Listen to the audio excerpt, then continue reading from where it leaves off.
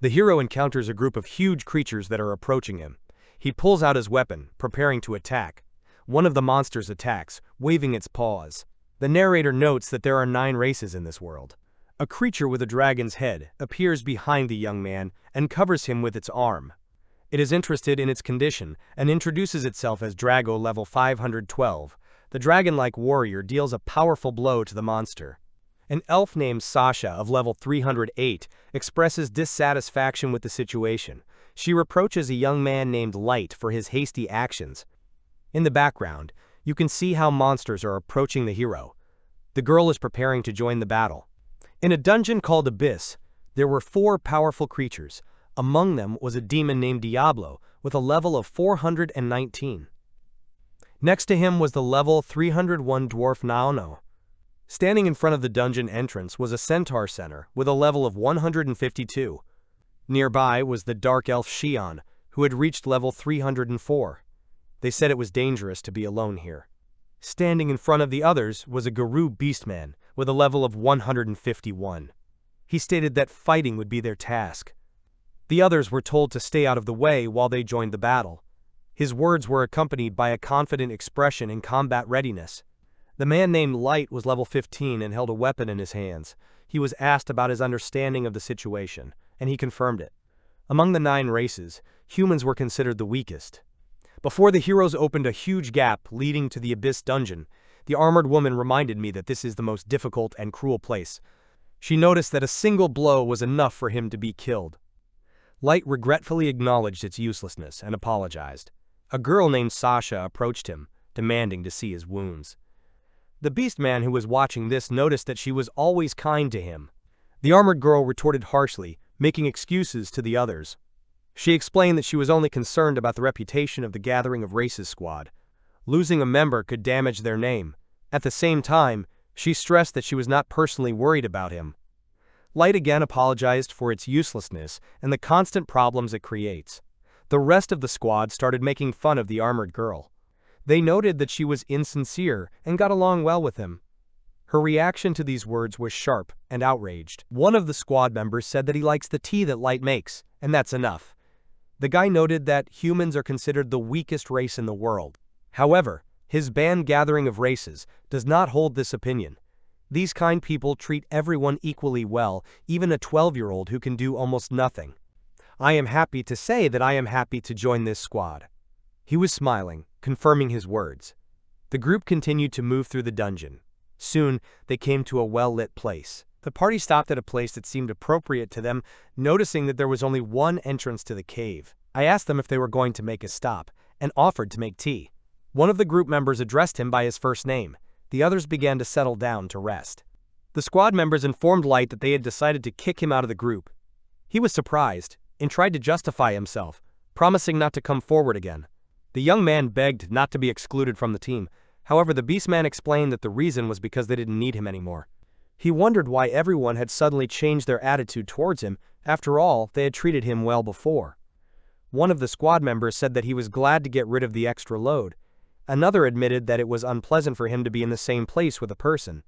The others agreed with these words. One of the members of the group wondered if it was just Light, or all people who understood the situation so poorly. The girl in armor said that people are stupid and she hates them. Light asked if their kindness was a sham to accept him into the party.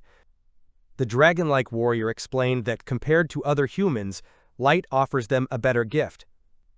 His words sounded like the reason why the young man was initially accepted into the group. Light did not specify whether the gift called unlimited gacha is meant. He said that at the age of 10, there is an extremely low probability of receiving a special gift. He was lucky enough to actually receive such a gift. However, at the time, he didn't fully understand what exactly unlimited gacha was. Light explained that when you click on the gacha button, you get a card. On this card is the item that he drew. This item can be made real and used in the world. This was how the abilities of his gift manifested themselves. Light said that since receiving the gift 2 years ago, he could only create useless things. Among them were bread with mold and a damaged spoon. Everyone knew that this gift was useless. The young man admitted that his ability was of no use.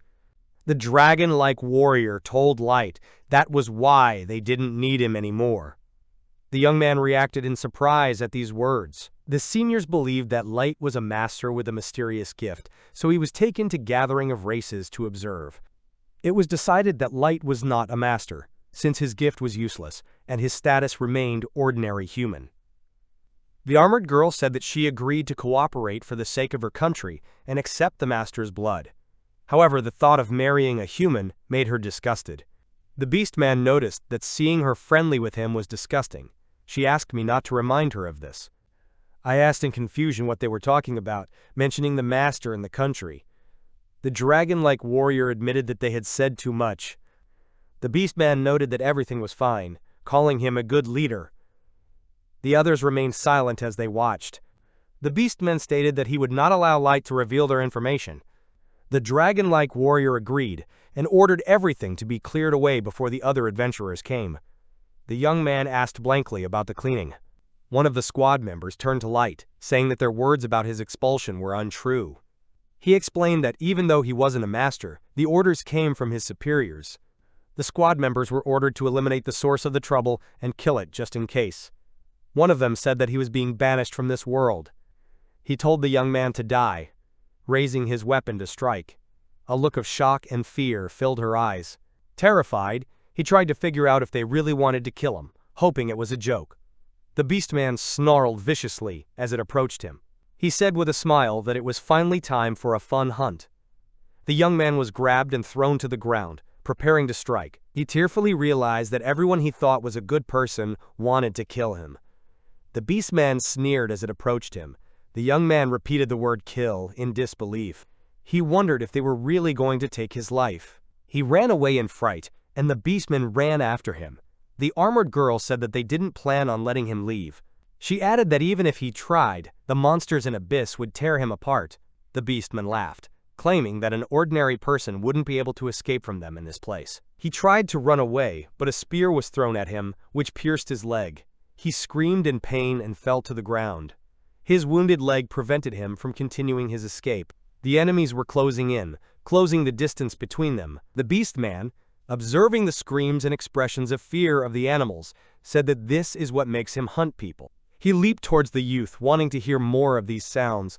Someone shouted Light's name loudly. The beastman kicked him hard, sending him flying several meters away. The youth screamed in pain as he fell to the ground. He tried to get up, but coughed and almost fainted. His strength was rapidly being depleted by the enemy's onslaught. He screamed loudly in pain as he lay on the ground. Several members of the squad expressed a desire to join in the torture. One of them said he wanted to try torture magic. The young man coughed, struggling to get up. The armored girl reminded him that they had agreed to pass off everything as the death of one of the squad members from a monster attack. She said further action would make the situation suspicious. One of the band members agreed with Sasha's opinion, although he expressed a desire to play with Light again. A girl in formal clothing noticed that it was a waste. The beastman grabbed the youth, saying that he would kill him quickly, not letting him suffer like gratitude. He added that he enjoyed playing with him while he didn't understand anything. He cried out in despair that he didn't want to die. The beastman dragged him along the ground, telling him to die. The young man clung to life, realizing the hopelessness of the situation. His body was bruised and weakened from the beating. He kept saying, as he bled and choked, that he didn't want to die. He struggled to crawl on the ground, coughing and trying to get up. His hands were shaking with fatigue and pain. His strength drained with every movement. The dwarf stated that Light was no longer needed as he was not a master, and ordered him to be killed. The beastman called the youth stubborn, and admitted that it only encourages him to beat him up further. As he lay on the ground, he wondered why he should be killed and what a master was. He knew that he would die without ever knowing the truth. The beastman was closing in on him, preparing for the final blow. He lay on the ground, surrounded by all the members of the squad, knowing that there was no help to be found. He knew he couldn't escape. The gap in strength and levels between them was too wide. Despite what was happening, he continued to cling to life, repeating that he did not want to die.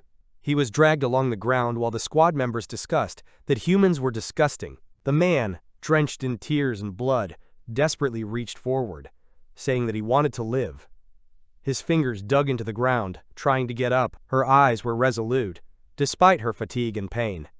His desire to survive was stronger than his fear. A magic circle lit up under the light, activating the teleportation trap. The squad members exclaimed that they couldn't let him escape. I found myself in the cave, panting and recovering. He was surprised to realize that he was saved. The young man realized that he had managed to escape thanks to the teleportation trap. His body was still bruised, but he was still alive. He was breathing heavily, looking around, trying to figure out where he had been teleported to. He realized that he was still inside the dungeon. The thought of what had happened filled him, and his eyes were filled with tears. The young man realized that the danger had not yet passed. As he lay on the ground, sobbing, he wondered why he had to suffer so much. He thought of his father, mother, brother, and Yume, wanting to go back to the village. Thoughts of his family filled him with longing. The young man felt great pain, both physically and mentally. He thought about how he didn't want to die without seeing his family and rotting in this place. He remembered that he was just a guy from a farming village who left home to help his family. His attempts were unsuccessful, and the money was almost gone. At that moment, he was offered to join the squad. The hero was sitting on the ground surrounded by a group of motley warriors. One of them reached out and offered to create an equal world together. He recalled how he trusted his comrades, respected them, and was grateful to them, but they betrayed him. He realized that he had been tricked, humiliated, and ridiculed, lured into a dungeon to be killed, and discarded as trash. He cursed his enemies furiously, indignant that they wanted to kill him just in case and betray him, despite his loyalty to his master. And the warrior's eyes lit up with a bright light, and he shouted out a threat to his enemies. He forcefully pulled the arrow out of his own eye. The man stated that he was willing to die countless times to get revenge. He refused to wait quietly for death and clenched his teeth with determination. The warrior decided to stop the bleeding and get out to take revenge on his enemies and return to his family. He knew that he was in a dangerous area of the dungeon called the Abyss. Two huge monsters with fearsome faces appeared in front of him. The man reacted sharply to their unexpected appearance. The monsters approached the warrior, their mouths open in a menacing manner. He knew he was going to die anyway. The man noticed that the creatures had already smelled his blood. Realizing the inevitability, he realized that the situation was out of control. Two huge monsters with fearsome faces appeared in front of the warrior. One of them bared his sharp teeth and grinned maliciously. Information about the enemy appeared on the screen. It was a 1,000-level hellhound. The warrior realized in horror that this was a 1,000-level monster. His gaze was filled with shock and tension. The hellhound towered over him, oozing menace. The idea of such a creature's existence was perplexing. The warrior realized that a 1,000-level monster was a creature that was legendary. The thought of its existence shocked him. He assumed that he was in the deepest part of the abyss. The place he was transported to looked like a huge chasm. The man realized that the legendary monster's presence could only be explained by this place. The hellhound continued to advance, baring its teeth menacingly. The warrior realized that he had to run, but he didn't know where to go. His body was trembling with tension and fear. The warrior knew that being only level 15, he wouldn't be able to get out of the deepest part of the abyss. In front of him was a monster that was impossible to escape from. The warrior knew he couldn't die yet. The monster opened its mouth menacingly, preparing to attack. The man had no way to defend himself. He didn't even know where his flint was. The only thing he had left was the determination to act. The man concentrated and remembered his gift. Magic symbols and rotating crystals appeared before his eyes. This gift was called Boundless Gacha. He was preparing to use it at a critical moment. With a shout, the warrior activated his gift, summoning anything to save himself. He was thinking of family and revenge that he hadn't yet achieved. A huge magic circle opened up in the air in front of the monster. Its lines glowed, creating a complex pattern. The creature watched warily. A glow appeared in the center of the circle, growing stronger by the second. The monster reacted with surprise to the magic circle that appeared. In the center of the circle, various objects began to rotate and line up. The warrior watched with a confused expression. He didn't understand what exactly was going on right now. A bright light shot out from the magic circle, illuminating the entire area. The monster watched warily, letting out a low growl. One of the creatures jumped, reacting to the energy. The warrior watched this phenomenon with surprise and alarm. The monster opened its mouth, preparing to devour the warrior. The man realized that this was the end. He realized that the last thing he would see would be the inside of the monster's mouth. Memories of my life flashed before my eyes. Suddenly, A voice was heard denouncing the monster's audacity to attack its master.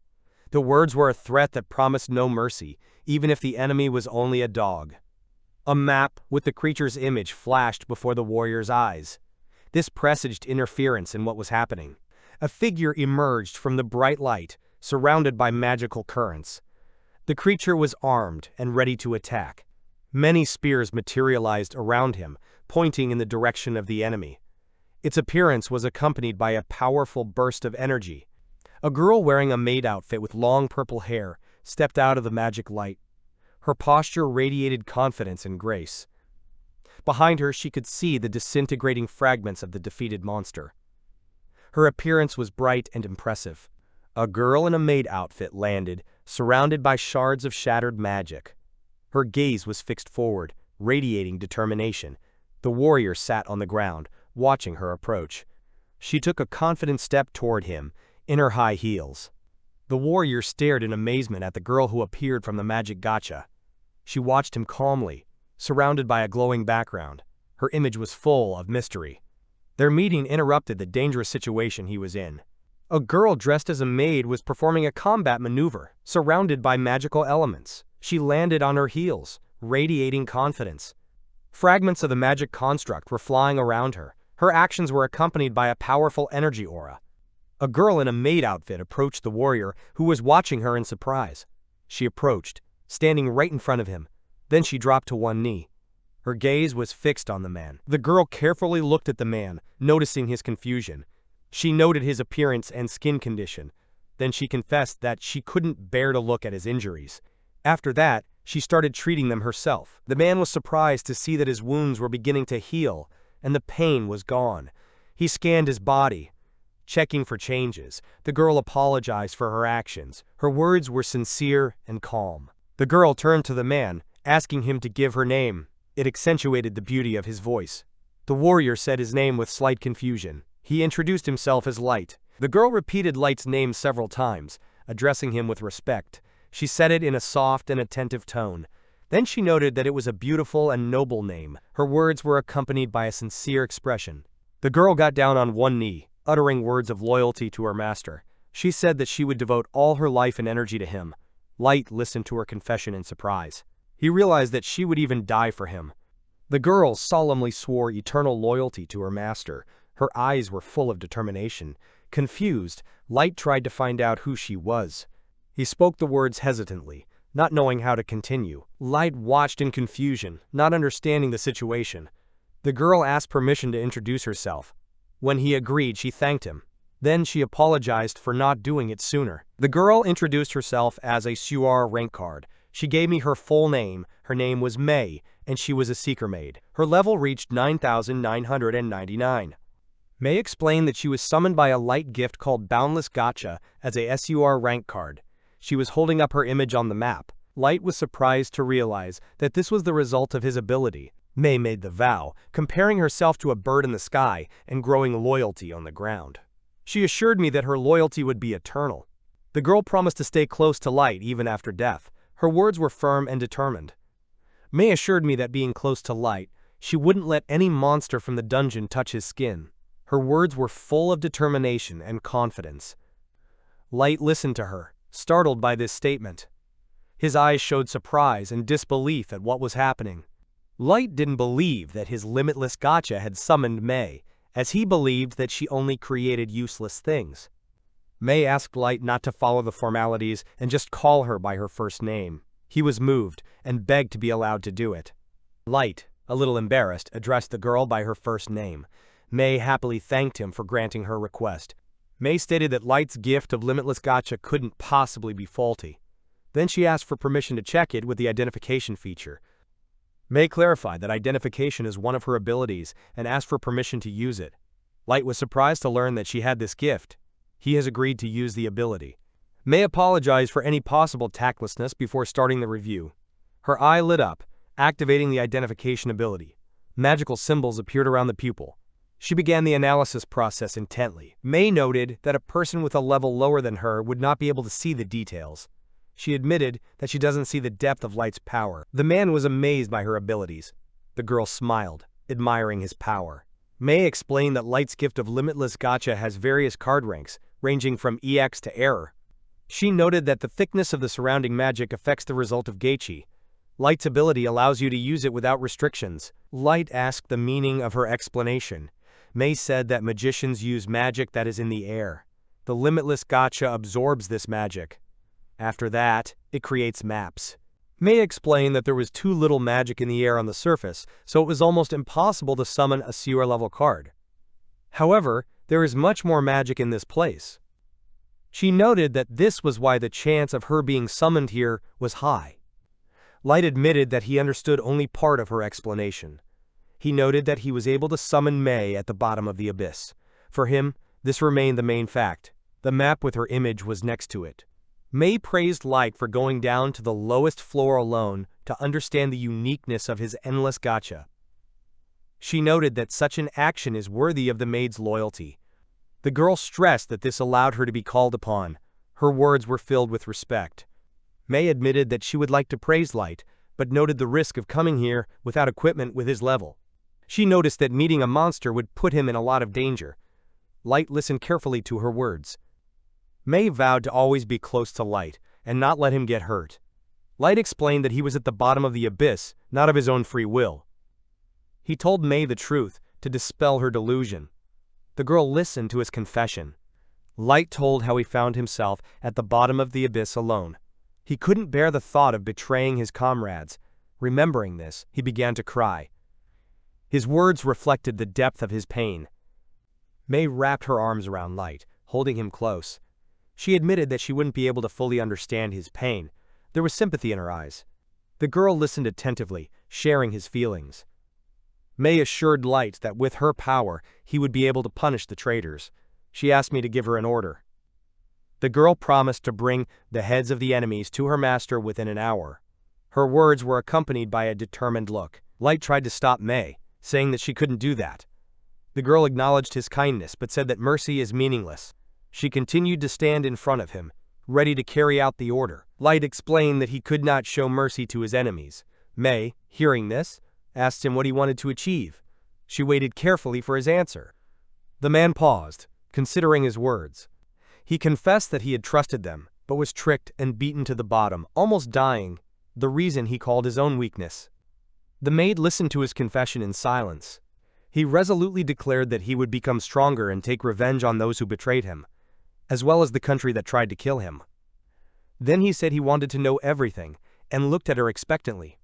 She wondered if he thought a simple person like him could still do that. She said that his wish had become hers as well, and if he wanted revenge with his own hands, then she would help. She promised that he would definitely take revenge and find out the truth he was looking for, and he thanked her with a smile. Following May's advice, he realized that to carry out his plans, he needed to create allies and a kingdom of his own down here. He pressed the button of his unlimited gacha again in the largest and most dangerous dungeon in the Abyss world, lighting up the darkness of the dungeon with light. This marked the beginning of his story of revenge, when the dungeon lit up and magic cards swirled around. 3 years have passed, and in the deepest place of the Abyss dungeon, 2 maid-uniformed girls are walking side by side, accompanying someone.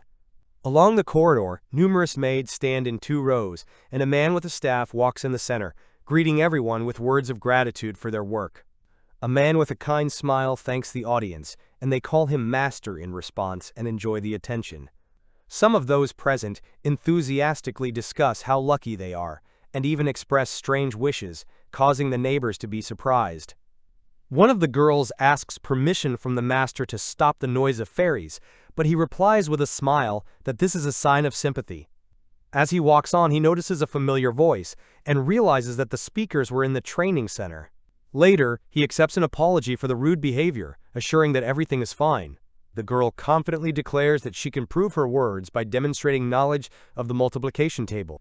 Her companion replies in surprise that it sounds impressive while the cat girl is sitting next to her. The girl starts counting out loud examples from the multiplication table, but makes a mistake on a simple example. The witch, watching this, calls her an incredible fool, and the cat girl laughs next to her. A woman in armor happily greets the guy, calling him by name and expressing happiness that he came to visit her. The girl in the hat mockingly says that the guy would not visit someone like Nazuna, and declares her readiness to give birth to his heir. A girl with a sly smile offers to go to her room, and another mockingly reproaches the interlocutor for behavior, calling him a virgin. The boy asks the meaning of the words in confusion after hearing them from the maid fairies, and the girl reacts with embarrassment to his question. A girl in a catsuit snuggles up to a guy affectionately, while another indignantly asks him not to stroke her chin. The guy tells the three companions an important news, but their attention is distracted by a large wolf-like creature that has appeared nearby. He recalls the events of 3 years ago and admits that he still freezes at the sight of the hellhound. The girl furiously turns to the dog, accusing it of being rude to Light and predicting her imminent death. The girl coldly argued that the dog species should be destroyed both physically and in the records, condemning it for attacking Light. The girl grimly stated that guilt alone was enough to erase the existence of the enemy right now. After all, he had upset her master.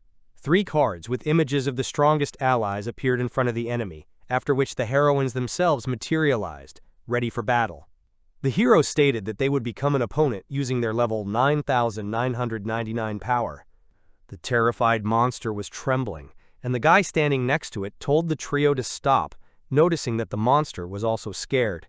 One of the characters noted that the creature is cute if you get used to it, and the other agreed to forgive if Light-sama ordered it.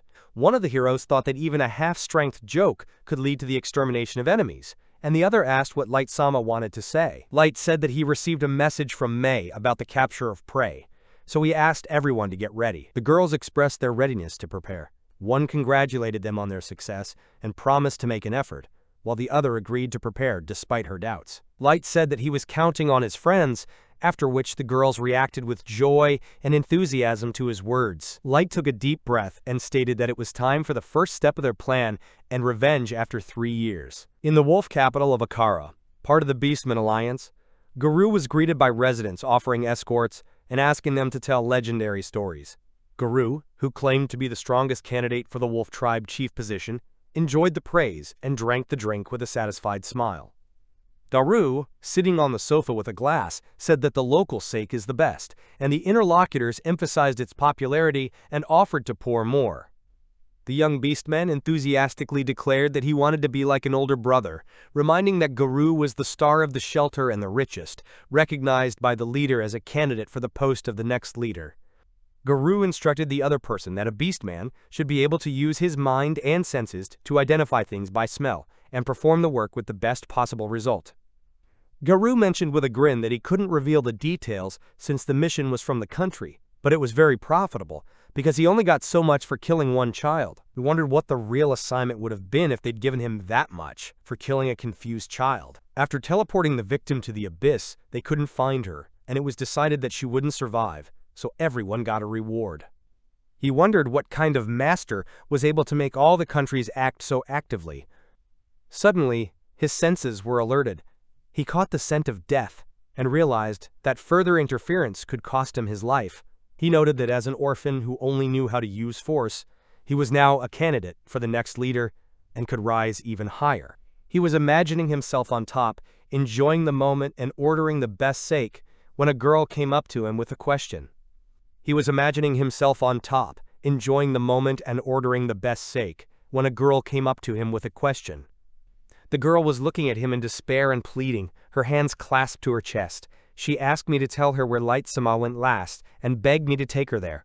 The girl introduced herself as Mei and said that she was a servant who had sworn an oath of eternal loyalty to Light-sama. The man reacted with surprise and shock when he heard Light's name.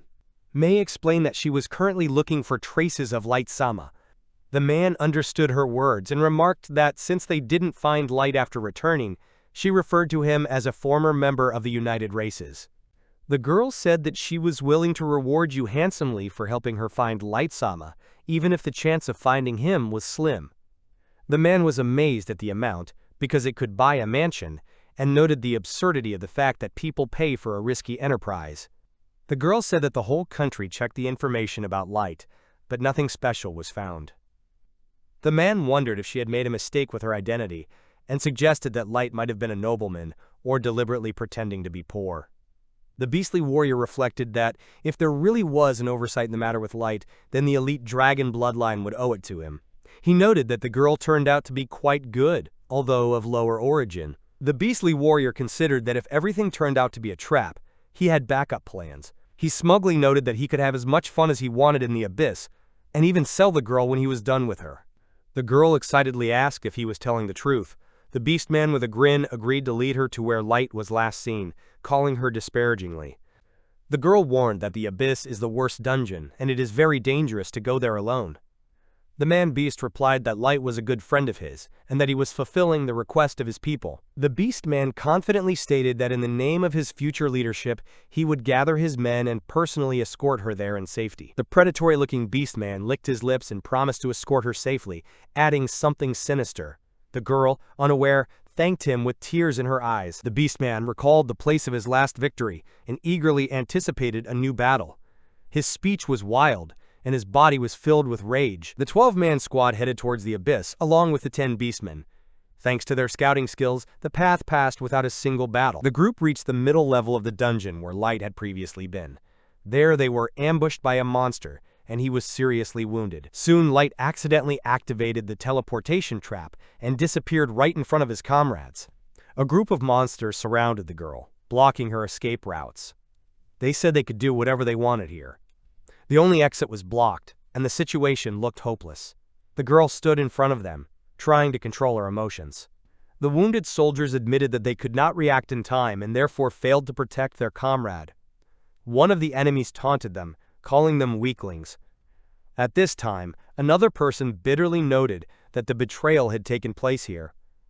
He added that everything was arranged in such a dirty and gloomy place. The werewolf thought with regret that if he had been there earlier, his companion would not have received heavy wounds and lost so much blood. He noticed that it was a real shame.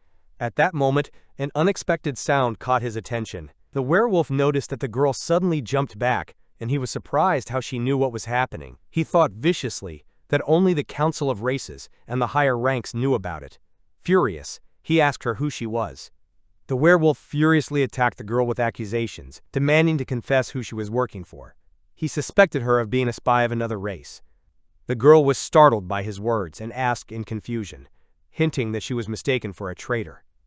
The man reminded that he swore eternal loyalty to Light and does not intend to break this oath. He stressed that he would not tolerate insulting the maid's path.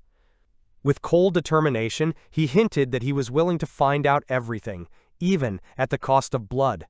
The heroine abruptly stated that she was ready to act here and now. Her determination made her opponents flinch. Their faces contorted in fright as they felt the power of her words. The atmosphere became tense, foreshadowing an imminent collision. The woman was considered inferior prey meant to be sold, but the sudden pressure made the mighty enemy tremble, feeling terrifyingly superior. The monsters were shaking with terror. One couldn't move and thought he was going to die, until the girl's gaze stopped the attack. The cloaked warrior pointed at the werewolf, emphasizing that his words were particularly relevant to him, and the werewolf involuntarily flinched with tension. The girl agreed confidently with a smile, while the monsters tensed in surprise at the sudden appearance of the warrior behind them. The monster recognized the mage in horror, not believing what was happening. The youth raised his staff and cast a spell, emitting a bright, blinding light. The young man raised his hand with a smile and declared that he had come for revenge after 3 years, uttering a loud Garou greeting. Garou greeting. The beastly opponent with a smirk was surprised that the guy had survived and called him a pathetic person. He scoffed at the words about revenge, ridiculed level 15, and declared that humans were fools. The wolf grinned and admitted that he didn't understand how the guy had survived. He claimed that bringing his corpse would earn the gratitude of the Draconians and thus elevate the wolves. The guy reflected on his existence and asked himself how he was alive. He wondered about his connection with himself, while the other person reproached him for not thinking enough. The beastmen acknowledged the girl's strength, but claimed that they were outnumbered. He emphasized having 10 elite warriors above level 130 and stated that they wouldn't lose to a weaker one. The opponents explained that they had carefully studied him and knew that he was an ordinary person with an unusual gift. They claimed that he survived only thanks to the girl's help and scoffed that this makes them right. The cloaked girl confidently stepped forward, declaring her intention to confront the enemies and take revenge. The monster laughed mockingly, pointing out the difference in their powers. It called her a weakling, who didn't understand the gap between their abilities. The beastman irritably ordered his subordinates to block the exit so that no one could escape. He spurred them on with the promise of delicious memories as a reward. The others shouted to stop the enemy from getting away. The beastmen hurriedly responded to the order, confirming that they understood. One of them called the leader Big Brother Guru and addressed the others. He ordered to surround the enemy so as not to leave him a way to retreat. They simultaneously confirmed their readiness to carry out the order. The beastmen rushed forward, not understanding exactly what was going on, but following the plan. One of them decided that this way they could get closer to the top and get a good position. The beastman suddenly flew out of the passageway and appeared right in front of the group of heroes. The cloaked girl and the boy stood ready, while their allies watched. The surprised opponent lost his balance and fell down, causing confusion and bewilderment in everyone present. Mei resolutely faced her enemies and declared that she would not let them pass. The guy asked her to seal the exit, entrusting this task to her. She agreed and promised to do her job perfectly, because the maid's honor was at stake. The opponents were discussing in confusion what had just happened, not understanding how their heads had been hit. One of them admitted that he could not see anything. The guy calmly remarked that they still despised humans even after 3 years, and called them just weak. They were outraged, claiming that the physically and magically weak could not level up, and they themselves boasted of a slight increase in strength. In this world, value was determined by level. The creature boasted about its level 158, stating that the weak would never be able to match. The man reasoned that humans were born with limited special abilities and levels. The monsters were outraged when they saw their comrades' heads roll away. The monster leader ordered everyone to attack together. The warriors rushed forward, throwing off their tricks and swung their weapons furiously, shouting, "Die!" The monsters rushed at the hero, pinning him to the rock. However, he used the force to bring his enemies down, knocking them down and crippling them in the fall. The hero stood with a staff in his hand, watching the fallen monsters. One of them was coughing heavily, barely raising his head from the fall. The guy with a surprised expression asked the opponent about his condition. The monster, exhausted and wounded, barely opened its mouth, unable to respond. The boy stood with the staff in his hands, while the wounded opponent lay in front of him. The creature groaned and struggled to get up, but its strength was failing. The water around it splashed as it twitched in convulsions. The guy calmly watched, and the enemy continued to cough and suffer from pain. The injured beastman, panting heavily, raised his head with difficulty and shouted out words with rage. Hassan. He clenched his fist and declared that this was only an inferior in front of him. His body was shaking, but he didn't stop repeating the accusation. The beastman shouted furiously, demanding not to look down on him. He swung his arm, fighting back sharply. He shouted confidently, promising that victory would not come so easily. Off to the side, an armored boy and a youth were watching in surprise. The beastman ominously stated that he would make the enemies feel despair. He struck the ground, summoning a powerful force. Rocks clattered as he shouted for the creature. A formidable Fenrir appeared in front of the opponents, shining with powerful energy. The beastman explained that he had used a magic item, a ball that contained a high-level monster. When he destroys it, the creature obeys his orders. He emphasized that he was able to summon even the most powerful monsters. He noted irritably that he had to spend such an expensive item on the enemy. At the same time, he added that the summoned monster will disappear in about an hour, but this time will be more than enough to cope. A huge wolf appeared in front of the enemy with a growl, causing fear with its appearance. The man claimed that it was his trump card, a level 500 monster named Fenrir, and laughed an evil laugh. A huge Fenrir stood next to the man, radiating power and danger. Bystanders marveled at his strength and beauty, marveling that the guru had such a powerful creature. One man threatened that the opponent would spare his life. However, the other calmly noted that a level 500 Fenrir was too weak for him. The opponent laughed when he heard that a level 500 creature was called weak and accused it of being insane. He was sure that Fenrir could easily deflect any attacks because it was a special weapon, different from the previous attempts with magic items. Fenrir taunted him with a snarl, demanding that his opponent beg for mercy, just like 3 years ago. The boy watched in silence, remembering the past. Fenrir taunted him, telling him to crouch down and make him laugh, promising to let him live. The animals nearby encouraged him, and the guy sighed and reluctantly agreed. The guy said with a smile that he would not budge, suggesting that the opponents do whatever they want. He mockingly referred to their trump card, calling it boring. The boy pointed to the staff, offering to leave it. the enraged enemy promised to reduce him to ashes and summon the Fire Fenrir, ordering him to attack. Fire Fenrir released a powerful attack called Monster Breath Cannon. The opponent scoffed, claiming that it was a killing blow that focused all the power of level 500. The guy calmly walked out of the smoke, completely unharmed, and mockingly asked if that was the whole attack. He noted that the beastmen greatly exaggerated the power of their attacks, which irritated the opponent. The beastman was horrified to realize that his attack didn't deal any damage, even though even magic items couldn't deflect it. The only explanation he saw was the huge difference in levels and strength between them. The guy said with a smile that it was now his turn to attack. The beastman realized in shock that the opponent's strength was much higher. The hero called the light and promised to show the real Fenrir, considering it disrespectful to compare it with an ordinary dog. The guy held up a card with the image of a powerful creature and a level of 9,000. He called her the real Fenrir and spoke the release command. The map glowed with a bright light, and a huge beast began to appear from it. The guy solemnly summoned a level 9,000 Fenrir founder monster. The mage with the staff stood on the ground as a powerful stream of radiant energy rose up around him, shooting up into the sky. From the flow of radiant energy, a huge wolf-shaped creature was formed, its body glowing with a dazzling white light. A huge wolf, named Fenrir by the founder, gave the order to destroy the opponent. He blew a cold breath, instantly covering the enemy with ice. The frozen enemy was encased in a thick layer of ice. However, a nearby warrior broke the ice prison, freeing him from captivity. At first, the rocks flew in all directions as the force shattered the ground around them. The figures froze, and a huge beast towered in front of them. The guy praised the beast with a smile, which reacted happily to the words. Meanwhile, the warrior fell heavily to the ground. The guy calmly noted that he could have done it even without summoning the monster. The enemies realized his incredible strength and fear. The enemy watched in confusion. The guy confidently stated that his current strength was already unfathomable to the enemies. The young warrior looked forward with a determined expression. A glowing sign appeared in his hands. It displayed the level. The numbers reached 9,999. The beastman watched the shining light in horror.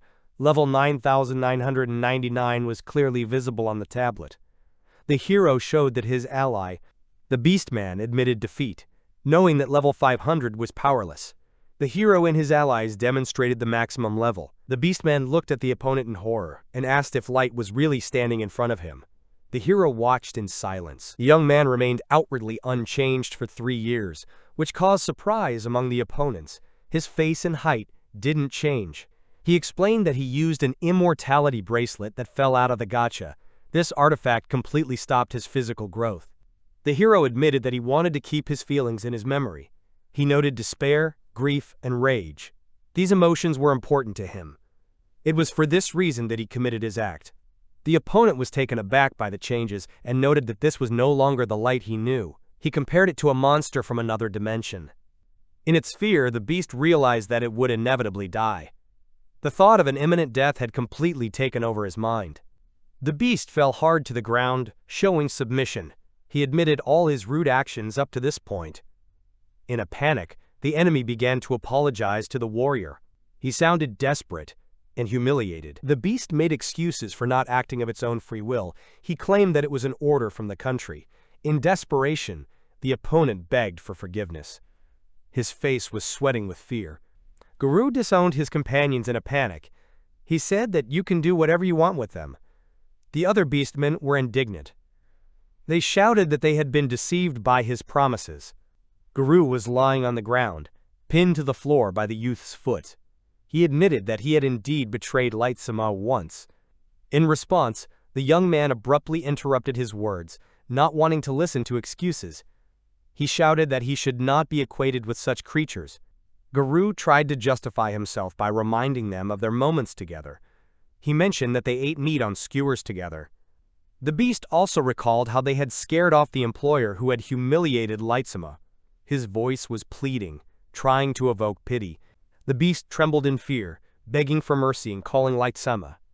He tried to justify himself, asking at least to let him go. The crowd was accused of cowardice, reproached for wanting to save only themselves. Light looked at him coldly, holding the staff in his hands. Light stopped his requests and told him that there was something he needed to find out before talking about mercy. He asked a question about what it meant to mention the host. Light asked a direct question about who the owner is. The beast panicked and confessed that he didn't know the answer. The hero asked why the country should look for the owner and why they tried to kill him. The enemy repeated that he had only received orders from above and knew nothing more. The enemy claimed that they knew absolutely nothing, and even the beastmen leaders were deprived of this information. He explained that their people had advantages over humans. This allows them to level up faster. The hero asked what the others knew and thought about the secret associated with the master, admitting that he was aware of it. The beastmen began to offer information about the master, hoping to survive, and assured the hero that they would tell everything they knew. The maid noticed that the enemies were initially reluctant to let them go and said that the deceivers were going to die a painful death. The hero stated that he wanted to ask one more question before moving on. The beastman tensed and began to tremble. He called out to Guru in fright, waiting for an answer. The man shuddered in fear and hurriedly agreed to listen. The hero asked if they could win if they fought against all the countries on the surface right now. His words caused tension. The beastman started sweating profusely and hesitated.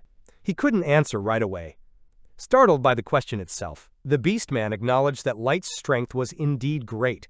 He added that the hero will have an advantage for a while. The beastman then said the word, however. The hero listened carefully, waiting for the continuation. The beastman stated that no matter how high Light's level was, he was still only one person. It is almost impossible to defeat all of them at once. He noted that all countries have a 1,000-year history, legendary weapons and armor. Therefore, even Light can only destroy a third of the world. Light listened to the answer and concluded that everything coincided with his thoughts. He smiled, confirming his own suspicions. The hero noted that no matter how strong they are, everyone has a limit. The beastman was fearfully silent, not knowing the answer. Then the young man suggested that we continue on our way, and only then return to this conversation. The hero activated the teleportation card and spoke a command. A circle of light appeared around them. A flood of energy surrounded the group. The girls stared at the scene in surprise, not understanding what was going on. The beastman looked around in confusion, not knowing where he was. The hero led the prisoners forward, ordering them to go. The terrified opponent looked on in horror. His eyes were wide with fear and despair. The hero and his companion arrived at a huge hall, where they were met by rows of warriors. The rulers sat on the throne. The warriors were standing in tight rows with spears in their hands. The prisoners looked around in horror, not understanding what was happening. The prisoners remained kneeling in front of the line of warriors. The hero went up the steps to the majestic palace. The crowd watched every step, tension rising everywhere. The hero climbed higher, paying attention to the crowd. Prisoners and onlookers looked up. He demanded that everyone show their status boards, and he was waiting for them to do so. The crowd showed their status boards, which displayed different levels. For some, they reached 5,000, while for others, the values were noticeably lower. Everyone around showed their levels, which reached huge values. It was clear that such results had been achieved in just 3 years. Guru stared in awe at the glowing status boards around him. He was aware that all his effort was just to increase his strength. The hero turned to Guru with a smile. He asked directly if their army would be able to defeat the entire population on the surface. Guru screamed in horror as he realized the full power of the hero. His body was shaking, and his eyes were filled with fear. Inwardly, he realized that before him was destruction itself. The hero noted that he was satisfied with his reaction and gained confidence. He promised to show more fear and suffering by giving her some time to enjoy life. The destruction of a city consumed by chaos is shown. Everything collapses like toy blocks. The hero has the power to destroy everything, and no one can stop him. The beastman asked in horror if he was a god capable of destroying the world. The hero calmly confirmed and noted that this sounds good. The hero wondered what his gift to the world should be, good or evil. He decided to act based on the hidden truth of this world. The hero pondered whether to become the owner of a gift that brings happiness and wealth, or the bearer of a curse that gives death and despair, deciding to ask the world.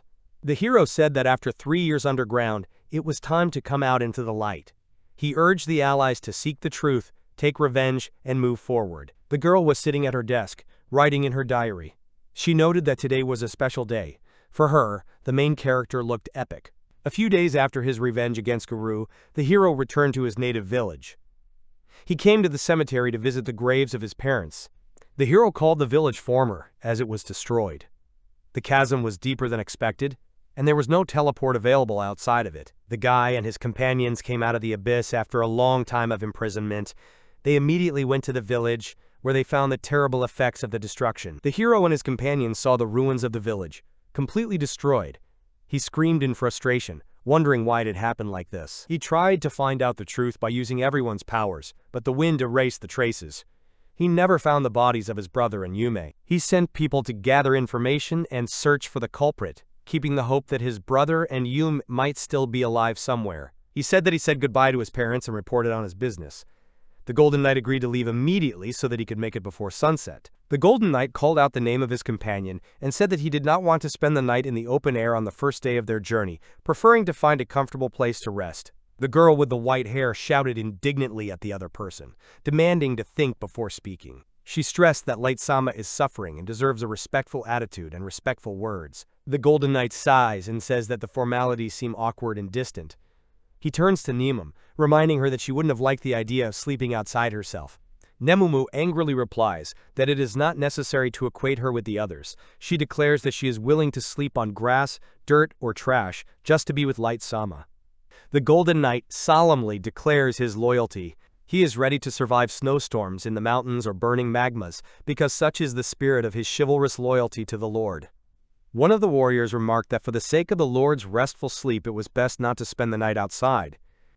The others agreed that an open-air camp should be avoided in the name of Light-sama. One of the knights remarked that Eridono's loyalty was sometimes excessive. Another added that too much pressure could displease the Lord and force him to distance himself.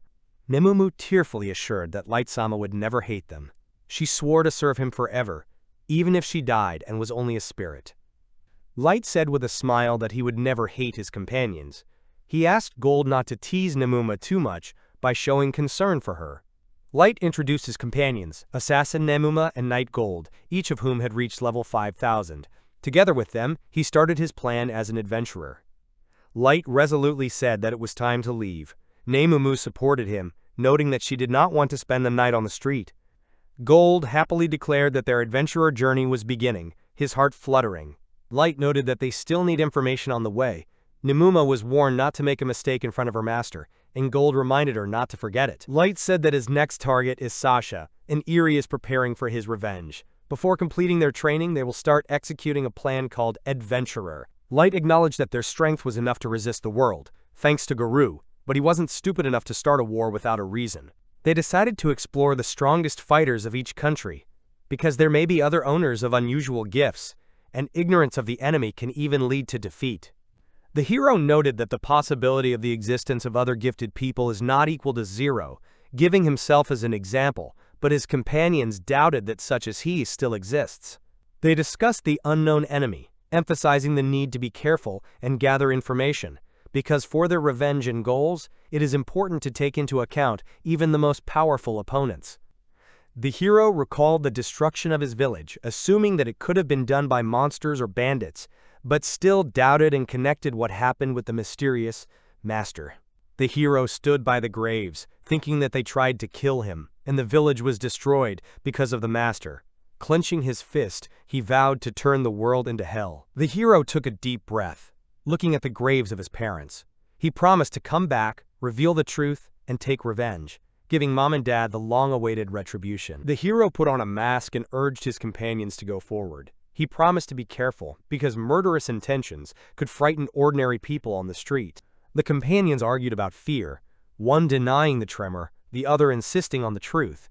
The hero just laughed, urging him to enjoy the adventure on the surface. The heroes took to the sky, soaring over the green plains. A rainbow lit up the horizon, and they announced the beginning of their journey as true adventurers. A few days after Guru's revenge, the hero came to his home village. He visited the graves of his parents to honor their memory before the next plans. The hero explained that his village is now called Former because it was destroyed. He thought back to the first time he came to the surface half a year ago before Guru's revenge. The hero and his companions got out of the abyss after removing all restrictions. He went straight to his home village, remembering that he had been in the abyss for 2.5 years. The hero was horrified to find that his village was completely destroyed. He screamed in pain and despair, not understanding why everything had happened like this. The hero used the forces of his allies to find out the reason for the destruction of the village, but the wind erased all traces. The only consolation was the absence of his brothers and Yume's bodies. The hero sent people to collect information and search for the culprits. He hoped that the lost loved ones might still be alive somewhere out there. The hero said that he told his parents about his plans. The Golden Knight suggested that we leave immediately, so that we can find an inn before sunset. The Golden Knight loudly declared that he didn't want to spend the night in the open air. He stressed that he would prefer comfort, especially on the first day of the trip. The girl stood in front and demanded to think before speaking. She reproached him for his rude behavior. Then she stressed that Light-sama suffers inside. After that, she said that it was necessary to speak respectfully. One of the warriors noticed that the formalities sounded too awkward and distant. The other one sighed heavily as he addressed Nemumu. Then the warrior added that the girl also hated the idea of sleeping outside. Nemumu replied that it is not necessary to compare it with the rest. She stressed that it is enough for her to be close to Light-sama. The girl said that she agreed to sleep even on mud. The Golden Knight declared that he was ready to survive snowstorms in the mountains or fiery magmas. He stressed that this is part of his chivalrous spirit. His golden loyalty belongs to the master. The Golden Knight remarked that for their master's restful sleep, it was best to avoid spending the night outside. Nemumu supported him and said that for the sake of light, they should give up the camp. The Golden Knight confessed that Irie's loyalty was too excessive. He noted that if she puts a lot of pressure on the gentleman, it can cause his hostility. Irie exclaimed that Light would never hate them. Irie tearfully declared that even if she died and became only a spirit, her duty would remain unchanged. She stressed that she would always perform the duties of a servant. The hero said with a smile that he would not hate his comrades. He asked Gold not to tease Irie too much. Nemumu noticed that the master was too kind. The hero introduced his companions, which were the assassin Nemumu and the Golden Knight Gold. They served as a scout and a tank. Together with them he started his adventurer plan. The hero offered to go on the road, adding that he did not want to spend the night in the open air on the first day. Gold noted that his heart is excited from the beginning of the journey. The hero noted the need for information for their further journey. Gold reminded Nemum not to make mistakes in front of his master. The girl agreed and stressed that she should not forget about this. The hero said that his next target is Sasha. He noted that Irie is preparing for revenge against her. Before completing their training, they will start the adventurer's plan. The hero realized that their strength is sufficient to resist the world, thanks to the victory over the Guru. However, he noted that he was not so stupid as to start a war without a reason. His companion reminded him that this was one of the things he wanted to check out. He suggested the existence of unusual gifted people like him. Sputnik agreed, emphasizing that ignorance of the enemy can lead to defeat even in a one battle. The hero said that they might be defeated if the likes of him appeared. He noted that the probability of this happening is not zero. Then he reminded me that he was an example of this. They admitted that the identity of the enemy is unknown, but it is worth being careful. The hero noted that you need to act carefully. The information gathered is crucial to their revenge and plans. The hero recalled the destruction of his village. He assumed that the reason could be monsters or bandits. However, he doubted this, and attributed the incident to the intervention of the master. The hero wondered why they destroyed the village and killed their loved ones. He squeezed his hand, vowing to turn the world into hell if there was only evil in it. The hero promised his parents to reveal the truth and avenge them. He raised his hand to the grave, then took out a map, and confidently declared that he was ready to go further. The warrior swore to follow his master, showing loyalty. The Golden Knight warned against showing murderous intent on the street. The hero agreed and promised to be careful. The Golden Knight offered to enjoy their journey now that they had set foot on the surface. The girl claimed that she was not afraid. They objected to her, pointing out that she was trembling. The hero laughed and agreed. The company entered the guild building, which had a lively atmosphere. The hero looked at his surroundings with interest. The girl noticed that it was even busier inside than outside. The Golden Knight offered to complete the registration process. There was a cry in the guild about the impossibility of such a decision. People were outraged that the hero wanted to be recorded from the rank of F. The girl tried to object, but the rules were the same. The employee confirmed the decision. The girl loudly stated that Kuro-sama couldn't follow their logic.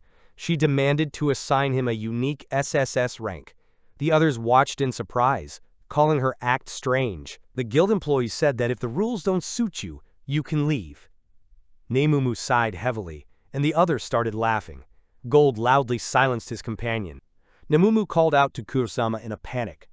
The hero bowed and apologized for the rude behavior of his companions. He asked for permission to register. Kuro calmly agreed to start at rank F. Nemumu sat on the ground and screamed out of resentment. Gold laughed, teasing her for losing her composure. Kuro noticed this and asked him to stop.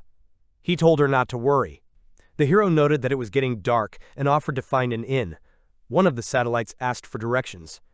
Kuro replied that it was worth appreciating their successful meeting. Everyone agreed to move on. The hero noticed a building called Colonel's Inn and reported that he found the right place.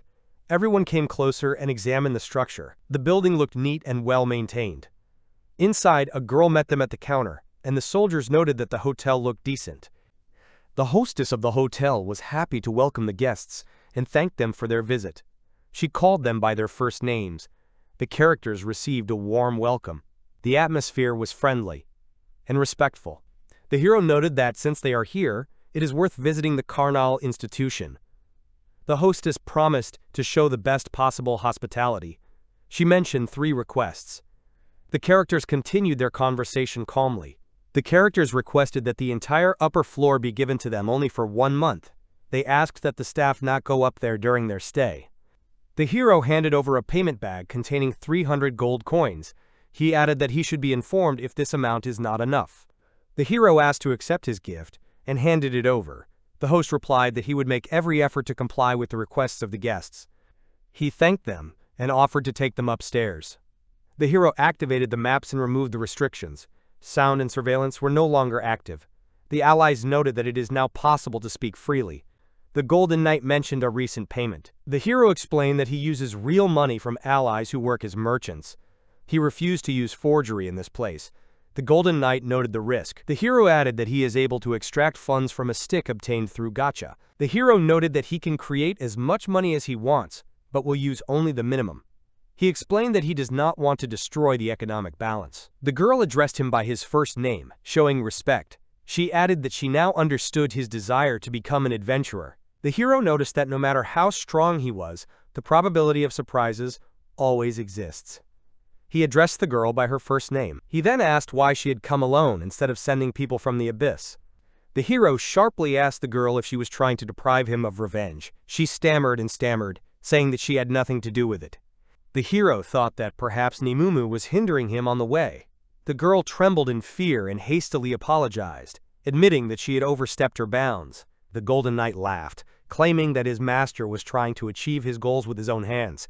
He noted the danger, but emphasized the masculinity of the owner. The Golden Knight laughed loudly, admiring his master.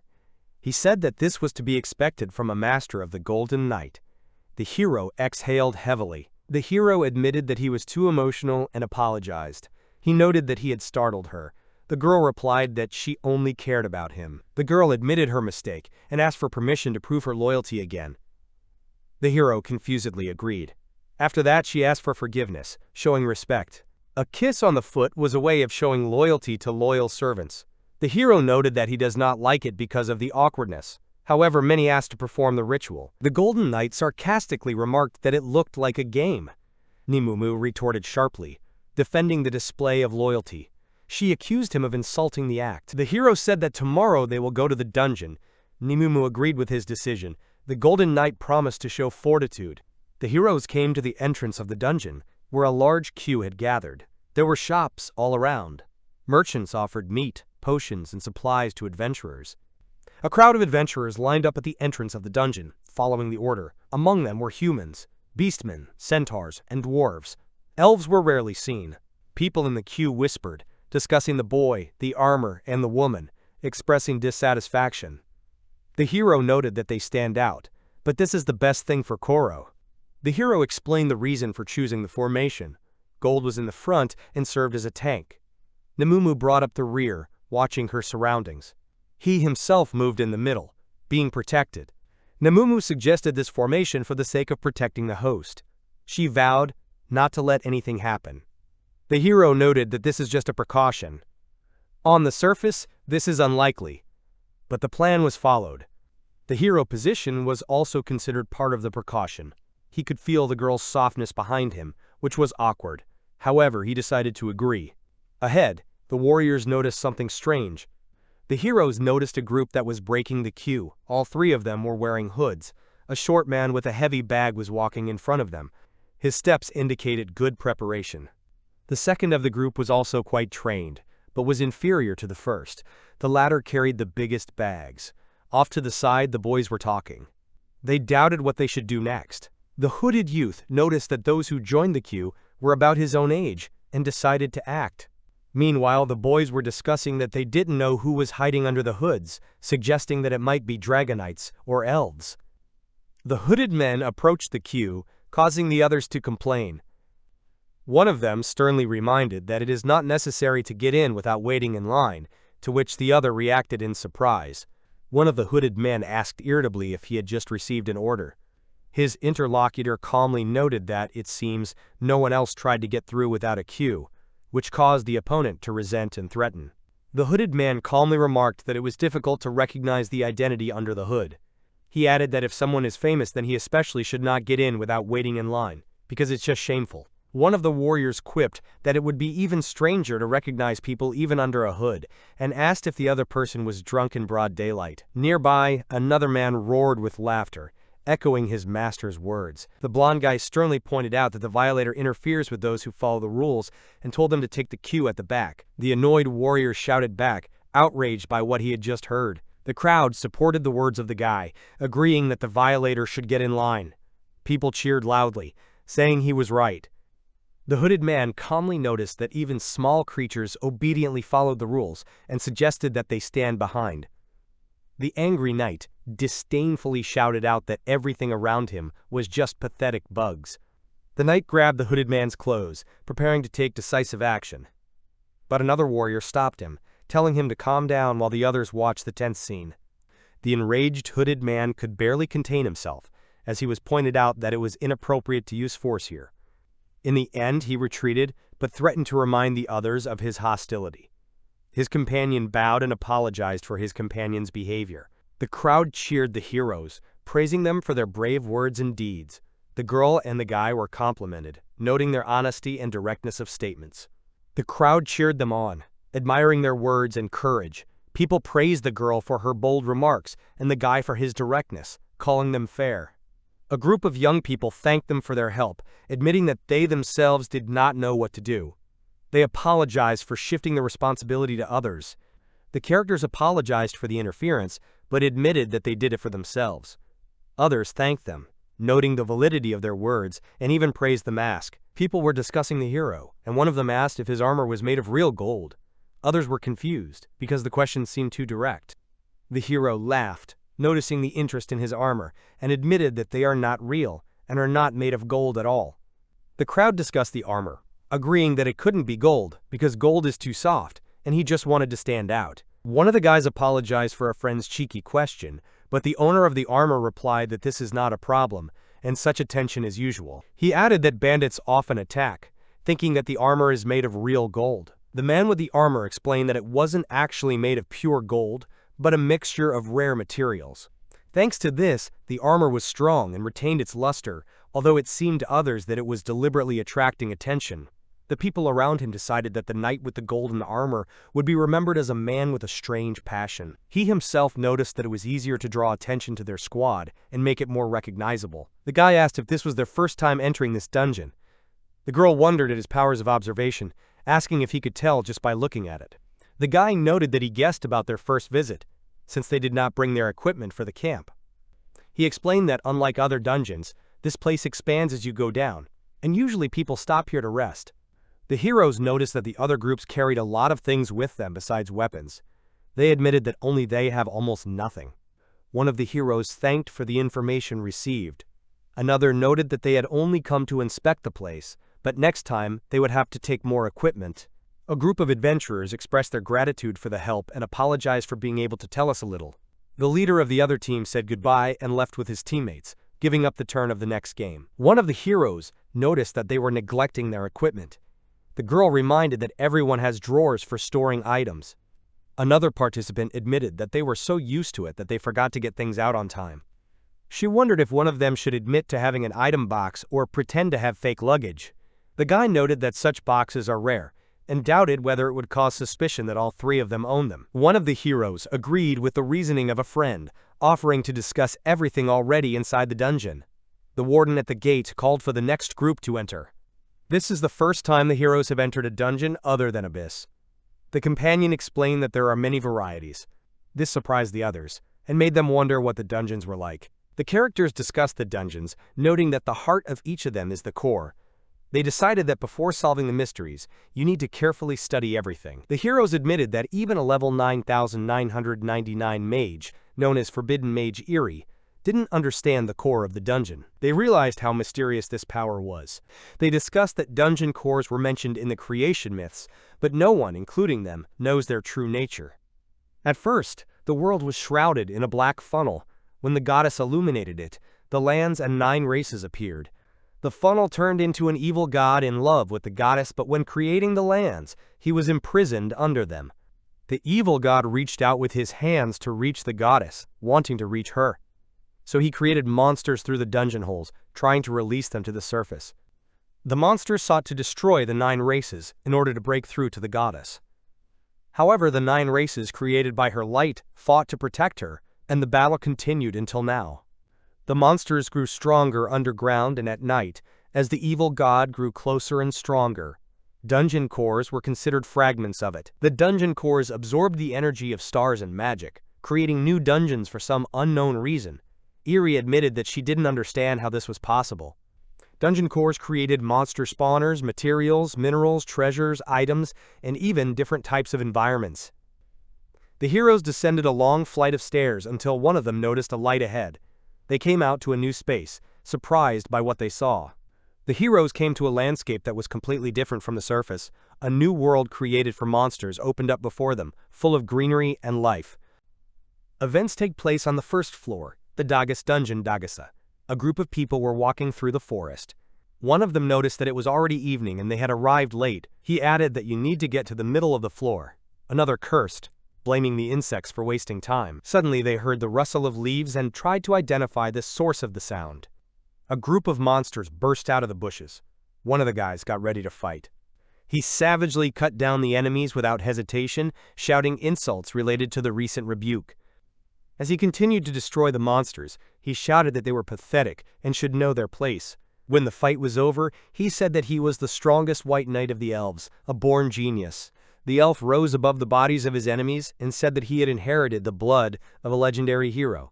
His name is Kaito. He noticed that his level didn't increase as the monsters were too weak to raise it. Another elf reminded them of their main goal, that the troll was on the 3rd floor. Kaito replied that he remembered that, but he couldn't contain his anger.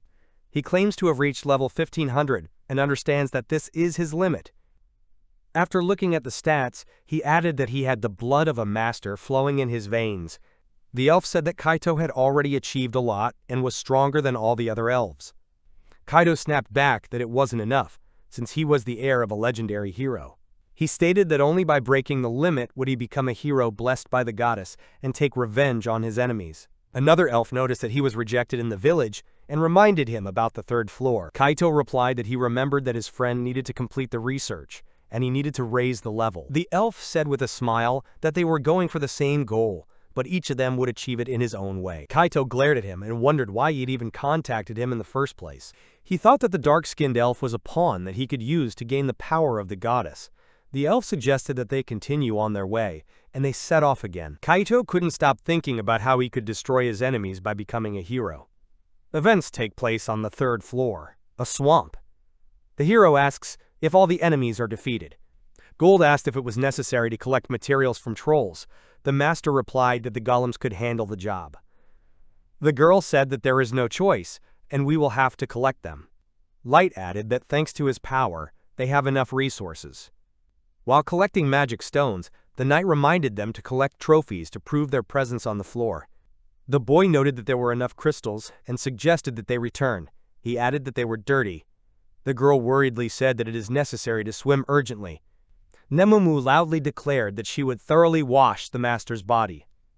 Gold said he didn't care about dirt, his armor always glowed. The girl replied that she was not talking about him but about Mr. Dark.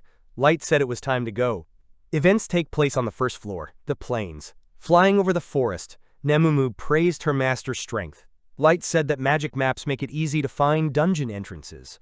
The girl replied that she herself could not do this, but she was glad to be near the master. Then she asked if he liked the scenery here. He said they were different from the abyss. Light noted that he was surprised. An open-type dungeon. Gold added that the landscape here is more diverse. Nemumu said she preferred the dark-ruled abyss. Light thanked her. At that moment, he noticed movement on the ground.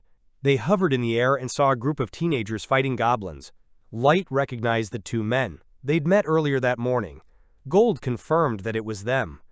Nemumu noted that the fight is not dangerous and they fight well. The knight analyzed the situation. 3 guys and a girl mage against ordinary goblins. Light agreed with the assessment, but noticed that they did not pay attention to one point. They paid no attention to the rear. A venomous snake was stalking behind the girl. The youths defeated the goblins and started collecting crystals.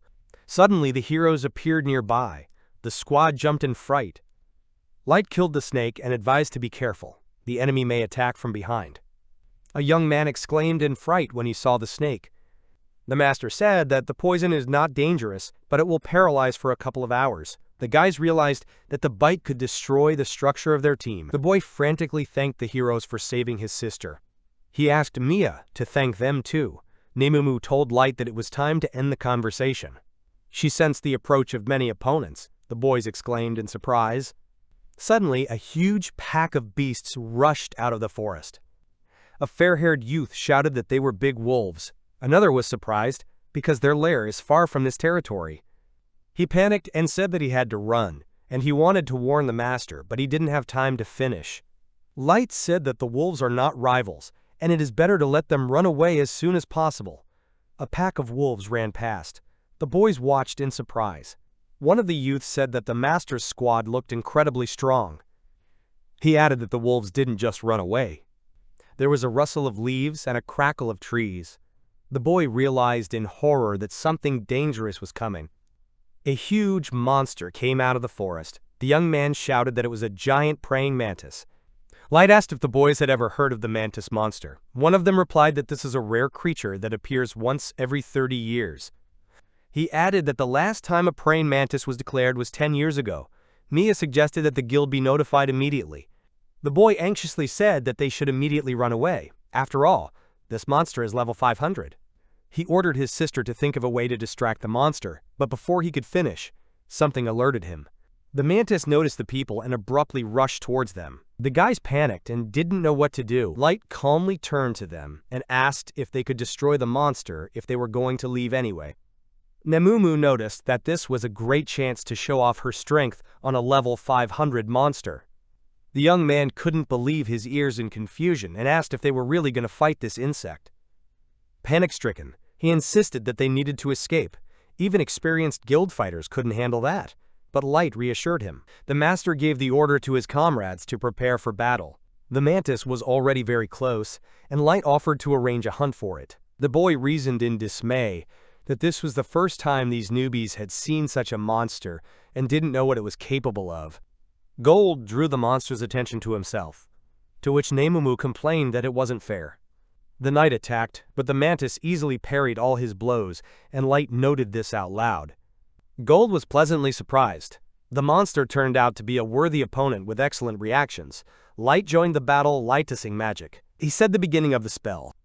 In the next instant, a fire arrow flew towards the monster. The mantis deflected that blow too. Then the fire boomeranged back towards the squad, but they successfully evaded. Gold was surprised to see that even the master couldn't break through the monster's defenses. Light asked Nim if she was all right, and she said she was fine and thanked him. The boys' squad froze. One of them said that he was right.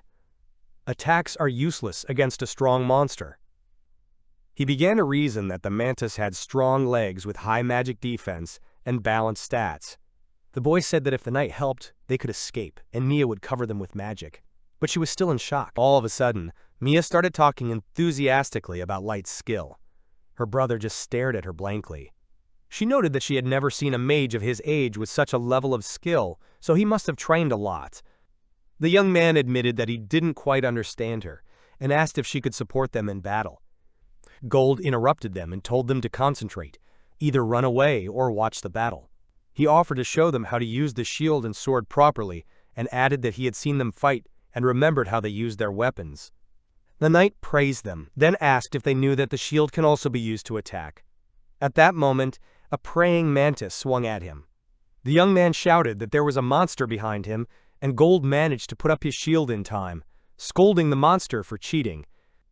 The mantis' leg began to crack. The knight continued to explain, "You need to calculate the time correctly and hit at the right moment." He pushed the shield, and the leg shattered into pieces. The monster howled in pain as Gold continued to explain the shield's power. It can even break an opponent's weapon. The young man watched in shock.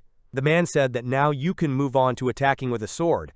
He walked around the monster's side. As he prepares for a strike, he noted that it is important to look for weaknesses and choose the right time. He chopped off another leg and told the children that in battle, not only strength is important, but also ingenuity. Light said it was his turn to show what he could do. He summoned several fire arrows at once. The master turned to the monster, saying that he would test it now with 30 arrows at once. Mia exclaimed in delight that such a large number was impressive, especially without chanting a spell. The mantis tried to fight back, but it couldn't, and Light warned it that it couldn't dodge. He added that as long as he is conscious, he can control each of these arrows. Dumbfounded, the girl asked who he was, if he could do this. At that moment, Light ordered the arrows to light up. Fire erupted, engulfing the monster's leg. Light noted with displeasure that the monster could only withstand a weak part of its strength, too weak an opponent. He said it was time to end the fight. The mantis spun around and tried to escape. He made a quick dash for the woods, but Light said it was wise, but useless. The master began to prepare a new spell. A high wall of fire rose up in front of the monster, and it stopped. Mia was in shock. It seemed to her that such a thing was impossible. Her brother didn't know what was wrong with her. She explained that it was magic only available to elves. She hadn't met any humans who could use it. The boys tried to calm her down. The flames were already engulfing the border of the forest and plain. The mantis was trapped, and Gold said that now it will not go anywhere. The monster made an ominous sound and spread its wings. It soared up, causing everyone to be surprised. Light turned to Nimuma, and she said that she would take care of him while taking to the air. She told the mantis to be happy that it was Lord Dark himself who finished it off, and after saying goodbye, she chopped it into pieces. After the victory, Nimumu landed softly. Gold sighed heavily, and the girl indignantly told him not to make fun of her. The knight replied that he couldn't sell the praying mantis now. It was too finely chopped up. Nimumu tearfully apologized to Light. He grinned and said it was all right. She exclaimed his name happily, and Gold remarked that the master was too kind. The group of children stood in complete amazement. They did not believe that 3 people could defeat such a monster. Looking at their master squad, they asked in shock who they were. The blonde boy asks in surprise who they are, since they were able to defeat a huge praying mantis. One of the youths suggested that they must be A-rank heroes. Then he changed his mind and said that if the 3 of them had defeated him, then it was definitely S-rank. Light replied that they had an F-rank and only recently registered, which surprised the boy very much. Gold interrupted the conversation by reminding them to collect magic stones from the mantis carcass. The master agreed, but noted with irony that someone had made the task more difficult. Nimumu was nervous and apologized. Light offered the guys to help with the collection as a sign of gratitude for the rescue. They agreed. Mia cast a spell and summoned a ball of water. Turning to Gold, she suggested that he wash his face. He thanked her. The master thanked the young man for his help, but the latter modestly replied that it was nothing. Light asked the others to wash their hands as well. While everyone was washing up, the young master reflected that clean water is rarely found in dungeons and it is usually obtained by magic. He mentally noted the kindness of the guys and thanked them out loud for sharing their mana so that the others could wash up. The young man said sheepishly that it was not worth thanking. Mia walked over to Light and thanked him for saving her from the snake. She repeatedly and excitedly expressed her gratitude. Prikusifiazik Mia bit her tongue and exclaimed, and everyone noticed. Gold reminded Light that it was time to move on, so as not to run into monsters again. The young man offered to go with them. Their camp is nearby. He added that the sun had almost set, and it was not safe to go now. Their camp is modest, but there is food and a place to sleep. Light wanted to protest, but the boy interrupted him, saying that they should thank them for saving them. He mentioned that his sister wanted to ask the master about magic. Seeing Mia's excitement, Light agreed. At night, everyone settled down in the camp. One of the young men announced that the food was ready and invited everyone to eat. Mia cheered when she found out that Dark's parents were magicians. She assumed that was why he became so talented. Light noted that Mia also has good skills for her age. She was embarrassed and said that she was far away from him. Mia admitted that she doesn't know how to use tactical magic. Her brother added that she didn't have any decent magic artifacts and asked if it affected her magic. The girl got angry and asked if he understood what he said. The man just grunted in confusion. Mia began to explain. There are 3 types of magic: combat, tactical, and strategic. Combat magic is used in single-player battles. Tactical is used by a group of mages to fight a large number of enemies. Strategic magic has tremendous destructive power and requires many skilled magicians. Mia noted that the use of tactical magic is the hallmark of a first-rank mage. Such magic is wielded by draconians, dark elves, and other races, and humans are rarely capable of it. Pointing to her master, she said that he could use tactical magic alone and without casting spells. She said that no one is capable of such a thing, and if he becomes famous, his name will go down in history. The blonde boy was surprised that she was talking about entering history again. Mia waved her hands, saying it was serious. According to her, Dark is like legendary heroes. The young master was shy and said with a smile that she was exaggerating. Nemumu laughed. Nemumu added that Mia had a good eye for seeing the power of her master. The girl thanked her. Gold said that he understood the admiration but advised Nemum to be more modest and not stick out his chest in front of everyone. Nemumu aggressively replied that she knew everything and asked about her breasts. Gold noticed that he had told her more than once that she was small. The girl demanded to repeat it. Light apologized for their behavior, but the young man said that everything was fine. The young man continued the topic of magic. He admitted that he didn't know much about her, but seeing Mia's admiration, he realized that Dark was really strong. Placing his hand on his sister's head, he proudly announced that she had received a letter of recommendation to the Magic Academy from the principality itself. He believes that she can master tactical magic. Embarrassed, Mia said he'd ruined her hair. My brother apologized. Light asked if the Li Principality was an organization that united the 9 races. The young man confirmed. Gold said that the academy was really the best for teaching magic and asked if they were happy to enter. The boy admitted that they were happy, but after the death of their parents from the plague, they did not even have money for food, not to mention tuition fees. So they met up with Gamora and Vardy and started working together as adventurers. The young man set a goal to earn money for the training of his sister. Gamora supported him, saying that this is also their common goal. Mia thanked him for his support. My sister asked my brother not to act rashly. He promised that everything would be fine. Light looked at them and remembered how warmly he used to communicate with his sister Yume. He added that Mia is very talented and will definitely succeed. She blushed and said she was glad, even though she thought it was just flattery. The gentleman replied that he was sincere. He thought that there were very few magicians among humans at all. Even at level 9,999, he can't use magic himself. Technically, he's a magician, but he uses magic through cards. To hide this, he pretends to cast magic without casting spells. Light admitted that he can't use magic without cards, and unlike Mia, he has no abilities or talent for it. Mia thanked him.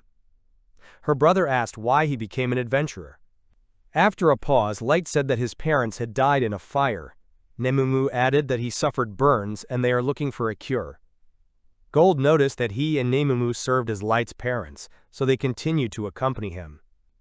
At the same time, Light himself reasoned that the whole story was specially invented in advance. He explained that this is why he wears a mask. The boys looked a little sad, and Mia was lost in thought. The young master apologized for keeping everyone talking. The young man replied that everything was fine.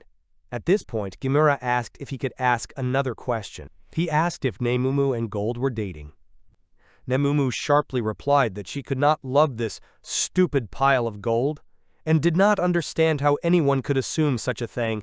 Gold phlegmatically stated that he liked mature ladies who would match his golden armor. Nemumu started to get indignant, and Light commented on the knight's taste.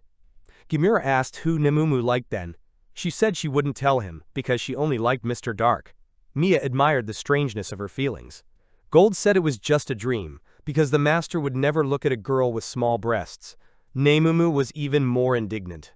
The young man apologized for the personal question, and Light replied that everything was fine and apologized for the behavior of his companions. Nemum was embarrassed that the master had to apologize again. Gold said it was a lot of fun to watch. The dark elf noted that they had collected a lot of materials from the trolls, complimented Kaito on his skill, and was glad that he could now collect as much as he wanted. The elf told him not to get cocky. Kaito asked irritably how much longer he had to kill the trolls. That wasn't why he'd stolen the sword from the elves' treasure trove. Yannick replied that he remembered that very well. He explained that he was looking for a way to overcome racial restrictions, and he needed all the materials. Then he suggested that we move on to collecting the next resource. The next resource is people. The heroes were queuing up at the dungeon entrance. Light noted that it was already crowded in the morning. They would have to wait. Passers-by glanced at them and whispered to each other. They were talking about how this group had defeated the giant mantis 2 weeks ago. They were called Dark Clowns. Nemumu picked up the conversation and noticed that their team had already been given a name. Light said that this has its advantages. Suddenly, someone called out to them. It was a group of familiar adventurers. Light remembered seeing them fight the mantis, but they hadn't crossed paths since. The guy complained that the dungeon is too big, the camp is difficult to set up, so it's hard to find a moment to meet. He said that they would like to thank Light, which surprised him. Then he nudged his sister, who sheepishly asked her not to rush her. Mia approached Light and handed him a shell with some contents, explaining that it was a small gift. Light took the item and asked what it was. The girl said that her late grandmother taught her to make medicine for burns. It does not heal completely, but reduces pain. She timidly asked if he would accept the gift. Light replied that he would accept. He smiled broadly and thanked the girl. Mia's brother added that the girl from the last meeting thought about how to thank Light. The master said he was pleased to hear that. He asked her what she wanted in return. Mia was taken aback and said she didn't need anything. Light thought about how he could repay, and decided to give a useful thing for adventures. He took out a bracelet from his pocket and offered it to her in exchange for the medicine. The young master explained that the SSR rank bracelet can grant small wishes, although it is not very strong for its rank. Light admitted that he did not fully understand how the artifact works, but he thought that the bracelet would fit, both in appearance and meaning. Mia admired the gift, but said that the medicine was too small for such a valuable item. Light assured her that he was giving her the bracelet not for medicine, but for caring. He insisted that she accept the gift. The girl looked at her companions and they nodded at her. Then she agreed and put on the bracelet. Her brother said it suited her very well. Jamura added that the master's taste was excellent. The bracelet perfectly matched the girl's color. Mia smiled, thanked Light, and promised to keep the gift safe for the rest of her life. Light smiled back. Nemumu said that she was jealous, and Gold asked her to stop so as not to embarrass the master. When they entered the dungeon, Nemumu asked if he regretted giving away such a valuable artifact for a small gift. Light replied that he understood that the medicine was a small thing, but was touched by her concern. Gold noted that there is nothing to be ashamed of. The knight added that Light not only thought about the girl, but also picked up the bracelet according to the color of her clothes. He called it a wise thing to do. Nemumu reluctantly agreed, and Gold said that Mia was really a good girl, and sighed, wishing he could be young again. The heroes have reached the 5th level of the dungeon's snow-covered fields. Light announced that he was returning to the abyss and instructed Nemum and Gold to deal with the Yeti. They said they understood. Light noted that the size of the dungeon played into his hands. He activated the teleportation card. As he teleported away, he thought that no one had reached below the 5th level, so no one would see them. It was good for him. In the abyss, his servants were already waiting for him. They greeted Light and said they were happy to see him. He announced that he had returned home. May served the master some tea and asked him how his plan was progressing. Light replied that everything was going well and that he had met some good people along the way. He noted that he felt sincere kindness from them. The maid said she was glad to hear it. Ellie reminded Light of Sasha's revenge plan. She said that the training will be completed in 10 days. Light praised her and noted that it was not for nothing that he entrusted this case to her. Ellie smiled and said she was glad to hear it. Light added that if they are missing something, let them apply. The servant nodded and confirmed that she would do his will. The young master thought of Mizuna, the strongest and most resilient of his fighters. But he noted that she acts without thinking, so she can't entrust her with responsible tasks. Mizuna looked at Light with enthusiasm, and he instructed her to guard the abyss from monsters in his absence. He specified whether it will be able to cope with uninvited guests. The girl happily replied that she would protect everyone. She turned to Ellie cheerfully, saying that she was now part of the plan too, and suggested that they speed up their preparations. Ellie irritably told her not to interfere and threatened not to give her orders. She wanted to finish everything for her master's sake. Light grinned and looked forward to the moment of execution of the plan. He said he wanted to see the look of despair on Sasha's face. On one of the levels of the Daga's dungeon, the adventurers set up a temporary camp. 2 of them were sitting by the fire. One of them stretched and noted that their shift was about an hour away. While the others rested, they were standing guard. The men were named Subulani, level 51, and Gilbert, level 49. The first noticed that the swampy area is unusually quiet. Frogs have not been heard for a long time. Gilbert agreed, adding that it only happened a couple of days a year, but not for weeks, as it is now. Subulani said that it would be nice if every night passed quietly and with a light serif of monsters. He reminded his comrade not to take a nap on duty. Gilbert grinned and said he wasn't going to relax. The dark-haired man asked if he had ever heard of dark clowns. Gilbert didn't understand. Subulani explained that this is a new group, the guy in the clown mask, the knight in golden armor, and the fairy queen. He said that the 3 of them had reached the 5th floor in just a day. Gilbert was surprised. He couldn't believe such nonsense. Subulani confidently stated that it was true. The 3 of them killed a giant praying mantis and brought the Yeti magic stones to the guild. He added that their leader is a mage who uses spells without words. Gilbert didn't believe it and called it a beautiful fairy tale. Subulani admitted that it sounded far-fetched, but the red-haired mage had seen it firsthand. Gilbert asked if he was referring to the girl magician. He thought about it and said that then, maybe it was all true. He added that strong magic can actually defeat even a praying mantis. Then he assumed that their leader was the reincarnation of a legendary hero. Subulani said that this story sounds like a joke, since the comrade says so. But if all this is true, perhaps this person can change the world and end racial discrimination. He said that then people will show other nations that they don't need to be treated down on them. Gilbert agreed with him and added that then everyone would be sorry. Subulani admitted that he was tired of living in such a world. He noted that the night was unusually warm and clear. Gilbert nodded, adding that it had been a long time since he had seen such weather on the swamp. Subulani joked that he would not want to see such a thing near a male company. Gilbert agreed with him. Then the man noticed that it was getting chilly, and warned that he would go away for a short time in need.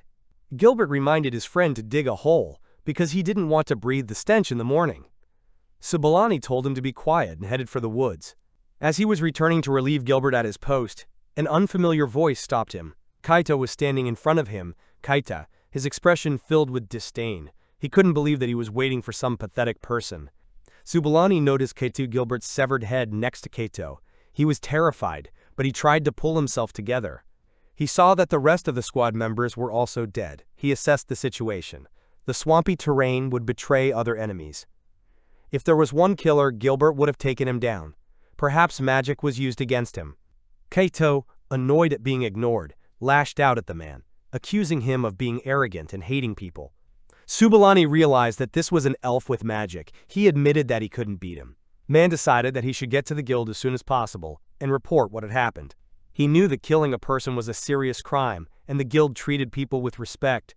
The elf will be put on the wanted list. Kaito continued to mock him, trampling on Gilbert's body and asking if he still had any feelings. Subulani mentally apologized to his friend. He decided to run away. He suddenly waved his hand, which surprised the elf. Then he threw a smoke bomb. Kaito closed his eyes and mockingly asked why he was running away and didn't believe that the man didn't care about the death of his comrades. The man replied that he would take revenge, but in his own way. Subulani knew that magic was useless when the target was hidden. He could escape as long as the enemy didn't see him in the smoke. He ran using his knowledge of the area. Running away from an elf in familiar territory is not a difficult task. He swore that he would definitely avenge his friend's death. But a sudden blow to the head knocked him off his feet, and he fell into the swamp. All that remained was shock and pain. As he tried to stand up, he realized it wasn't magic. He was being attacked physically. He couldn't believe that an elf could do this. Not believing in what was happening, I tried to understand how he got into this situation. Having received a blow to the back of the head, Subalani completely passed out. Yanak stood over Himinak. He said with disdain that the man had actually tried to escape, typical of humans. The dark elf chided Kaito for killing everyone, even though he was asked to let them live. The elf explained that he got rid of them, deciding that experiments required more intelligent individuals. Yanak sighed. There was no longer any difference. All this was just part of the experiment. Kaito promised to take this into account. The elf admitted that he simply cannot stand people and their existence causes him rage, so he kills them out of control. The scientist said that he understands Kaito. People believe that hard work will bring them success, but they forget that born to crawl can't fly. He decided that in the course of experiments, he would teach them this truth, and the 2 survivors should be destroyed. They are no longer useful. Kaito was surprised at how smart the other person was for a dark elf. Yanak ignored them and said that people should be grateful to him for the opportunity to be a part of his work. He claimed that their deaths were his gift and a great act of kindness. After that, he ominously added that it was time for them to look for materials, because before they left the dungeon, they needed to find as many test subjects as possible. Meanwhile, Mia was happily looking at her bracelet, and Gamora noticed that she was glowing with happiness. The girl's brother noticed that she was at the same age. The others nodded, and Mia retorted irritably, saying that she had already explained her attitude to them. Her brother suggested that we go back to the 2nd floor in case Dark was there. Gamora told him to keep his voice down so that Mia wouldn't blush even more. Her brother said he would support her marrying Dark. Mia was outraged. They had misunderstood everything. She said she only liked him as a magician. Annoyed, she threatened not to give them water if they continued their jokes. Then, she turned around angrily and walked forward. The boys hurriedly excused themselves and hurried after her. Heroes came to the guild to hand over magic crystals. The employee was surprised by the volume of the bag and thanked Mr. Dark. When she saw another bag of Yeti stones, she was overjoyed and praised Light's group for the work they had done. The blonde noticed that they were back in one piece and asked if they were tired and would like a little snack or drink. The young master politely declined and asked her to count the stones. The girl nodded back. Gold noticed that the employee's tone changed abruptly, and Nemumu agreed, remembering the first time she had taken their crystals with disbelief. The girl immediately remembered how she didn't believe that the newcomers were able to get the stones on the first day, and hurriedly apologized for her behavior. She knelt down in front of Light and said that she would warn other employees not to repeat her mistakes. If any of the other people saw this scene, the guild head would be furious. As an apology, she informed them that their rank would be raised from F to D, and asked them to keep the incident a secret. Light speculates that Yeti crystals are valuable because of their cooling ability, but few people are able to consistently mine them. That's why on the first day, their team received respect by bringing a large number of rare stones. The other female employees also began to apologize, and the girl who served them continued to assure them of their support. Nemumu said that she personally agreed to accept the D rank, but the master deserves much more. The blonde replied that no one doubts his talent, but the maximum they can give now is a C rank, since too little time has passed since registration. She added that it usually takes 3 to 4 years for such promotion, and even the D rank is not so easy to get. However, in the case of an outstanding contribution, an immediate review of the rank is possible. Light became interested, and clarified what is considered a contribution. The employee explained that this may be the performance of a complex task. The master asked in surprise. Suddenly, the sound of a bell rang out, and the heroes asked what was going on. The head of the guild addressed the audience, announcing an urgent mission on behalf of the organization. He reported that Dagas there were mysterious cases of adventurers being killed in the Dagas dungeon. Gold clarified, asked again about the murders. The man explained that the motives are unknown, but the goal is exclusively people. He stressed that even though the victims were humans, adventurers are an important part of society, and if the killer is not stopped, other races may also be at risk. Therefore, the guild assigns a reward for any information about the attackers. Employees handed out ads. He once again noted that the identity of the criminal or criminals has not been established, but the reward is given even for the slightest information. Gold, having studied the leaflet, immediately understood what was going on and wanted to tell the gentleman about it, but the gentleman already caught his thought. Light asked the employee if this was the type of task she was talking about. She confirmed and added that this is a great opportunity to prove yourself. As the heroes were leaving the guild, Nemumu asked the master if they intended to participate in the capture of the assassin. Light answered in the affirmative. Gold reasoned that the situation was working out in their favor, but it was too early to be happy. The young master agreed, but said that it was more important to get a high rank now, and angrily added that he would not allow the assassin to continue his business. At the hotel, the team began to discuss further actions. Gold noted that they knew almost nothing about the killer, and asked Light if he could use any skills to catch him. The young master thought about it and explained that his infinite gacha skill gives you a random card with unpredictable characteristics, and he doesn't know if the right one will come up. However, he suggested that by combining their efforts and applying the maps correctly, they would be able to figure out the culprit. As an example, he cited a plan with aerial surveillance. Nemumu was about to suggest that we return to the abyss again, but before she could finish, everyone felt something strange. The squad became alert and put themselves on alert.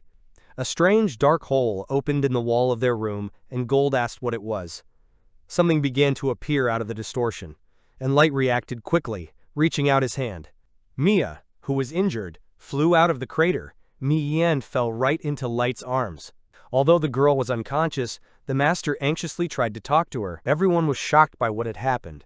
The bracelet that Light gave me glowed and fell apart. Light said the girl's name in surprise. She tried to say something, but she was too weak. The young master pointed out that she urgently needed help. He assumed that the bracelet he gave her had worked when she was in danger. Light wondered what had happened to her. Events are moved back a few hours, to the Dagas dungeon Dagasa, on the first floor. The group of teenagers stood in a daze after hearing the news. Mia's brother spoke anxiously about the attacks on adventurers. One of the allies reported that most of the murders took place on the second floor, and it is now closed. He advised me to leave the dungeon immediately. Before leaving, the guy added that they would go warn the other adventurers. The young man answered him in the affirmative. Mia, startled, asked her brother if all this was true. She assumed that the killer might be a mage, and then they wouldn't stand a chance. Her brother didn't know what to say to her. The rest of the squad members asked what they should do next. The head of the group agreed that it was worth following the advice and leaving here, even if the day was wasted. He noted that their lives are more important. He added that the sun had almost set, and they should hurry. Some time passed. The young man reminded him to stay away from the second floor. If the killer is out there, it's best not to risk it. The party stopped after a long journey. The leader said it was getting dark, and they hadn't even done half of it. Kimura noticed that they had never stopped to rest and were tired. Mia was apologizing for being exhausted too. The chief pointed out that if they made a stop here, they might be ambushed by monsters or the assassin himself. Suddenly, a stranger approached them, asking what they were doing here. The party was startled, and the young man asked in surprise how they were able to approach unnoticed at all. Yanak asked with a grin if they were looking for trouble by stopping in such a dangerous place. The young man honestly replied that they were just resting for a while and didn't want any problems. The dark elf asked if they were going to camp here. Mia whispered to her brother that they didn't seem to know anything about the killer. He decided to ask directly if the strangers had heard about the adventurers' murders. Kaito clarified exactly what he meant. The elf took the hint and asked if that was why they were in such a hurry. The guy nodded and asked why they were here then. Kaito said that they were hunting for their target, but noticed an alarmed group and decided to approach. The young man apologized for causing trouble. Gamura said that they looked like ordinary adventurers. Yanak commented that that was why the second floor was empty. Kaito added that he didn't expect such a quick reaction from the guild. The squad stiffened slightly. The scientist continued that they were surprised at how fast and organized the guild was. He added that if they had known about this in advance, they would have acted more cautiously and quietly. The young man did not understand what all this was about and asked a question. Janak said angrily that he expected nothing less from weak people, even if they think slowly. The squad froze at his words. Kaito grinned as he reached for the hilt of his sword and said that he was in a good mood today. The elf drew his sword threateningly and said that now was the time to hunt a couple of bugs. The young man asked if he was the murderer. Kaito confirmed that he had guessed correctly. The children froze in fear, not knowing what to do. Mia's brother took out his sword and told his sister to run away immediately. The friends stood in front of Mia, preparing to hold off the enemy. Gamura told her that they would try to buy time, and she should listen to her brother and run. Mia couldn't hold back her tears, refusing to believe what was happening. The young man threw himself at Kaito with a shout. The elf chuckled and said that they were seriously thinking of stalling against him. He fiercely said that they should know their place and struck the first blow. Mia's brother and the girl froze in horror. Kaito punched the young man in the stomach with such force that he bent over. Mia cried out for her brother, and her friends ran to him. The elf instantly attacked the others. His blows sent the children flying. Gemura noted the incredible pressure of the attacks. He acknowledged that their levels were not comparable. Kaito cursed, and Yanak turned to the elf in alarm. Mia watched in horror. The boys were lying on the ground, bloodied. Vardy stood up and urged Mia to run, but she stayed where she was, and Kaito stared at him in exasperation. Gamora chuckled, saying that this was the first time he had ever heard him shout. The wounded blonde man said that they should not give up and should show their strength. Mia begged them to stop, and Kaito got even angrier and called them stubborn. The elf cursed and delivered a killing blow, cutting them apart. Mia screamed in horror. Yanak reminded Kaito to kill people. The blonde replied that they were provoking him and reminded him who was in charge. The scientist urged the elf to calm down, because the dead are not useful for research. Kaito said he was leaving him the girl. Yanak noticed that a human mage at this age is a valuable material. The elf swordsman said that he would consider it. Kaito asked if he could have fun with her before the experiments. The elf asked him what he meant. The scientist took the hint and said that the girl has no choice, he can do what he wants. The elf agreed with a smile, and Yanak asked him to call him when he was done, and reminded him not to kill the girl. Kaito agreed and went to Mia's side. The girl screamed in horror at him to leave. He asked her if she understood that they wanted to use her, and told her to be proud that she had attracted attention. Kaito was surprised that she was still afraid and wanted to run away. Mia shivered as he told her not to fight back. The elf taunted her, demanding that she cry sincerely. Suddenly her brother got up and told her to run. Kaito looked at him sharply, and Mia called out to him. The boy saw the dead friends and tried to stay on his feet. Yanak noted his will to live and asked him not to kill. Leaning on his sword, Mia's brother struggled to his feet. He knew that his injuries were fatal. He looked at his sister with warmth in his eyes. Mia understood his silent plea to run away for all of them. She took off and ran. Kaito protested that he didn't let her leave.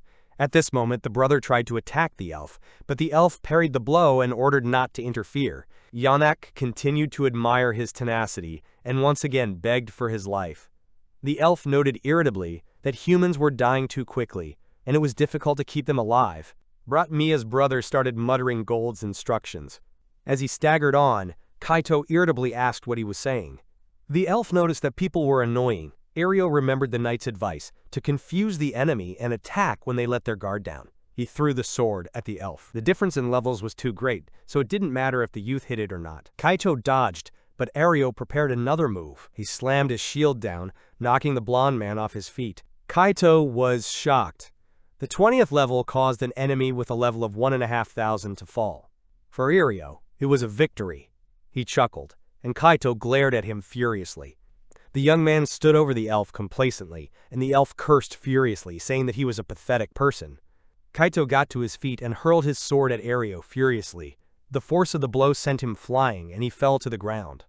The elf screamed that the young man had no right to touch him, and promised to enjoy his torment until his death, while Yanak tried to calm him down. The blonde man wanted to silence the scientist, but the scientist said that Kaito had already done enough, and he had better catch up with the runaway girl, otherwise she would tell him everything. Mia ran as fast as she could, thinking that she should tell someone about the killers. She knew that it was necessary to tell the truth as soon as possible. Suddenly, swords fell in front of her, and she fell to her knees. Kaito noticed with displeasure that these kids didn't realize what they were costing him. Floating in the air on his sword, the elf declared that he would teach Mia manners. The girl exclaimed in bewilderment, and Kaito, showing the sword, explained that it was a ghostly weapon that the master used. He clarified that the sword is one of the treasures of the elves, and, descending to the girl, added that he is able to create an infinite number of copies of it and even fly on it. The elf said it was useless to run. Mia wanted to give in to despair, but decided not to give up. As she cast the spell, she reflected that she had no right to give up, since everyone had sacrificed themselves for her escape. After summoning the ice blades, Mia was sure that Lord Dark would be able to handle them easily. She aimed the ice flows at Kaito, but he easily destroyed them. The girl ran on, and the elf remarked that the attack was too weak and that the humans were too annoying. The blonde man stood on his sword and flew after Mia. She tried to attack and yelled at him to leave, but he just grinned and asked her how far she could run. Kaito noticed that she couldn't leave without her legs, so he threw his sword at her. The weapon hit Mia and she fell. There was a deep, bleeding gash on her leg. As she crawled, she kept thinking about what she should tell her about the killers. The elf chuckled and asked if she knew how much her ice attacks had slowed him down. Kaito, still teasing, said that she wouldn't be able to get far, but she could hope for luck. Mia armed herself with a small knife, and the elf declared that he was tired of her. She said he wasn't a real hero from the legends. The real hero is younger than her, has a unique magic, and is named Dark. The girl added that the elf is a coward, attacking surreptitiously, and an ordinary weakling. Kaito's mind was filled with voices from the past calling him a coward and a weakling. He demanded furiously that she stop talking. He shouted even louder, asking why she and her brother liked to bully him, and summoned a flurry of swords. The swords swung toward the girl. She knew that she couldn't die so that the sacrifices wouldn't be in vain. Thinking about Light, she decided that she should tell him everything. Mia grabbed the bracelet, and it glowed. A black crater appeared beneath her, and she decided that she had no right to die until she told Lord Dark everything. The crater collapsed, and the swords sank into the ground. Kaito didn't understand what had happened. The elf wondered where she'd disappeared to and what magic she'd used. He assumed it was a teleport, but he immediately realized that her skills weren't enough for that. Kaito circled the area. When he couldn't find Mia, he went back to Yannick. The scholar noted that he had returned too quickly, and then saw that Kaito had come without the mage girl, and asked if he had killed her. The swordsman replied that he had lost her, but he was sure that the girl would return. Yannick asked why he'd missed it. The elf couldn't say anything, but the scientist added that the situation was dangerous, because she had seen Kaito's sword and would tell all the guilds because of what they would reveal.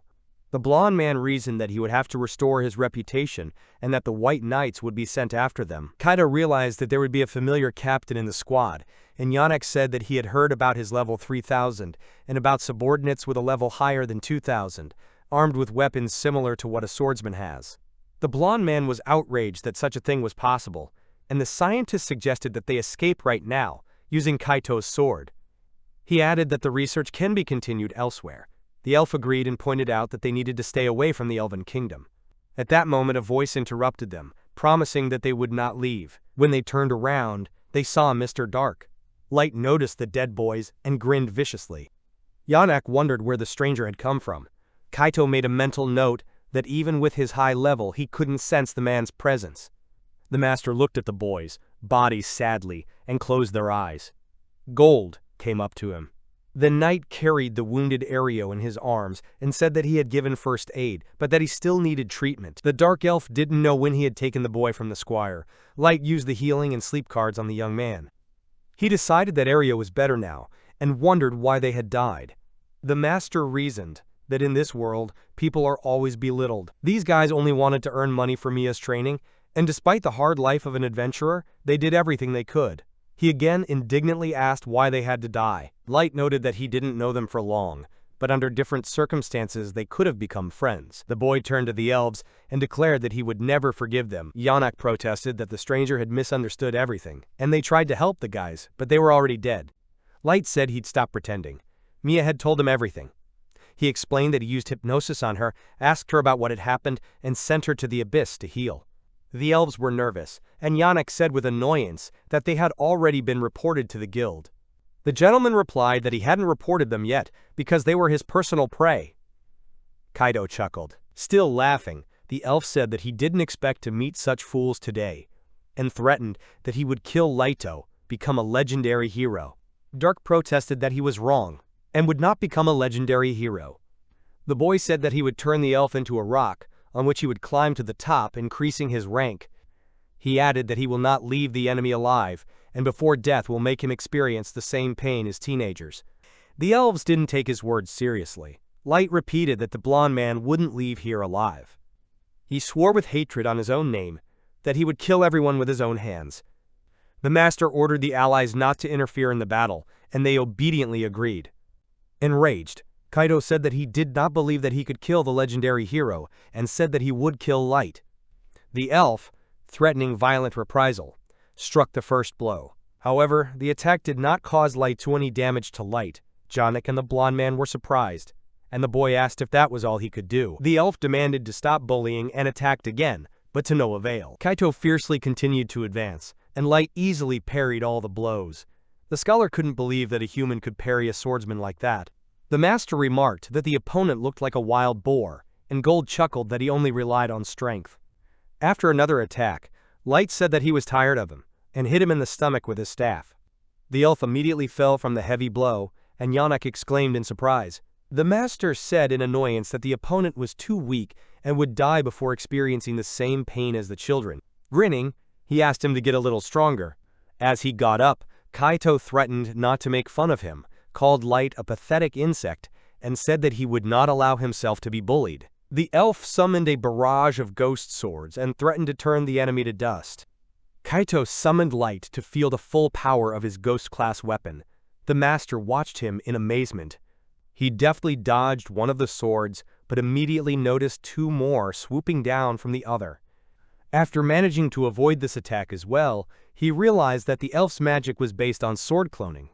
Light noted that each of them is unique and has its own properties. Janek, who was watching the fight, noticed that Kaito, being enraged, no longer had control over Grandius, strength Grandiusa, but the human was also fighting with dignity, and he was curious to see how long he could last. The scientist reasoned that the Grandius was a first-class weapon. The weapons themselves are divided into classes: primordial, mythical, ghostly, epic, artifact, relic, rare and common. Kaito's sword belongs to the ghost class, which allowed you to create copies of it and control them. The number of spears depended on the skill of the wielder, and each sword had its own element. According to his calculations, Kaito at his 1500 level is able to summon 30 swords, and a human can't handle them. As Light continued to dodge, Litha thought that the elf's punches were powerful enough to hurt even a monster. At one point, he noticed Kaito creeping up behind him. The master managed to parry the attack and praised the elf for his efforts, but noticed that it was weak. Kaito was stunned that the man was able to block such a strong blow. Janek expressed his surprise aloud, as even with full power, the blonde couldn't do any damage. He wondered how it was possible for a human to face an opponent with such a high-level and elite weapon, and if he was even human at all. Kaito was annoyed to admit that his enemy was a talented warrior, but claimed that he was only pretending to be a mage. Light replied that he was indeed a magician. Enraged, the blonde man ordered them to stop taunting him, claiming that the mage wasn't capable of parrying attacks so well. The master admitted that he wasn't faking it, but his melee skills were weak. However, due to a special skill, he is able to use high-level magic. If you tried to put him in any class, it would be a magician of infinite cards, which do not exist in this world. He stated that if the elf wanted to see magic, then he would show it, and summoned dozens of ice swords. Kaito watched in horror as he summoned so many weapons without a spell, and said it was impossible. He asked if Light was really a mage and how he could fight him on equal terms, then cursed him and once again created a barrage of swords. The blonde man said with disdain that the ice attacks were too weak to resist Grandius, but in the next moment, the ice flows started to ricochet on his swords. As they bounced off, they shattered the blades until they ended with an explosion that completely destroyed the weapons. Kaito stood there in shock, looking at the falling pieces, and shouted out that it was impossible. Light calmly asked if he was done. The blonde replied in the negative and summoned new swords, which the master once again created an ice weapon. The situation was repeated. Ice flows destroyed copies of Grandius. Janek was stunned to admit that he could see a huge difference in strength and noticed that Light was hitting Kaito's blades accurately. He realized that a human could control magic without spells, and that it was so skilled that not every elven mage could do such a thing. Light remembered that Ellie had taught him how to do this, and noted that even though his limit was 100 ice swords, he could handle it quite well, whereas Ellie could control 1,000. He also noticed that the opponent's swords and the ghost class clones are equal in level to his ice flows, but they do not require Manith owner's mana. The master said that he was tired of the elf, and it was time to finish. Kaito was outraged that someone could stand up to him and Grandius because he was a future hero. He declared that the sword Grandius was the greatest treasure of the elves, given by the master. Dark and his allies were startled by this information. The master abruptly asked what Kaito knew about the master. The blonde man didn't understand the reason for asking, but Light pressed the question again. Kaito chuckled and proudly said that he was an inheritor of Master's blood, a future hero and God's successor, and mentioned that he was one of his apprentices. The elf begins to brag about his noble birth in front of people. Light remembers that the master has an apprentice, and, turning to his allies, informs them that the plan is changing. He decides that first the opponents will be sent to the abyss, and before they die, they will be asked about everything. The master orders his allies to take care of the dark elf and prevent him from escaping. Nemumu and Gold, preparing for the fight, say that they understand everything. Yannick grins that they even changed their plans for him, and declares that even though he is a scientist, he is still capable of fighting at full strength. The squires standing nearby suddenly turn into strange creatures, and the elf wonders how they like his toys. People are shocked by what they see. Yannick asks if they like his creations and explains that he created a hybrid of a human and a chimera monster through research. He explains that the first hybrid was created with a lizard that lives in the lands of the Dark Elves, and the second with a troll. The scientist is proud of the fact that after such mergers, people get a significant increase in strength, and his experiments help them. The elf admits that the creatures are still unstable, but wants to bring them to perfection so that they look like people. Yannick says that he intends to artificially create a warrior who will surpass the strength of the master or apprentice. He adds that this requires as many people as possible to experiment. Light reacts to the scientist's words and orders his allies to destroy the chimeras. He emphasizes that he also wants to get information from the scientist, so you can't let him go. The allies approve the order. Yannick just grins, claiming that pathetic kids won't stop him. He orders not to resist the chimeras, as they will still become part of his experiments. Monsters rush to attack. Nemumu and Gold quickly deal with each chimera. The monsters are defeated. The knight says that it was disgusting, and the girl says that now it's the scientist's turn. Yannick grins and replies that they are in too much of a hurry. The chimeras are restored, and the dark elf shouts that his creations are not so easy to get rid of. Light starts to worry about his allies, and Kaito tells him to stop ignoring him. The master agrees and declares that it is time to end the fight. The elf gets even angrier and threatens to destroy Light. The blonde man gathers all of Grandius, Power Grandiusa, and the master watches in amazement. Nemumu attacks the chimera, but to no avail. Gold makes fun of her, asking if she is not ashamed in front of her master for such a thing. The girl asks what he is doing, and the knight replies that he is protecting Ario so he cannot quickly fulfill Light's request. Yannick, watching the battle, declares that all their efforts are useless because his samples are almost immortal. The scientist suggests that they voluntarily surrender so that he can turn them into chimeras. Nemumu curses, and he and Gold stop attacking. The knight says you can't keep the master waiting. Nemumu agrees and offers to join forces to finish the fight faster. Seeing their training, the dark elf shouts that they are fools because his chimeras are perfect. Gold and Nemumu launch a powerful attack on the monsters. Yannick laughs, confident that they will recover, but seeing them burn down, he falls silent in disbelief. The scientist does not understand what happened and wonders why the chimeras do not recover. Nemumu comes up to him and kicks him in the groin, saying that he was a fool himself. The scientist collapses. Gold says that she went too far, but Nemumu says that she did everything right. As she dusts off her foot, she notices that in the abyss, she will have to upgrade her boots. Enraged, Kaito shouted that with Grandius, help, he would make Light regret ever contacting him. The elf threw a powerful blow, but the master easily dodged it. The young man realized that the enemy had concentrated all the copies of the weapon in one sword. The blonde man launched his next attack. Light continued to dodge, noting that despite the sword's impressive size, its speed had increased, and its shape could change. He dodged the incessant blows, and wondered if this sword had become something like a whip.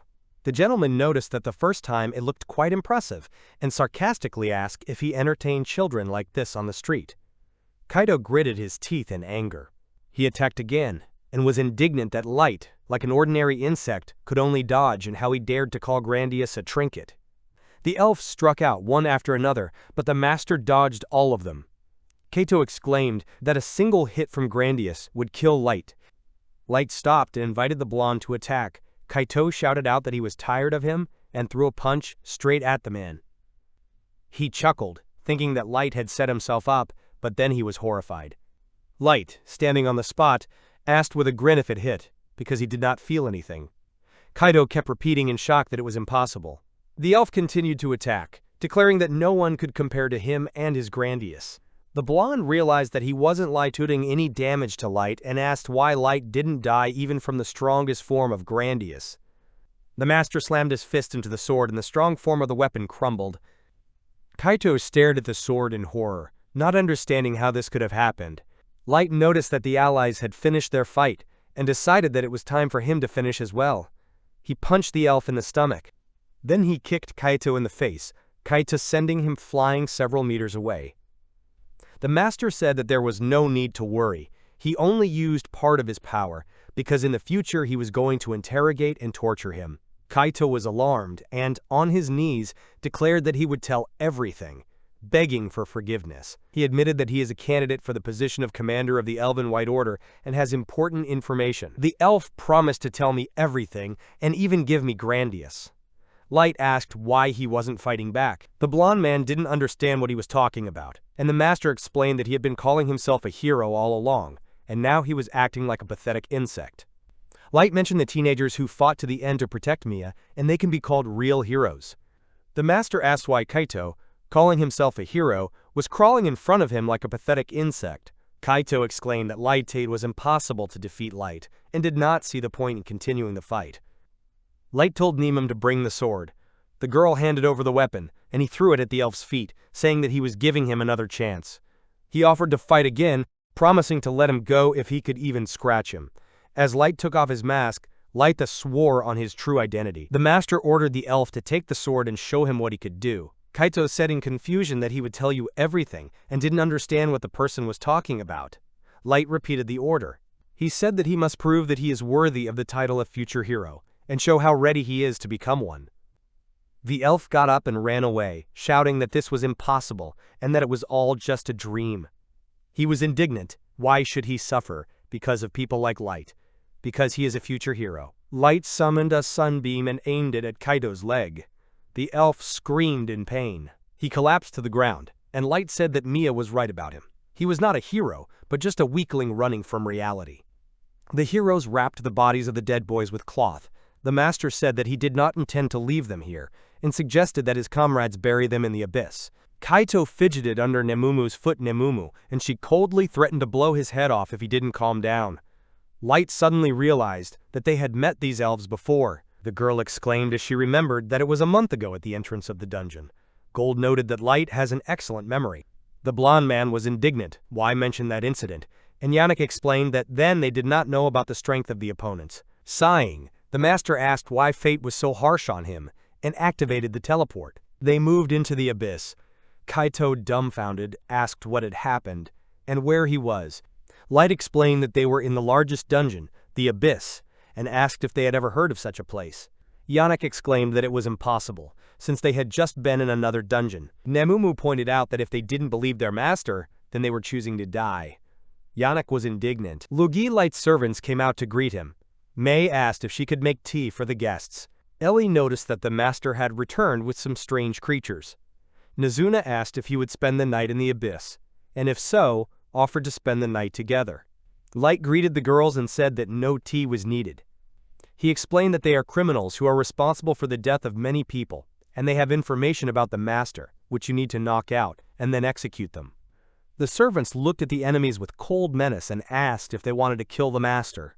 May offered to gently extract information from them, promising that they would bitterly regret what they had done. Kaito thought that there was clearly something wrong with all of them. Ellie said that the master should not get his hands dirty about such things, and promised to use all the tortures known to her. Aoyuki warned her enemies that they would have to pay with their own lives for disobeying Light. I often wondered who all these people were. Nazuna angrily asked how they dared to attack the master, and said that she would not forgive them, but would kill them. Light, turning to the girl knight, clarified that they were needed alive because of the information about the master. The servants agreed, and the young man instructed Gold to heal Ario. Light said he wanted to bury Gamura and Vardy and asked Namuma to help. Yanak turned to the master. The scientist began to justify himself, claiming that he was only a victim. and Kaito forced him to conduct experiments. He asked to be released. Light reminded that he killed innocent people with these experiments, and there is no point in letting him go. I didn't want to argue. The gentleman interrupted him, saying that the decision was final.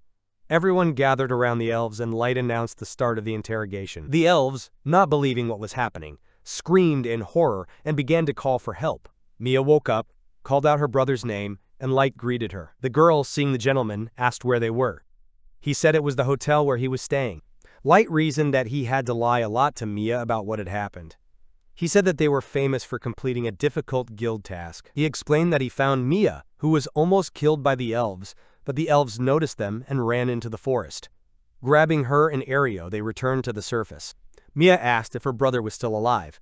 Light said that he was seriously injured, was in the hospital, and when he recovered, they would be able to meet. Bursting into tears, she was overjoyed and asked about Jimuru and Vardy. The gentleman handed her 2 parcels. Mia asked what it was. He replied that it was their hair, and that only her brother had been saved, and apologized for not being able to save his friends. Mia thanked them, and said she was glad to have some memory of them. She stared at the bundles, fighting back tears, and thanked Light endlessly. Mia burst into tears, and the master decided to leave her alone.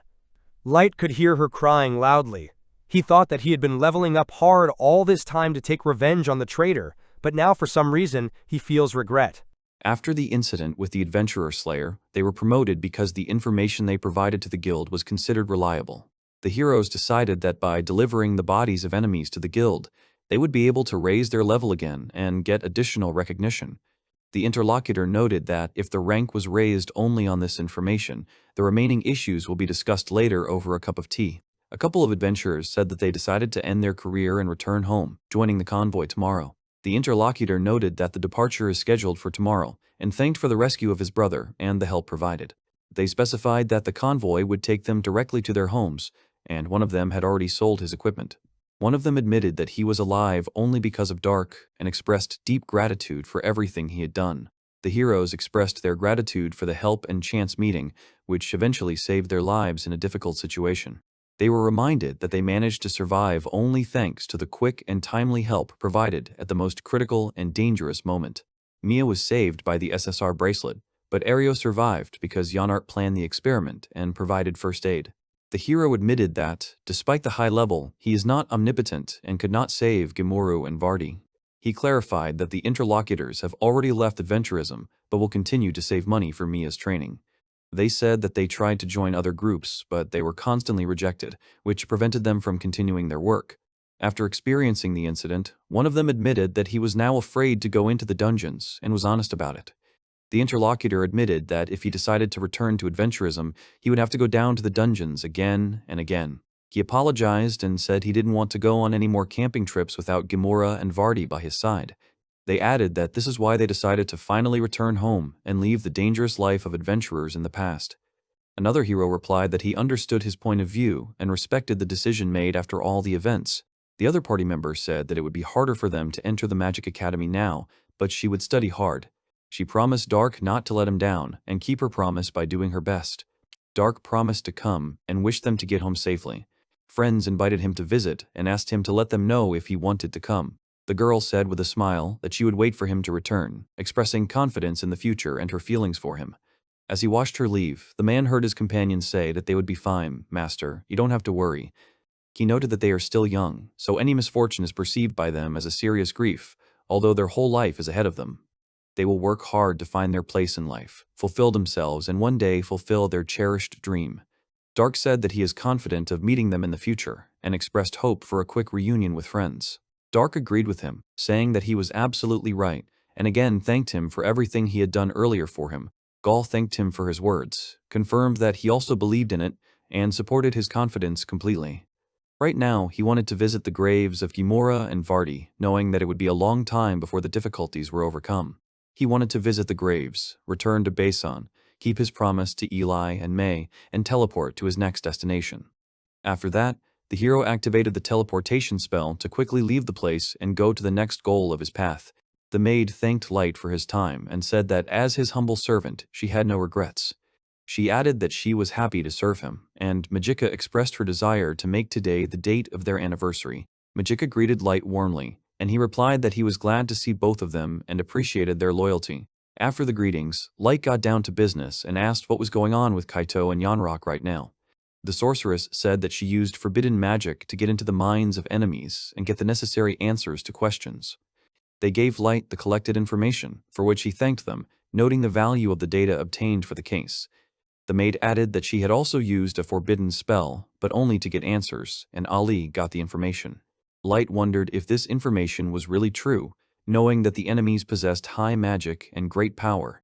The reason for the master's caution was that when he was forgotten, something would come that would destroy the world. The document said that the country would be destroyed, but the question remained how the whole world could be destroyed. The interlocutors suggested that the master is incredibly strong, but his opponent is also a strong enough country and wants to destroy it. Even if the master is really strong, he is only one, and one person can't destroy an entire world. The hero suggested that the master simply selects the people he needs, but so far it is impossible to understand his true intentions. He noted that this information cannot be completely trusted, and asked the interlocutors for their opinion on this issue. The maid agreed with him, adding that without more reliable information, it was impossible to draw accurate conclusions about the situation.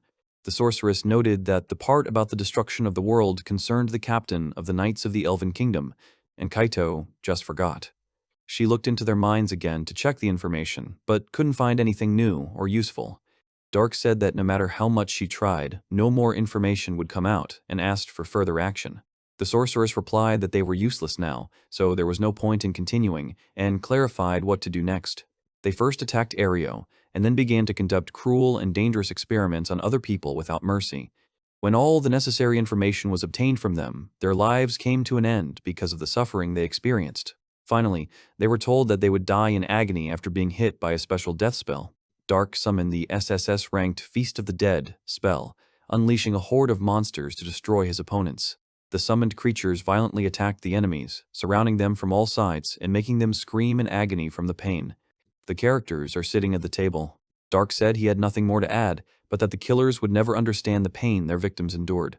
The interlocutors agreed with his words in the affirmative, expressing full understanding of the situation and recognizing the seriousness of what he said earlier. He stressed that once they have new information, it is necessary to check its reliability and truth. Majika asked Light to let her inform him about an important issue related to the current situation and events. Light was surprised by the request and asked Inegidai, the magic girl, what exactly she was going to inform him about now. Eli informed her that all preparations for revenge on Sasha had been completed, and they could proceed. Dark asked in surprise if that was true. After receiving confirmation from her, she added that just one word from him was enough, and they would proceed with the plan immediately. It became known that Sasha has a fiancé, the vice captain of the White Knights, who was previously mentioned by Kaito. It also turned out that the apprentice has the blood of a master, so it was decided to kidnap all the knights and not take revenge on Sasha. Light called the plan excellent, praised Eli for the work done. He ordered its implementation to begin immediately. After the gala, his goal is Sasha. He will finally be able to get revenge on her. Eager to see her utter despair and fear of impending death with my own eyes. He was looking forward to meeting Sasha, imagining the moment when she would face certain death, unable to escape her fate. She said that she is an illegitimate child, born to a noble father and a commoner mother. After the death of her mother from an illness, she decided to become an adventurer in order to build her own destiny and future. Her relatives treated her with arrogance and contempt, constantly humiliating and insulting her at every opportunity. Over time, their opinion changed, and they stopped bullying. It's all because of her engagement to the White Knight's second-in-command, Mikhail, from the royal family. Sasha and the interlocutor recalled the moment when Light thought that they were on his side and found it funny. The man noted that he is always interested in listening to Sasha's stories, especially about the events related to the murder of Light. They discussed the moment when Light was shot in the leg and regretted that not everyone was able to see his reaction. The man said that the execution of the plan to destroy human villages will be interesting because there are a lot of people there. The two men laughed, remembering how Light's expression changed, and looked forward to the upcoming entertainment. The guy admitted that he rarely communicates with girls, especially with people like Sasha, and called meeting her a great happiness. The interlocutor smiled and said that she was also glad to meet him, adding that she had never even dreamed of such a thing. They exchanged pleasant words, expressed mutual gratitude, and continued the conversation, enjoying the calm atmosphere around them and the warm communication. The horses in the team continued to drive the carriage steadily along the paved street. Remembering Michael, she thought that he was too good and gratefully thanked the interlocutor for the kind words she had said. In response, she remarked that they were perfectly suited to each other, hinting at harmony and mutual understanding in their relationship. The interviewee said that the wedding is planned for the end of the year and suggested that preparations for the upcoming event should already begin. The heroine mentioned that they had difficulties choosing a wedding dress and asked for help in preparing. The interlocutor assured that everything will be done in the best possible way and assured that you can rely on her. Suddenly, the carriage stopped, and the heroine asked the reason, to which she received an explanation from the escort. It turned out that human slaves dropped their cargo right in the middle of the road, for which they were abruptly forced to work. The slaves were forced to work, not allowed to rest, despite their requests and fatigue after a long time of work. One of the women agreed that people were useless if they couldn't carry a load, and condemned their weakness. She admitted that she would be willing to give anything to keep Light around if he turned out to be a master. In the conversation, she said that she was glad that he was dead, because it was this event that gave her something important. The interlocutor reacted in surprise to the words, clearly not expecting to hear such a confession in such a situation. The woman was standing at the entrance, watching the crowd intently, when a man who had fallen in the middle of the street suddenly caught her eye. A young man dressed in a dark cloak was lying on the ground, and with an effort he slowly started to get up, attracting the attention of the surrounding people. Recognizing his face, the woman in amazement and bewilderment quietly uttered a question, not believing in the reality of what was happening in front of her eyes. The woman, noticing the figure in the crowd, exclaimed in surprise and called him princess, even though she couldn't believe her eyes. She hurried forward, praying that this was just her imagination and coincidence, not reality. As she ran along the pavement, she desperately repeated that this couldn't be happening, telling herself that she was wrong. As she stepped forward, she admitted to herself that deep down she was afraid to confirm the person she had seen. When she reached a dead end, she stopped and realized that there was nowhere else to run, wondering what to do next. She tried to convince herself that she was wrong, because it had already been 3 years, and in that time he would have grown up. Remembering the conversation with Michael, she decided that she had only accidentally remembered Light, and her guesses did not make sense. She reasoned that even if Light had survived, there was no way he could have escaped from the dungeon without help.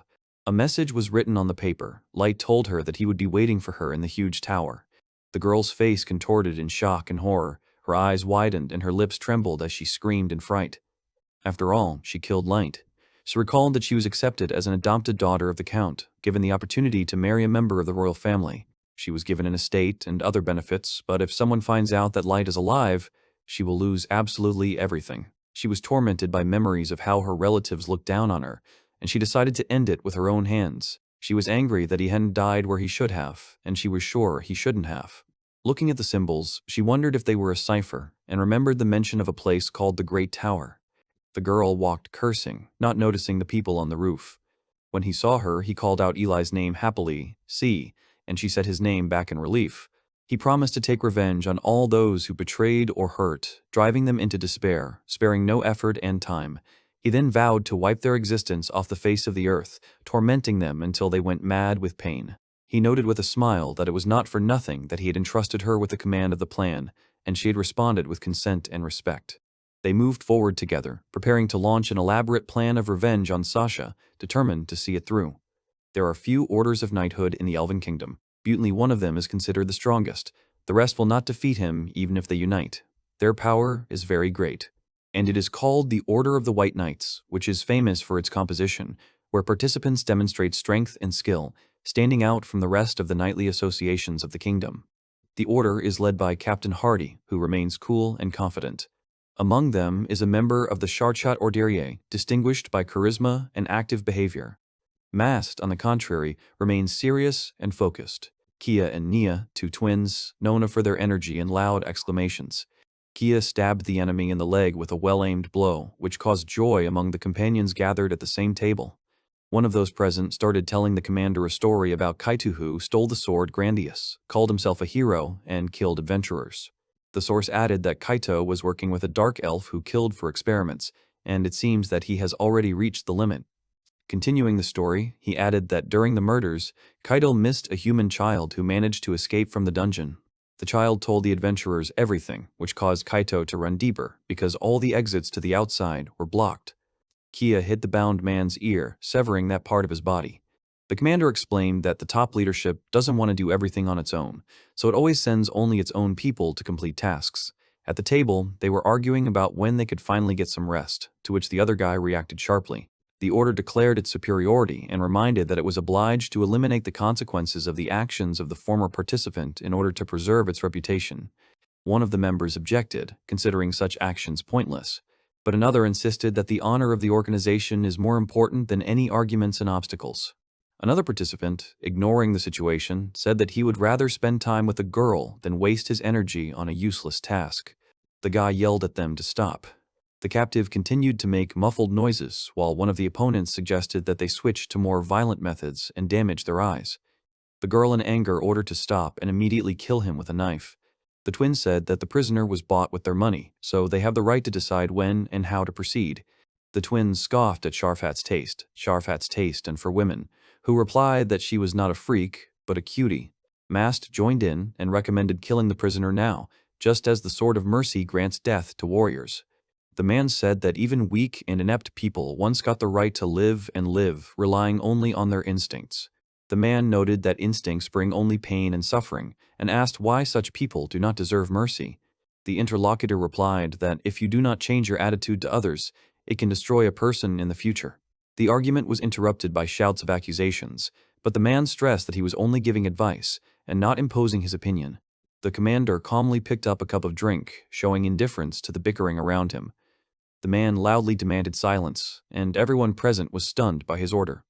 Noticing that the noise was ruining the taste of the tea, he glanced at the crowd with annoyance. He warned that no one should flirt, as this negatively affects the reaction speed in battle. The two men exchanged glances, and the commander called Sharfhata by name Chasya, trying to draw attention to the situation. He replied that he understood and hit the prisoner on the head. Everyone stood there in amazement. The commander ordered Ni and Ki to clean up the place, and Mast was assigned to clean up the rest of the area, to which He responded with both consent and willingness to carry out the order. The elf apologized to the girl for her fright and asked her, Ma, Su, Ma, Attendoi, Maya, Maya, Maya, go. She took her leave on an errand. The commander noted that Kaito had a bad temper and low level, which created problems for the team. The commander said that he would not allow the order's reputation to suffer in front of Her Highness and would deal with the consequences of wrongdoing. The source recalled that Kaito was a candidate for the position of commander and constantly trained to become stronger, but he still reached his limit. The commander, with a calm expression, asked Sharfat if he would like to take his place. However, he refused, considering himself unworthy of such a position. The interviewee admitted that when he joined the order, he was too weak and spent a long time improving his skills. They discussed that Kaito always wanted to reach the top, just like other apprentices with master's blood. Elves have the most master blood, but that doesn't make them special among other creatures. Blood-awakened masters easily break the limit, reaching levels over 2,000 and some even over 3,000. Those who have this blood and a high level are called apprentices. All white knights are made up of apprentices, but their strength varies depending on the amount of master's blood inside. For example, Kaito didn't have much of it, so he quickly reached his limit despite all the effort and training. All of this is hidden information, and just knowing about a high level doesn't reveal the full picture of their abilities. The commander asked Sharfat not to sleep with people, otherwise he would spoil his blood. The elf noted that there were fewer than 20 apprentices, many of whom deliberately tainted the blood, losing its power and potential. He warned that mixing with humans would spoil the blood and the master would not appear until millennia later and the blood would not be obtained. Sharfat replied that he was interested in how people's blood and behavior would change if he mixed with them. And teasing them is even more fun. Sharfat talks about the prolonged game, hinting that it's time to stop it and that he is already tired of what is happening. He added that he would kill the girl as soon as she tried to escape and invited the commander to join him. The man agreed. He pointed out that the Queen's order to kill Kaito would arrive soon, so we should be prepared. However, its implementation was later postponed. A few days after the events, a mysterious tall tower appeared in the middle of a dense forest near the elven capital. The appearance of a mysterious tower in the depths of the forest near the border with the elves caused chaos in the capital, breaking the usual order. The elves used humans as bait. After its sudden appearance, high-level monsters began to come out of the forest, filling the roads and blocking the way to the port city. Even the main routes turned out to be dangerous, and as a result, the way to the port was completely blocked, complicating the movement of residents. All the knights, except for the former order, were sent to protect the road, as the monsters are fleeing from the mysterious tower. Adventurers were assigned to explore this tower and its surroundings. A high reward was offered for any information about the tower, but no one was able to get to it. In the forest, the knights discussed the situation, noting that high-level monsters had settled here, and it threatened the surrounding lands and would be bad if the monsters didn't come back. But the reward for any information is great, and as long as they are safe. In Ixai Ed, one of them bought a human slave, thinking that a little girl or a woman would be best suited. Another was surprised that a person was being used to check the path, but admitted that it turned out to be quite a good solution. He said that if you want, you can team up with other groups and hide yourself while the bait distracts the bait's attention and save resources. However, the problem was that the frightened girl absolutely did not want to move forward, interfering with their plans. One of the men shouted for her to move, threatening to hit her if she didn't obey his order. The girl in tears asked her not to hit, repeating her apologies. In response, I was ordered to stop crying and move on. The girl listened to the conversation about buying slaves with her head bowed, hiding her fear. The men laughed, considering people cheap and unnecessary. One of them shouted to the girl that she was finally needed, and not some garbage. The girl clenched her hands as she heard the crunch and footsteps approaching. The men's gaze turned cold. A monster with a terrifying mouth appeared from behind the bushes and ate one of them. The menu turned around in fright and screamed. The monster ate the remaining elves. The girl sat on the ground, unable to move. The monster was already approaching its next victim. In the thicket, the dark-furred beast stopped abruptly, as if distracted by something, and turned its head to the side. The girl with the collar around her neck looked ahead in surprise and slowly got up, realizing that the threat had suddenly disappeared and retreated. A tall figure with a weapon in hand emerged from the trees, loudly announcing the unexpected surprise. The bespectacled strangers were discussing an unexpected find in the woods, mentioning that this was a slave whose master had been killed. The girl thought that she was saved, but she quickly realized that now she would be bullied by these people, and not by the monster. She was surprised to see something strange, but soon realized that she had escaped death from the monster, but was captured. He explained that if you leave her in this state, the consequences can be unpleasant, so you need to maintain your strength. She was surprised to see that her wounds were completely healed, and wondered why these people would spend such an expensive item. One of the men offered to help her so that she wouldn't have to go barefoot next time, and handed her a rough walking stick. The man said it would be easier to walk with a cane, and they would take her out of this place where she could take a bath. The group set out, asking her to let them know if it was going to be difficult, and asking if she would be able to get up, and then they would feed her if she could continue on. The boys confirmed the plan, agreed to protect her, and continued down the road, not losing their vigilance and caution. The cat girl was perched on the roof, her legs dangling down, and serenely observed the surroundings, enjoying the peaceful moment. She yawned widely, closing her eyes, and said, "Naya," softly, as if to express complete peace. The witch landed next to the cat girl sitting on the edge of the wall. She asked how the meeting with the enemy went. The witch noted that it was amazing how Mr. Light managed to find a common language with this strange person. This place was very different from the abyss they were in before, and controlling so many monsters in such an area was difficult. They were ordered to get rid of all possible sources of trouble and rescue every person captured by elves or attacked by monsters. Most of the work was done by the cat girl Aoyuki, but she assured that she would help, and asked not to worry. Most likely, Mr. Light checked their readiness for stressful situations. The witch is sure that Aoyuki understands this, especially for Mohikanye with an unusual hairstyle.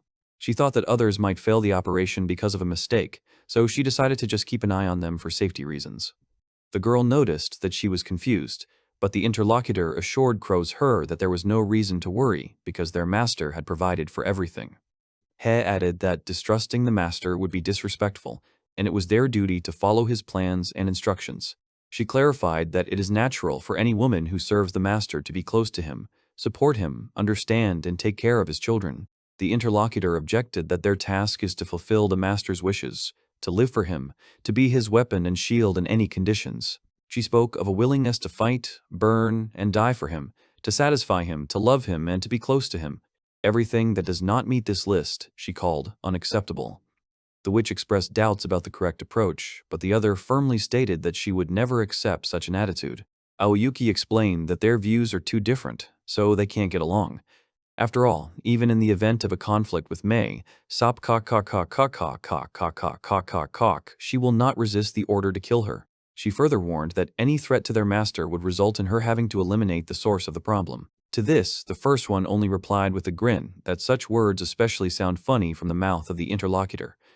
The second interviewee, not afraid, noticed that it would be an interesting experience and doubted the ability of the opponent to defeat her. They stood facing each other, tension in the air, and their gazes remained sharp and serious. The cat maintained a wary posture as it watched the girl, whose eyes glittered with determination, as if foreshadowing an imminent fight between them.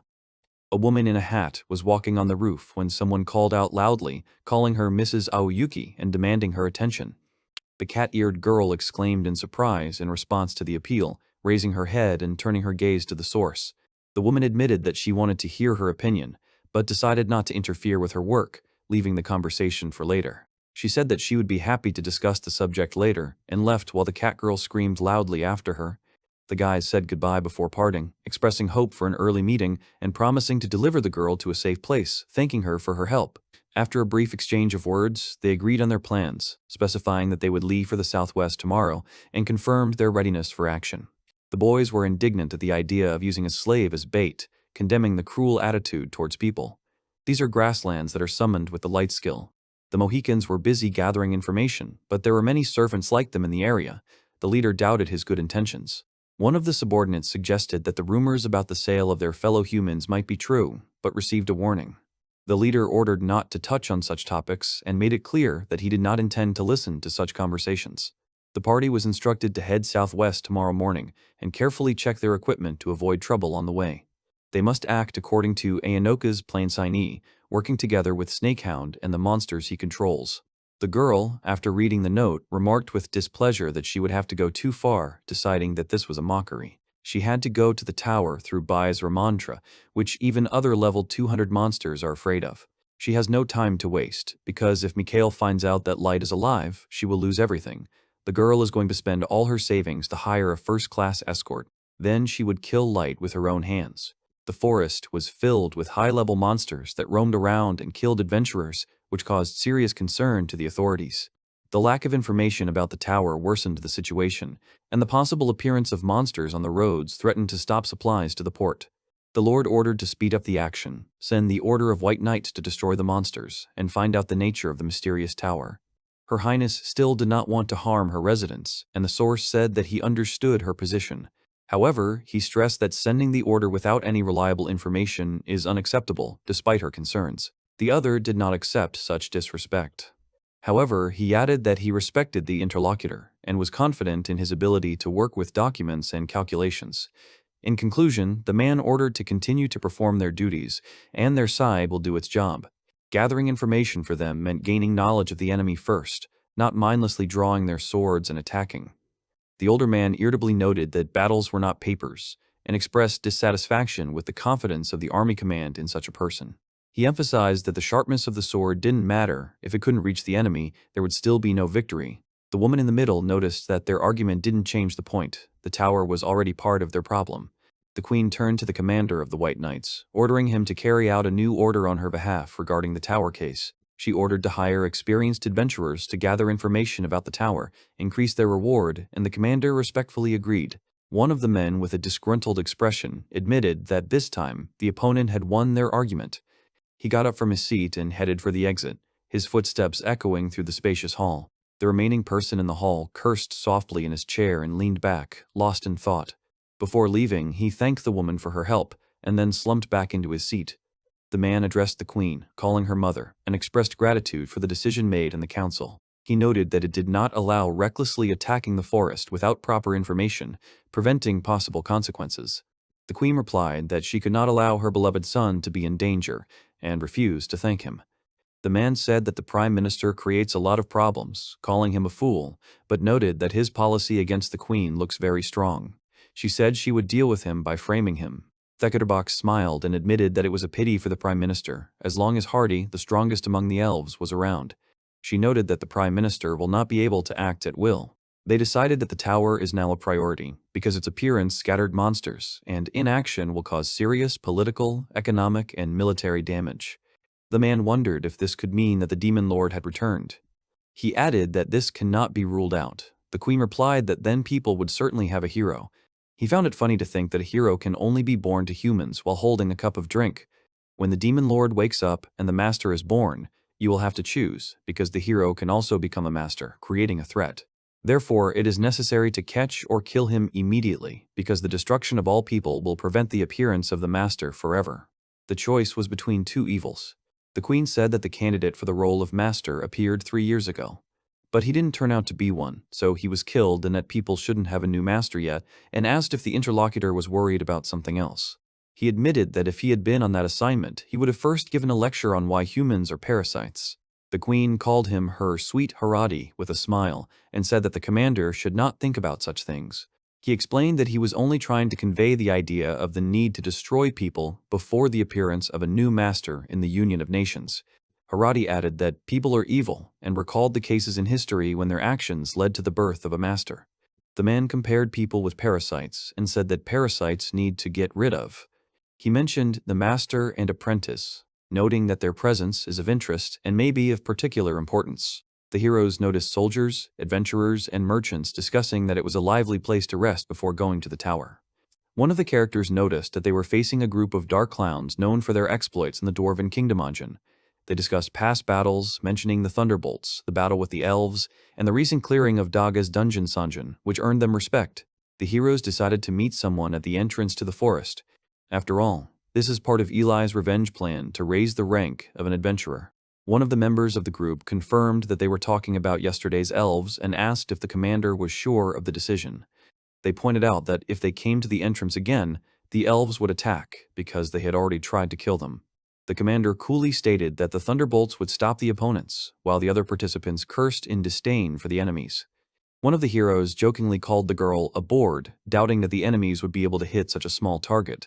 She was outraged and threatened him, but their conversation was interrupted by a question to the armored man about his opinion. He stood there, riveting their attention with his silence. He sternly warned them both not to touch the girl, to protect her from possible rudeness. The hooded man realized that he had made a mistake in not expecting the girl to approach so quickly and prepared to wait. The girl recognized him, exclaiming in surprise, and he firmly stated that he would be patient while watching her actions. The girl called out to the cloaked man, calling him a human child, and ordered him to listen, paying attention only to him. He clarified that she was referring to him, and noted that he had caught a glimpse of her before. One of his squad apologized, saying that they were late for a meeting, but she demanded that he come over, since it was he who was needed. Inwardly, the man recognized her face, remembered that he hadn't seen her in 3 years, and heard the demand to remove the mask. The girl was indignant, and the hooded man said her name in embarrassment, clearly confused by what was happening. One of the observers noticed that they were having problems, and the other asked what was going on, following the situation. He said that it was unlikely that she would want to see his face, because the mask hid the disfiguring burns. The girl angrily told him to shut up, accused him of insubordination, and demanded to remove the mask immediately, not brooking any objections. The girl violently slapped the man in the raincoat, ripping off some of his clothes and calling him a pathetic person in front of everyone. The girl tore the hood off the man, demanding that he show her his face and not hide behind the mask. She moved closer to him, looking him straight in the eye, her face intent on finishing what she'd started. She glanced at him and squinted. The man looked tense, knowing that the moment of exposure was imminent and not knowing how to respond to her insistence. An illusion of burns appeared on his face, created with a special item, SSR clown mask. He noted that he deliberately created the appearance of damage in order to mislead others about his real appearance. The girl, in shock, ordered to cover her face. She sighed that now she was sick and accused people of being disgusting. The man reminded that she took off the mask herself. Inside, a thought would occur to him that this kid wasn't exactly Light. She admitted that it had already been 3 years, and Light would have grown more than this guy in front of her. She thought that Light was in the tower, and she would go there with all her strength. She decided to kill him and bring him information about the tower. She reminded herself that she should match the bride of the vice-captain of the Order of the White Knights while maintaining her honor. She wondered why her life was going downhill, because everything was going well and going according to plan. She also decided to ask Lord Mikasa to let her become an adventurer once again, so that she could continue on her journey. Previously, she only pretended to care about people and love them, hiding her true feelings and goals. Now it was interesting to see her real face. The commander said that they had problems, and they needed to hurry in order to be able to complete their plans in time. The other members of the group agreed and confirmed their willingness to go together, heading towards the goal without delay. They continued on their way to the mysterious tower, aiming to increase their adventurer rank and reach new heights in adventure. But in reality, they were going to the tower to regroup with Eli, hiding their true intentions from others. However, they were quietly followed by someone who wanted to meet their representatives from there and, possibly, interfere in the events. The hero turned to the pursuers from the guild. He sharply asked if they understand how risky it is to approach in such a situation, especially in these conditions. The hooded man gave a warning, saying that if they got any closer, they would die immediately. They shouted angrily, but the hero only said that he had warned them. The pursuer shouted not to be trifled with, and said that he would not allow them to escape. The group reached their destination, where one of the members informed Mr. Dark of their arrival and readiness to act. Dark was surrounded and threatened that he would now answer for the events of the previous day and not be able to leave. The heroes admitted that they were surprised, because they did not expect that they would be caught up, hoping to safely escape from their opponents.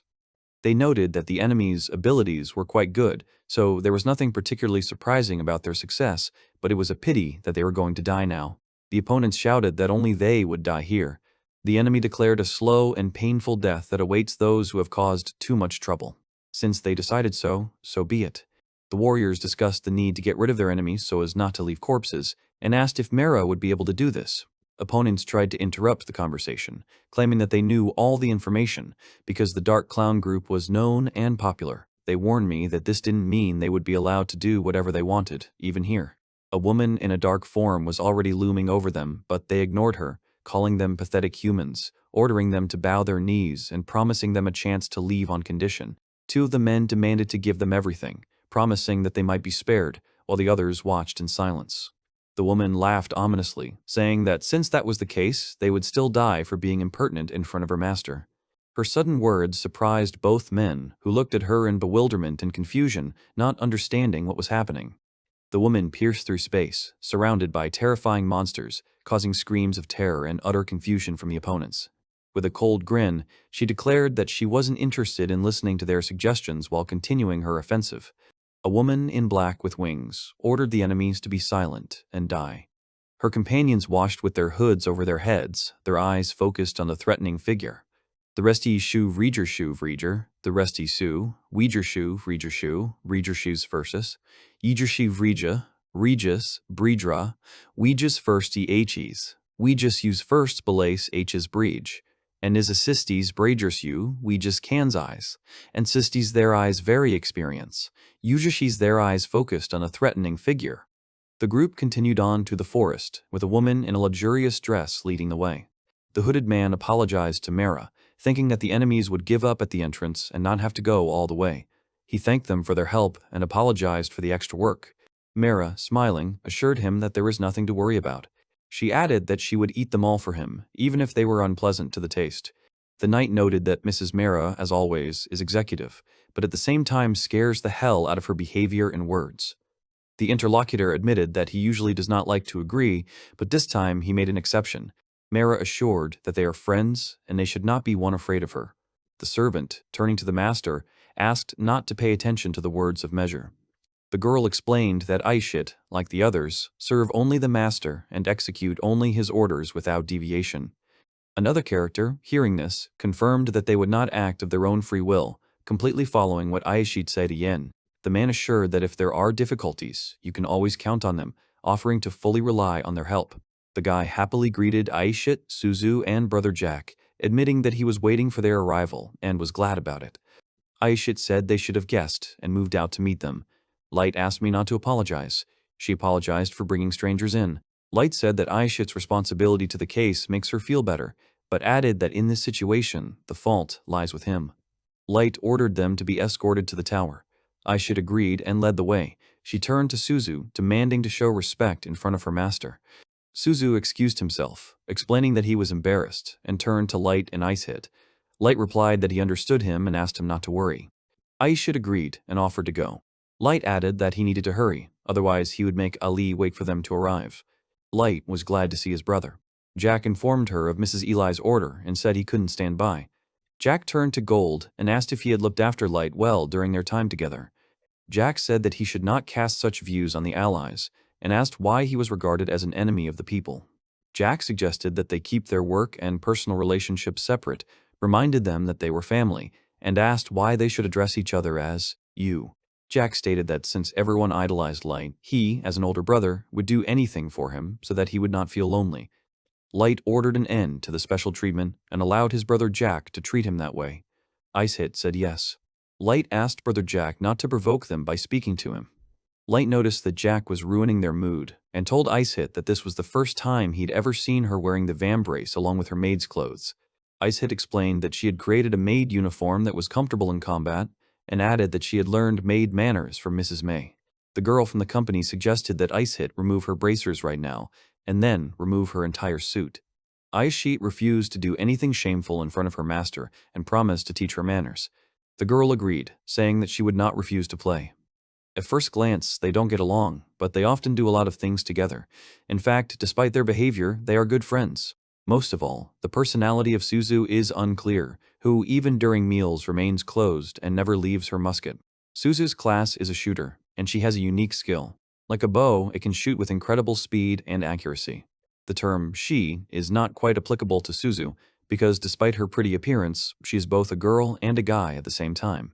Her card says she's androgynous, and Light wants to know what that means. Then they announce their arrival at the scene. Up close, the tower was much larger than it looked from afar, impressing with its size and scale of construction. The girl happily met Light, welcomed him home, and said that she missed him. Light responded by offering to talk to Doyuki, Eli, and Nazuna inside. He said that the destruction of the tower would not affect the people inside, since he had used magic, and invited them to feel at home. The interior was spacious, with many tall pillars that supported the structure of the building and gave the impression of grandeur and stability. Light was surprised to see an animal that he had only seen on the map before. She said she called him because he was part of the plan. Since there are only your own people here, go up to the last floor after activating a special spell, because moving between floors will become inaccessible. Light stood by the throne, and the others bowed before him. Nazuna said that now she would once again explain the plan of revenge to Sasha. The original goal was conceived by Mr. Light, since Sasha should marry a representative of the royal blood according to the established plan. Just killing Sasha won't do any good, so they definitely need to prevent her from marrying a member of the royal blood. First, Mr. Light had to increase the rank of an adventurer, then use the strongest warriors of the Kingdom of Elves, the Order of the White Knights. Nazuna asked that they be allowed to show the White Knight Order their full strength in order to impress and achieve their goal. They understood that their power was too great for this world, so they asked for permission to test the Order's fitness. After the test, losing the best soldiers, the kingdom will weaken, then they will sabotage it, capture enemies, and knock out information about the Master. First, you need to observe the reaction of other states. Even if the tower is destroyed, it will not affect the Abyss, testing possible forces stronger than them. The tower will become a kind of lighthouse. It is better to consider it as a bargaining chip or pawn to achieve your goals. This is the main plan for revenge on Sasha. Light said he expected this from Ali and asked how she would get everyone to come here. Eli reminded him of his pet on the first floor, explaining that they would come here on their own and there was no need to force them. Eli said that all the monsters in the area are under Loyuki's control and Sasha can come here to meet her. In this case, Sasha will think that it is impossible to understand why the dragon lives near the tower, wondering at its presence and habitat. Sasha realized that all the animals in the area had escaped, because now there was a dragon living next to the tower, explaining their disappearance. Sasha said that she would never go there and accused Light that he wanted to see her here. Sasha decided to go back and report everything, because without the help of the White Knights, she would not be able to go inside. Sasha will report the information to the guild, but Light needs to get ahead of her and do it first to control the situation. They had no choice but to send out the White Knights. Mara asked if the Red Dragon really lives near the tower. The Prime Minister said that the capital is close to the tower, but if the dragon flies here, it will burn it completely. The measure agreed with the Prime Minister. The captain asked the Prime Minister if there was any more information on the situation. The first source of information is the Dark Clown group led by a human. The data is provided personally to them in the guild for analysis. They're very good for humans, I guess. It was this source who reported on the elf, betraying the knights and killing adventurers with the Dark Elf. Another source confirmed the information a couple of days later. Sasha, the fiancée of Vice Captain Mikhail, asked permission to go there as an adventurer and find out everything. The Prime Minister said that the coincidence of reports means that they are true. The captain noted that the human and elf gave the same report, despite the differences. The Prime Minister said that was enough and asked why they were still sitting. He pointed out to the captain that there was no time to argue about races. The captain muttered that he was annoying, expressing annoyance at the situation in the Prime Minister's words. The captain stated that in the name of the White Knights, he vowed to defeat the Red Dragon and defeat it at all costs. For the sake of Mr. Light's happiness, when the White Knights are not in the capital, they will brutally kill Sasha for his life. They promised to try not to use all their strength in trying to mock them, acting with restraint for the sake of the effectiveness of the plan. Eli, Loiyuki, Nizuna, a witch of forbidden spells, a genius tamer, and a true vampire knight all at level 9999 are incredibly strong. I'll do my best for Mr. Light. Suzu is an android shooter, level 7777, ready to act effectively. Mara appeared in anticipation. Chimera has a level of 7777. Jack, Man of Steel, level 7777. He doesn't care who it is, elves or not, he will send everyone flying. Aishit said that she would give her life for the sake of Mr. Light. She is an Ice and Flame warrior, level 7777, ready for battle. Jack said that since Sasha had already gone to the tower, she would lead them. They will pass through the forest as planned. Someone said that they didn't see Sasha as important, suggested that they go back to rest so as not to interfere, and asked if everything was all right with her. Sasha replied that she would take them the fastest and safest way and decided to go with them, accompanying the group. At this hour, the country should not lose people. She doesn't want anything to happen to them along the way. Since she's weaker than us, she can take care of herself. He lent her a ghost-class armor and protection as a last resort. Someone told us not to worry about her, that she was responsible. He also added that he also wants to protect this country. Someone said that he envies the vice captain because the bride is so patriotic, adding that she is really a brave and determined girl. It is better not to interfere in their conversation, let the children have fun. It scares me, but they seem to be on good terms with him. Maguli asked if he could walk beside him. Sasha replied that she was leading them and agreed to lead the group. For the sake of their beautiful future, Sasha's safety is paramount. She agreed, confirming her willingness to exercise caution. Nia and Kia marveled at the huge tower, admiring its size and asking how it even got there. Nia noticed something was up and asked Kia if she was seeing it too, marveling at what was happening together. These monsters turned out to be dangerous. Their level exceeds 1,000, causing serious concern to the heroes watching them. There are 3 more here. Captain, it will be problematic to fight them right away. Maybe it's better to remove them from a distance, the heroes suggested. They decided to just distract the monsters, not knowing how strong the enemy is, and save their strength, because their goal is a dragon. There were explosions in the air, and the 3 watched them as the heroes jumped out of the trees, distracting their opponents. The 3 of them went to the site of the explosions, while the heroes watched them from the bushes, assessing the situation and preparing to act. Even those inside were gone. He couldn't have seen more than 6. The passageway is now clear, only 6, there shouldn't be any more. Attention. They move into a mysterious tower. The main goal is to kill the Red Dragon, for which they are preparing for a dangerous mission. The probability that he is inside is very high. Everyone be alert and ready to face a powerful enemy. They move toward the tower. Jack told him to go, then ordered silence so that everyone would remain calm and careful along the way. She noticed that she couldn't hear anything, even your heartbeat and breathing. Absolute silence. This spell seemed familiar. Perhaps a unique hardy skill? The spell drowns out all sounds around the person who cast it. Usually, silence is achieved by simple magic, without additional intervention or effort. Hardy's silence is much stronger than usual, covering a huge area, drowning out all sounds for anyone who enters it. The average person in the Hardy zone will go crazy in a couple of minutes, and if they last more than 10, they will die. He is so strong that he is second only to the captain of the White Knights, and this exceeds all the expectations of the people watching around him. Sasha is determined to kill Light with her own hands, in any case, as soon as they get inside the tower together. They went to the security door of the building, and Hardy made a gesture with his hand, opened it, and they all went inside together. The 7 of them found themselves inside a glowing circle full of mysterious signs. They looked down and thought it might be a teleportation trap. The huge tower consists of 5 floors, starting from the 1st to the 5th. Each level visually stands out and impresses with its scale. After that, they looked at each other.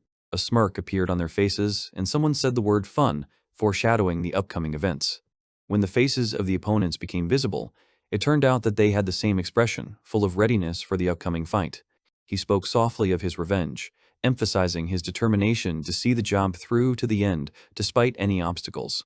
Two boys were arguing with their hands up, calling each other names and reproaching each other for not informing them of the trap in advance. Nia and Kia examined the floor and pillars and realized that the captain and the others had been moved to other floors and that they were above the first floor. They decided to find the others first and team up. Then one of the people present asked if the people who appeared in front of them were opponents. Eli and Mara noticed that the opponents looked weaker than expected. The measure forbade her partner to interfere, reminding her of the order and her desire to have fun. Kia and Nia claimed to be always alert and aware of any presence, but this time they were unable to detect opponents. Mara calmed them down by telling them to thank Mrs. Eli, who had forbidden them to immediately kill their opponents, assuring them that they would not be killed. She explained that the tower supports life even after severe injuries, and was created using the dungeon core for this purpose. They asked if the red dragon was called Lady Eli, asked about the identity of the interviewees, and clarified what the dungeon core was. They said that the dragon was summoned by Lady Eli, and that the companions who were their food had come here because of it. One admitted that he did not believe her words. Another realized that they needed their order. Ice Hit scolded her for divulging information to her enemies, asking her what she would do if they decided to escape from here. Mara told Aishit that she was joking, and asked where she thought the opponents would be able to escape from this tower.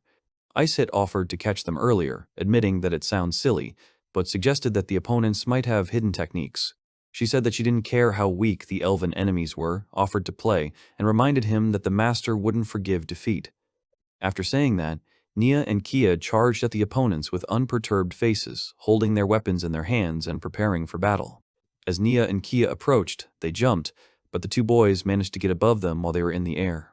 They claimed to have become apprentices because of the master's blood flowing in them, and reported that their level exceeded 1,800. They complained that they were stuck with brainless fools and decided it was time to teach them a lesson. Nia said that these two people should be killed, not just taught a lesson. Mara argued that the opponents looked more like squirrels than mice. Kia offered to cut off the opponent's legs and arms during the fight. Roku said that he separated from the captain and did not notice the trap, which he could not believe existed, calling it bad luck. He noticed that the material of the buildings is similar to the first floor, but when compared, it turned out that the structure and structure are significantly different.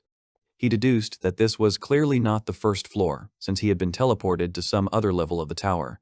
He, looking at the body near the pole from afar, asked what floor it was and suggested that we go out and tell them. He walked closer, looked at the person in front of him, and upon seeing his appearance, said the word cute in surprise. He turned to the girl, introduced himself as a scarf, offered to return her home, and asked why she was in this tower. Seeing her displeased expression, he changed his address, calling her young lady instead of the previous words to soften the tone. He excused himself, called the other man a kid, and noticed that his companion was silent, as he probably already noticed. The guy, looking at him, asked in surprise if he was a talking weapon, and clarified whether he was actually a living weapon. He said that the companion's name was Suzu.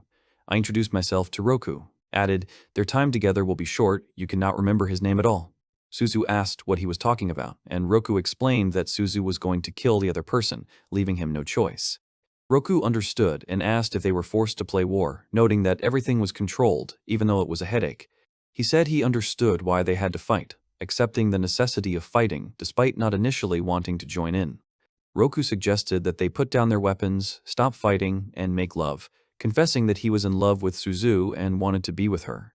He relayed the words of his companion that she was not interested in him, adding that this was said with a categorical refusal without hesitation.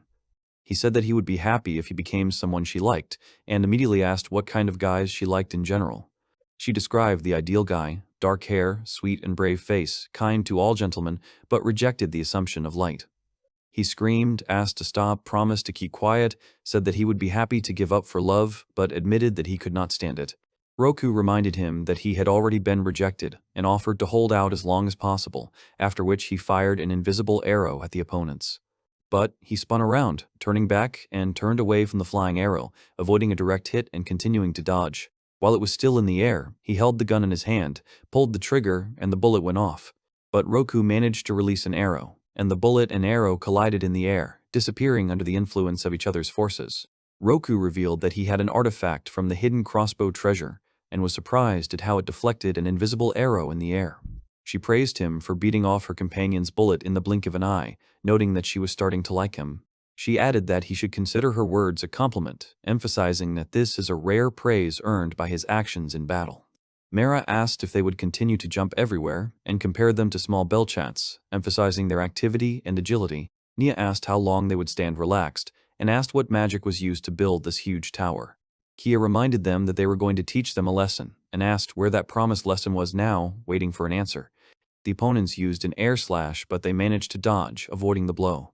Ice Hit and Mara noticed that their opponents were quick to use magic, were surprised by their intent to kill, and recognized that the elves were really good at it. The two opponents abruptly stepped back and used an air slash, attacking from an unexpected position and causing the enemies to dodge instantly. They used this technique again and again, filling the space around them and creating continuous pressure on their opponents without stopping. Ice Hit said that you need to dodge until the opponents stop moving, because it is impossible to attack. Mara noted that this is fine. Nia and Kia said that they can act in this way for as long as half a day, and then continue their actions in the next phase. Mara was stabbed in the legs from a distance, but Aish had noticed it too late, and Nia was behind him.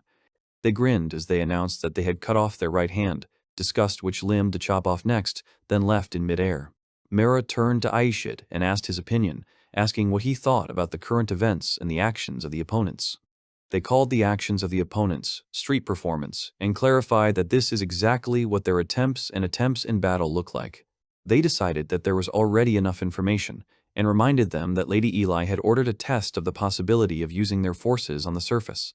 Aishid admitted that he did not expect that the opponents would be so weak, being surprised at their inability to effectively resist in battle. Nia and Kia called them liars, denying their weakness, emphasizing that it was impossible to even touch them, and expressed disbelief. They confirmed the truth, asked to look carefully at their sword, called the opponents fools.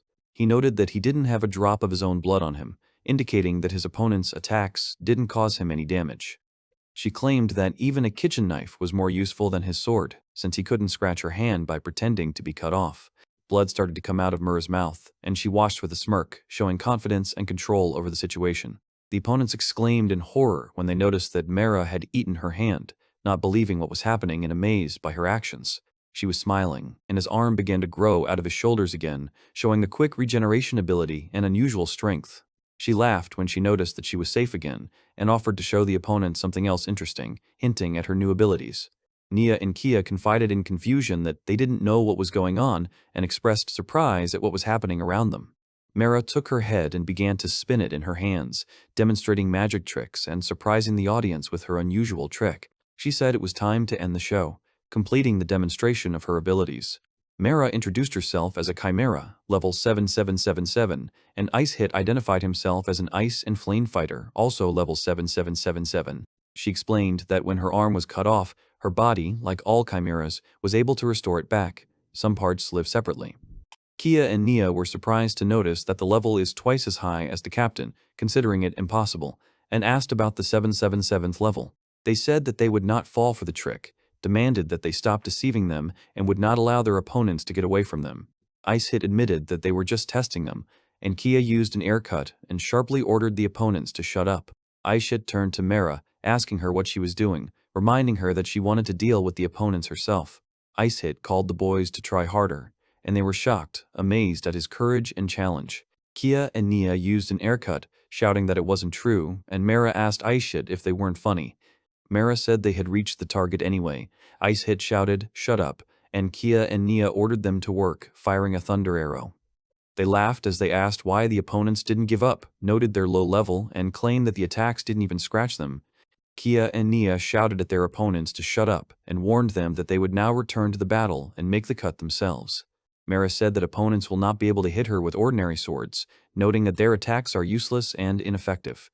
Aishit acknowledged the reasonableness of Mrs. Eli's actions, but noted that he was very tired of the opponents, and he did not understand their intentions. Kia and Nia screamed and tried to run away in a panic, terrified of what was happening and trying to quickly escape from the threat. They tried to escape, but the exit was closed, and there was no doubt that they had a plan or intention to deceive the watchers. Aishit warned not to lose vigilance, noticed that they are overestimated, but admitted that the probability of such an outcome still exists. They decided to prepare for action and set out, moving toward their intended goal with determination and alacrity. Nia admitted that she didn't understand how these two were stronger than the dragon and decided that they needed to run to the top of the country. Nia encouraged Kia to move along the wall to find a way out, believing that they would succeed in this situation.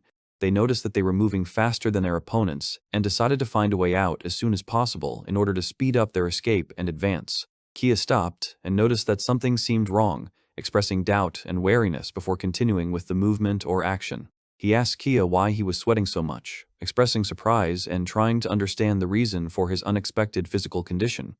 They looked at each other and wondered why it was so hot and what caused the sudden change in temperature. Kia exclaimed, outraged by the monsters, and asked where they got the source of magma that caused the surprise and bewilderment in the tower. Nia was warned that there was no time, and if they didn't defend themselves and escape, they would be burned alive here. They summoned magic to turn to ice, creating a wall between themselves and their enemies to protect themselves from the imminent threat. They were happy that it was getting better, but Kia noticed that the ice was melting very quickly, creating a new threat and danger.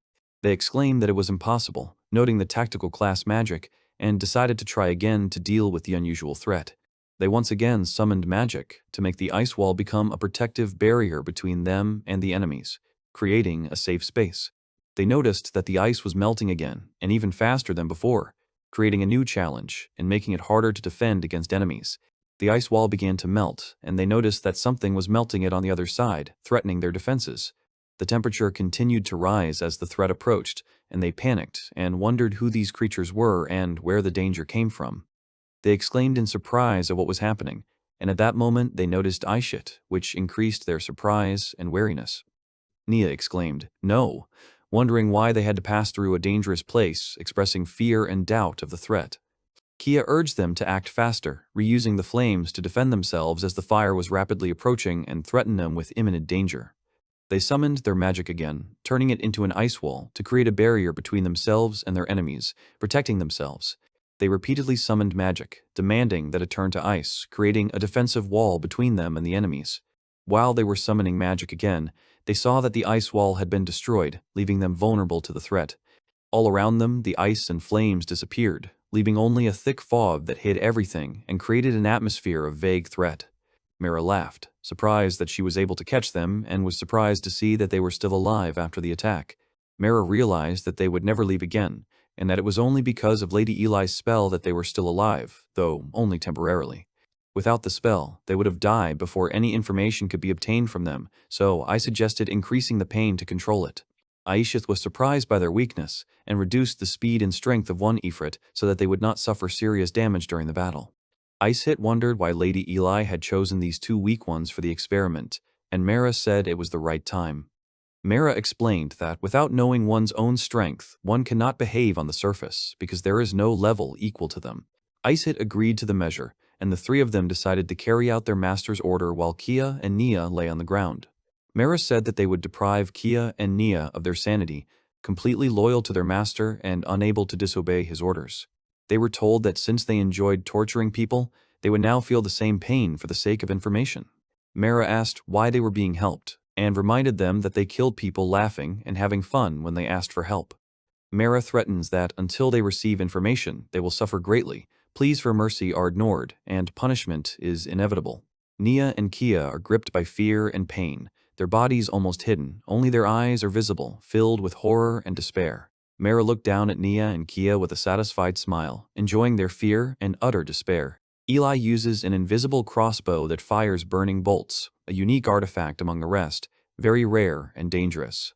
On the second floor of the large tower, Eli greets Suzu, showing friendliness and drawing attention to herself in an unusual way. Suzu explains that mana is transferred to the crossbow to create invisible bolts that significantly increase its rate of fire and power. Eli shouts in exasperation, asking if Suzu is tired of running away, and suggests that they surrender without resistance. Eli threatens to corner the enemy, laughing as Suzu fires a bullet from his weapon. Suzu notices that his shots have slowed down and are not flying towards him, trying to understand the enemy's intent. Suzu realizes that the enemy's attack has now accelerated, and decides to go on the offensive with his partner immediately. The partner is surprised by the slow shots, realizes that they were the first, and realizes how close they are to danger. Suzu was praised for his accuracy. The shot was not accidental. He anticipated the elf's movements and fired ahead of time. Ali announced, The real show starts now. She thanks, laughs, and prepares to continue, adding, and more, for intrigue. All the shots were fired, but Suzu managed to dodge, avoiding the hit, demonstrating agility and instant reaction. Eli decides to run away and asks why he doesn't want to fight, hinting that it's better to give up, kid.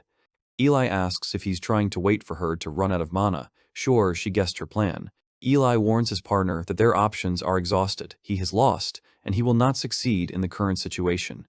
Eli shouts, "Checkmate," and shoots at Suzu, showing that the situation is completely under her control. Eli says about the gift, increase the speed and power of bolts controlled after a shot by increasing the amount of mana. Sharfhot is strong in shooting, handling, and magical weapons, making him valuable to the Order. Eli admits a possible exaggeration. Eli is surprised that Suzu survived, points out the difference in strength, and expresses joy that she is still alive. Roku reasons that Suzu loves Mr. Light and will probably give up to protect her pretty face. Ali declares that she is better than that guy and orders him to become her girlfriend, rejecting the boring guy. Suzu is shocked by Eli's words.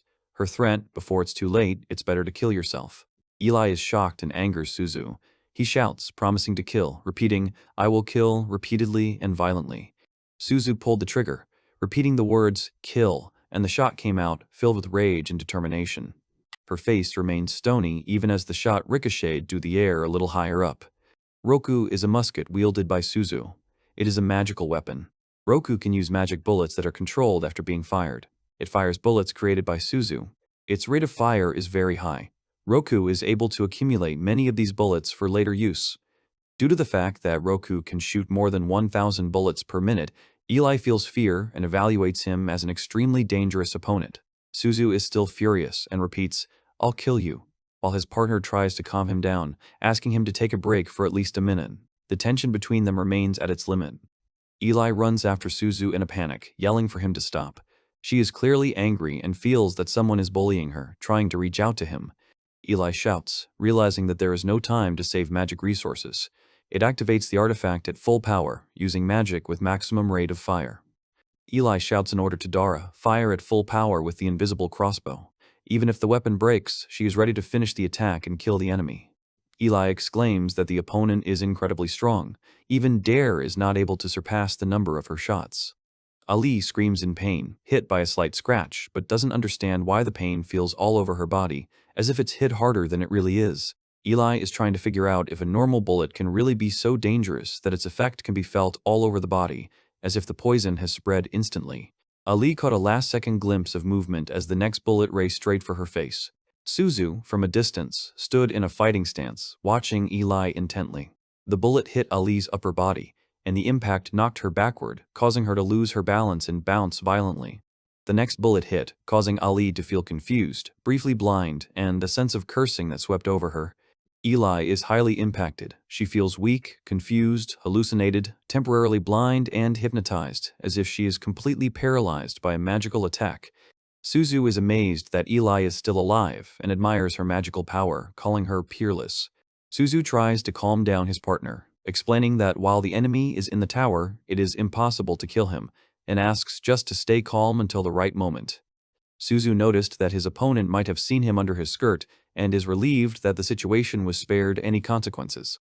Suzu recalls Mr. Light's words. Before acting, one had to first assess the strength and abilities of the opponent. Suzu shouts that even if you heal your opponent, they won't be able to fight, and warns them not to waste their mana. Suzu calms down by saying that Mr. Light is always kind and won't get angry, and Roku never lies. A guy asks if anyone else has come here with him, and Jack points out that he's come a long way to get here. Jack introduces himself as the Man of Steel, level 7777, and is happy to meet him. Jack says that he is on the 3rd floor of the tower, and his companions of the interlocutor are on other floors. Jack says there are no traps here, and you can relax. He replies doubtfully that he won't believe Jack's words just like that. Jack says there's no point in using dirty tricks when two men are fighting.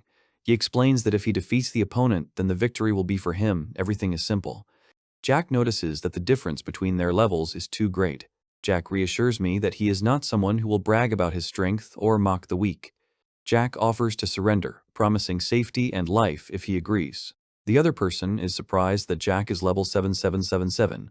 He doubts and believes that such a level is unattainable for a person, claiming that people are too weak to compete, and bragging in this case is pointless. Jack explains that he won't block an opponent's evaluation skill, even if they try to use it on him. He claims that he is not bragging. Jack is surprised that the opponent doesn't have an evaluation skill, and the opponent replies that he doesn't need it because he can evaluate Jack right in battle. He declares that he will defeat Jack and get his way on. Jack agrees and notes that the opponent is quite smart. It encourages you to start a fight and determine who is stronger, warns the enemy not to die immediately, calling him a stupid little man. Jack was under threat. The enemy threatens to send him to his forefathers with a single blow of a spear.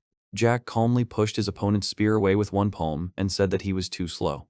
The other man stepped back, leaving Jack standing there with a small smile on his face. He watched anxiously as the opponent calmly stopped all of his punches one by one. Even their captain would find it difficult to repeat such a thing. He gathered all his strength in one punch. Such power was enough even for... He mustered all his strength in one blow, and even the captain was killed. As he walked toward Jack, he saw that he was standing with his fist outstretched. Jack pushed him away again with a flick of his fist. He was left wondering how this was possible. He realized that Jack really wasn't joking about his level. In a panic, he realized that to lose now would mean that his level 2000 wouldn't survive. To save people, as a member of the Order of the White Knights, he understood, you can't die here. The fate of the Elven Kingdom depended on him. Jack tried to understand the meaning of the words about saving people and asked if it meant helping or killing to put them out of their misery. He believed that people have no talents, their world is weak and ugly, so it is better to completely get rid of them forever. He was indignant that no one would accept help, thinking that it was salvation, but Jack called him a fool who did not understand the essence.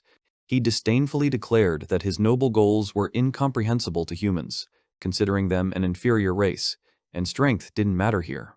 He shouted that in the name of saving the world, he could not die here and now at his hands, resolutely defending life. He pleaded with the great Barda to accept his life and grant him the strength to continue the fight. He urged Veli Barda to take all of his life, give him the power to kill the enemy, and do not hesitate to use it completely. Jack felt that it was his duty to win, and he was ready to focus fully on defeating his opponent. The large halberd has the ability to repeatedly strengthen the wearer for 3 minutes, greatly increasing their strength and combat capabilities.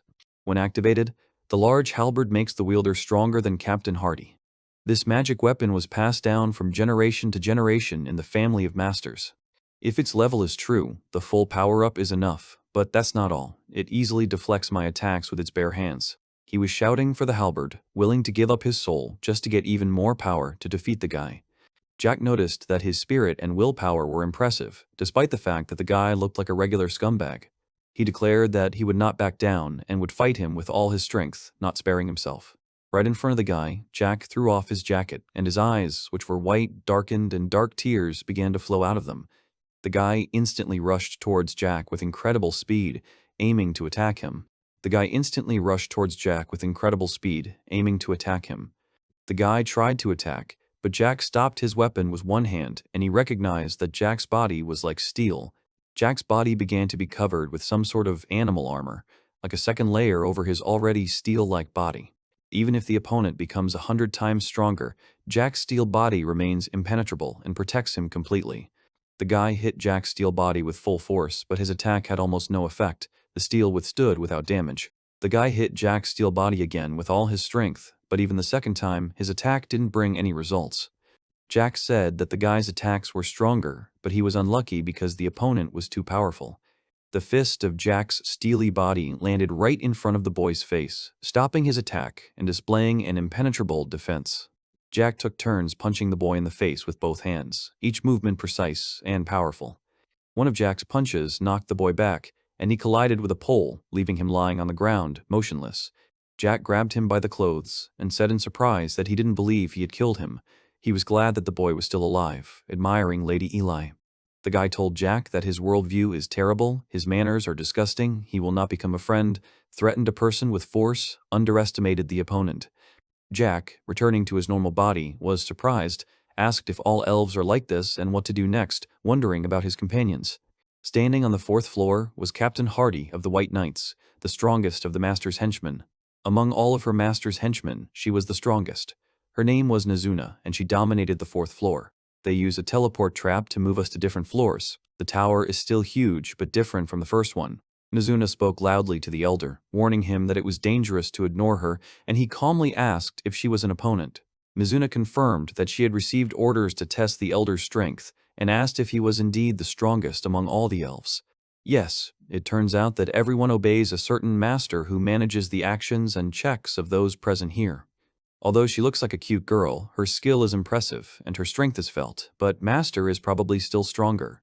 He decided to regroup with the Order, kill the Archon, then defeat her, capture the Master, interrogate him, and destroy him. Mizuna happily declared her desire to enjoy the fight, demonstrating her willingness to enter the battle with full force and passion. He noted that she did not look like a human child, assumed that she belonged to the demon race, and admired her skill with a heavy sword. He noticed the strong magic applied to her sword and armor, decided to observe first, and Mizuna reproached him for being passive. She swung her sword, and the remaining energy from the blow rushed straight towards him with great speed and power. The walls of the tower on the fourth floor outside collapsed, shattered by the powerful impact of the attack that had taken place. The walls of the tower on the fourth floor outside collapsed, shattered by the powerful impact of the attack that had taken place. As she swung the weapon in the air above him for another attack, she noticed that his back was already bleeding profusely. Mizuna denied her guilt, claiming that she did not break the tower wall, but they did not believe her and accused her of lying. Eli explained that she had specially reinforced this floor more than the others, reminding her that the tower was linked to her magic to prevent it from collapsing. She protested that she wasn't going to fix the wall all the time and noted that the magic still didn't hold up. Mizuna addressed Eli, saying that she already felt her master's disapproval because of her, and apologized, admitting her guilt. Eli asked if Mizuna had held back her power and killed her opponent. Eli said that she understood Mizuna's excitement about the first task, but asked her to have better control of the force next time. Eli tells Mizuna to make sense of her actions and control her power. Helping the master doesn't always mean giving your all and destroying everything, otherwise it is unreliable. Eli warns Mizuna that if she fails again, the master will hate her, but now she is ready to help out. Mizuna apologized to Eli and expressed her hope for her understanding, and then noticed that the opponent was still making noises. The opponent asked to heal his body with magic, and Mizuna applied a medium treatment. Ali was surprised that he'd recovered. He is trying to heal himself and get up, but thanks to Eli's magic in the tower, he survived, so a new round is waiting for Mizuna. Eli ordered Mizuna to go ahead with the plan, control the force, and avoid the destruction around her, reminding her of a recent conversation. The man noted that he could easily have defeated Mizuna, but the arrogant attitude was a mistake. He admitted that he had underestimated her strength and was startled by her punch. Previously, no one could fight back against him. After all, in the past, he destroyed many human villages. He apologized, then declared his willingness to fight at full strength, admitting that he had underestimated her and let her down. He thanked the opponent for his carelessness and the sword for saving him from instant death, noting that he had recovered in time. He noted that luck was on his side and decided to stop playing with the opponent, intending to give it his all, after which there was silence. He created a field of complete silence, where not even breathing can be heard. This rare skill weighed on the psyche and had two effects. The first effect is a debuff that repeatedly reduces the enemy's stats within the field. Increased silence does not allow you to notice changes. The second effect is a secret ability known only to him and his mother, the Elf Queen. He activated Silence Return. Hardy used the ability, taking all the enemy's stats that he had previously significantly lowered in the created field. He had fought for centuries, killing many to strengthen himself, gaining experience in battles, and now he was ready to act. He summoned the Hermit's Sword, calling out to the silence to gather and become a weapon to kill the enemy. The existence of this sword is known only to him, because everyone who saw it is dead and no one else has this secret. This sword, created by the dark magic of silence, is called the Blade of Silence, and the owner is ready to show real battle. But then Hardy looked at Mizuna's face, and it was full of determination. Hardy noted that her skills were not bad, and realized that she could not compete with the power of the sword, deciding to provoke speed. Hardy thought that under other circumstances he would have invited her to join the Order, but decided to strike her down to find out about her master. Inside the sphere of silence, Mizuna took up a fighting stance, preparing to fight Hardy. Hardy realized that Mizuna wanted to attack as Geto, but due to her lack of combat experience, she was slow, and he guessed it. Thanks to his skill, Hardy has become very strong, wields the Hermit's Sword and a unique technique. He considers himself the strongest of all the elves and is confident that Mizuna will die quickly. Hardy noticed that Mizuna had finally decided to attack. He was sure that just like last time, she wouldn't be able to beat him. Mizuna was right in front of Hardy, and Hardy thought he would cut her in half in the blink of an eye. But when Mizuna slammed her fist into his stomach, Hardy's mouth started to bleed and he pushed back. Mizuna was left with her fist outstretched, while Hardy slammed into the wall at high speed. Hardy found himself leaning against the wall, and deep cracks began to form around him, and Mizuna looked down at her fist. She claimed that she didn't break the wall and was able to control the force. Ali exclaimed Mizuna's name in surprise. Mizuna happily said that she did everything Eli wanted and didn't break the wall, but was surprised by Eli's anger.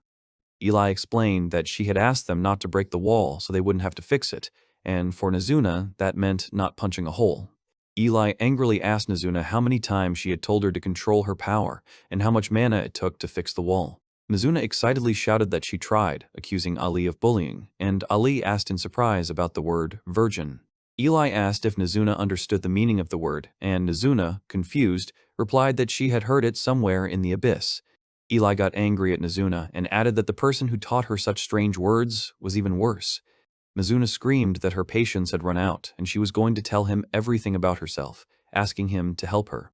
Light noticed that Eli had spent too much mana, and she replied that she still had a lot of energy for magic. Light noted that Mizuna had caused a lot of trouble. She screamed and started shaking, but it's all right now. Light noted that Mizuna is frivolous, but her strength makes it easy to handle. Eli added that the elves have unknown technology, but Mizuna was quick to deal with it.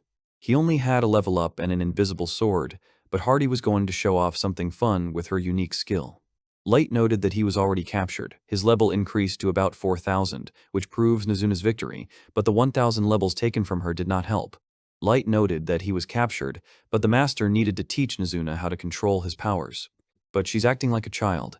Despite the power, it's probably because she's the last card to be summoned. Eli says we need to teach her manners and control her powers. It is easy to be influenced badly, which can cause problems in the future. Light thought she was right. Everyone else is at a very high level, Mizuna is strong, but her magic resistance is the only weak characteristic. Light realized that he would not be able to predict the winner against Mizuna. If Aoyuki orders them to unite, the situation will change. Light noticed that even the elders, including Aishit, could not cope with Nazuna's behavior. They tried to control her somehow, but to no avail. Light noted that the youngest often shows her character by beating others, and that she is similar to the previous summonees in order. Light analyzed, Mei is the oldest, brilliant, and caring, Eli is the third, Aoyuki is the second, and the youngest is Nazuna. Light noticed that if you think about it that way, they're all like sisters, and he thinks so. Light noted that the meeting of guests came up, apologized, said that everything was fine and the mood was up, and Ali agreed and suggested getting down to business. Light put on his mask and loudly ordered everyone to get ready, waiting impatiently for her to open the door. He thought that there was a trap here that even Sharfhat couldn't detect. Sasha asked if everything was still inside the tower. He said it wasn't exactly on the first floor. Sasha noticed that this corridor, like a red carpet, seemed to indicate that someone was waiting for them there. Sasha offered to quickly run away and look around, but he replied that there was no point in waiting here and we should go further. He warned Sasha to prepare a ghost-class weapon because there is no telling what might happen. He told me to go first and wait for the signal. She understood and went. They walked down the red carpet and finally came to a large door standing in front of them, ready to open. The door opened on its own, revealing the boss room that looked like a red dragon's lair. They entered the room and noticed that the red carpet led to the throne by the stairs. Sasha wondered why the freak was here, about Light. He asked if it was an acquaintance of hers. She replied that she only saw him on the way here, going to investigate on her own. Sasha said sternly that he didn't even dare open his mouth in front of her. They met once and she resents his insolence. Light remembered that they had once cleared dungeons together and noted how scary it had been back then. Sasha said that he didn't remember them being in the same group and suggested that Light might have confused her with another elf. Light took off his mask and said quietly that they hadn't seen each other for a long time. Sasha was horrified to see his face. Sasha exclaimed in horror, turning to Light. He had to die then. How was this possible? Sasha, startled, asked Light what had happened to his burns and why he hadn't changed a bit in 3 years. Light explained that the burns were just an illusion, and his growth and hatred of traitors stopped along with it. The guy was confused. He didn't understand what was going on, but he understood from the conversation that this was a former candidate for the role of master. 3 years ago, he accidentally fell into a teleportation trap and ended up on the lower floors when they tried to kill him in the abyss. From that moment on, Light set out to take revenge on all his former associates and find out why they tried to kill him. From that moment on, Light began to train to become stronger than before and began to collect real comrades, including the girls they see now. This tower, Light built specifically for his revenge, dedicating it to Sasha to take revenge only on her. Sasha was amazed. Light built the tower himself for revenge. Blumfist was laughing, enjoying his luck and success. Blumfist was thrilled. He hadn't expected to be able to kill the former master candidate himself. Blumfist explained to Sasha that if they killed the owner of the tower, their children could become the next rulers, and the kingdom's influence would greatly increase. Blomfist said that they will win, not Hardy, and they will succeed against him. He's also surprised that he had the strength to build such a large tower on his own, but he doesn't think he's capable of much more. Blomfist said that no matter how strong you are, as long as you belong to the insect race, even such people won't be able to frighten the elves. He said, "Don't worry, and use the weapons from the treasury. We need to kill the former master candidate as soon as possible." Sasha tries her best to defeat Light and is determined. "I agree," she exclaimed. Sasha decided to punish Light personally. She screamed that she would kill him with her own hands and warned him to be prepared to die for his stupidity. He didn't want to talk anymore and ordered the others not to interfere. Eli shouted back, "Yes, master." Sasha admitted that her level exceeds 500, but she also trained all the time and is ready for battle. Light is surprised, congratulates Sasha, and she shows him something else that she is prepared for the fight. Light notices that Sasha is going to use an illusion and suspects that she is going to conduct a psychic attack. Light understands that Sasha is going to use a fantastic weapon of the royal class, Angel Ocarina, which can crush the enemy like an insect. Light was under the attack of a huge creature, and Sasha shouted to him, "Die, do not resist, Light." Light dodged the blow and noted that the creature was moving quite fast for its size. Light decided that he liked this challenge even better. He intended to attack even though the enemy's shield was covering him, and he realized that he would have to break through the defense. Suddenly, a wall of light appeared in front of Light. He thought irritably that this was getting boring. Light ran across the wall of light, destroying it, and simultaneously destroyed the enemy's shield. They were stronger than I expected. Light tried to completely break through the opponent, but in the end only broke his hands. One knight emerged from the body of one of the angels, while the others stood off to the side, watching carefully. The opponent creates a barrier again and uses healing magic to recover. Light understood that. Knight and angel create physical defense. The muscular angel deflects physical attacks, and they have magical support. Light chuckled. He was interested in the group of angels. Sasha asked in surprise if Light could even fight against angels. Sasha and Blomqvist were amazed. This was the first time they had seen people with the power to destroy an angel. Sasha was surprised. How did Light become so strong when he was only level 15 before? Light said with confidence that he had been training in the abyss all this time. Light reported that he had reached level 999, and Blomqvist warned Sasha that the lower races were not capable of reaching that level. Blomqvist noted that the angels were damaged and underestimated Light, thinking that he was weaker than he really was. Sasha agreed with this. Sasha shouted at Light in a rage, calling on the angels to kill him and not hesitate, since he had become at least a little stronger. Light decided to prove to everyone that he wasn't lying, and summoned Dust Breath to appear by attacking one of the angels. Light summoned, "Show up, Shadow Dance." Sasha was amazed. Light can use magic and cast spells with incredible speed one after another. Light summoned a fire obstacle. With an ice sword and a fire arrow, he destroyed the enemies. Sasha is shocked. He killed them. Light watched as the magic-type angel started to recover from the attack. Sasha exclaimed that it doesn't waste her mana, and she can summon angels until she runs out of gems.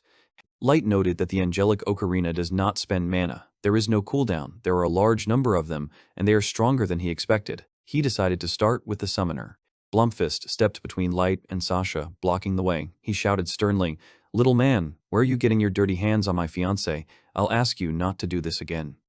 Light looked at Mikhail, appraising the shield and staff, asking questions about whether they would hold up to his next powerful blow. Light abruptly flew back, startled by the unexpected impact, while others watched his rapid movement. Light, startled by the sudden appearance of the barrier, tried to orient himself, while the surrounding people watched the shield's power warily. Light realized that the unexpected power was not a spell, and watched in surprise, not expecting such power. Blomqvist assessed Light's strength, noting that the blow was impressive, and asked curiously how Light felt about the result of his attack. Blomqvist explained to Light that his ghostly weapon, Bliss and Wrath of Heaven, protects against weak attacks, repelling those who dare to challenge the deity. Blomqvist explained that with his shield, he is able to enhance the characteristics of those he considers his allies. Blomqvist summoned Light, asking if he could handle the angels reinforced by his shield. Blomqvist warned Light that the angels would fight continuously and regenerate until he ordered them to stop. Sasha shouted to Light that he couldn't kill her because Mikhail was protecting her and the blow would come back to him. Sasha grins and asks Light how he feels now after everything that's happened. Sasha loudly insults Light, calling him a pathetic loser, and demands to admit that he is helpless against her and the other elves. Sasha and Mikhail humiliate Light, calling him a pathetic loser, warning that his game is over and he is weaker than the lower race. Mikhail declares that they wanted to destroy everyone, and Light's chance against them was lost, and wonders why they continue to resist. Light chuckled at the words about hopelessness and repeated them with a sneer, as if doubting their meaning. Light laughed as he realized the truth. Sasha and Blomqvist watched in horror as he lost his mind completely. Light shouted, showing real desperation. Eli and Aoyuki tried to stop him, but it was too late. Light activated the code 9999 and removed the first seal from the soul, releasing a huge power within himself. He released EX, the Godslayer Gungnir, and her incredible energies surged around him, ready to destroy everything. Yes, judging by the description, it is perfect only for Gungnir, the legendary weapon that is called the Godslayer. 3 years of using the infinite Gacha allowed the master to obtain the Gungnir Extraklasa, a legendary weapon, the Godslayer. Gungnir, the Godslayer, is such a powerful weapon that neither he nor Mei can appreciate its power. It's incredibly dangerous. Since the power is too great, they used our level 999 souls to create a special entity together with Light, Mei, Noyuki, and Eli. One of the seals capable of sealing Gungnir was broken by Lord Light, the initiator of the seal. Ali exclaimed, warning Mr. Light of the danger, but it was too late to act. Light exuded a black, dense, and oppressive aura, and thick smoke began to rise around him. Light said that now he will show them a real hopelessness, as promised. Sasha and Mikhail froze in shock at what they saw, ordering the angel to kill him immediately. One of the angels came up to him with a club swing, and now its sharp end almost reached Light, but the angel's club was only broken by a small weapon compared to it, causing the others to be shocked. Looking at his target in front of him, Light gradually approached him. Looking directly at the angel said, "It's funny that even they can feel hopeless and desperate." Another wall of light appeared in front of Light, and he was indignant. Really, there are no other techniques besides this. He held his weapon and looked back and said, "Have they sensed a stalemate yet?" Sasha watched in shock as the angels crumbled to dust in front of her. She shouted at them to recover, and Light told them that it was useless. In a panic, Sasha began to summon more angels. Meanwhile, Light's right arm was slowly being burned by Gungnir's magic. But that didn't stop Light. He was determined to make them smell despair. The angels, meanwhile, had already recovered, and the elves were summoning their secret trump card. Sasha ordered the angels to merge, and they turned into one huge high angel. Sasha ordered the high angel to attack Light. The high angel summoned a holy spear and threw it directly at the boy. Sasha laughed angrily, saying that the guy wouldn't be able to fend off the high angel's attack, adding that the existence of such as Light should burn in hell. Light just seemed to have swallowed a high angel's attack. He called out to a shocked Sasha. Light asked if she really thought such an attack could defeat him. Light began to come closer, while Sasha was terrified. She ordered the high angel to attack Light again. Light's magic protected him from above, continuing to burn Light's hand. While recovering, Light said if Sasha was tired of it, because now it's his turn.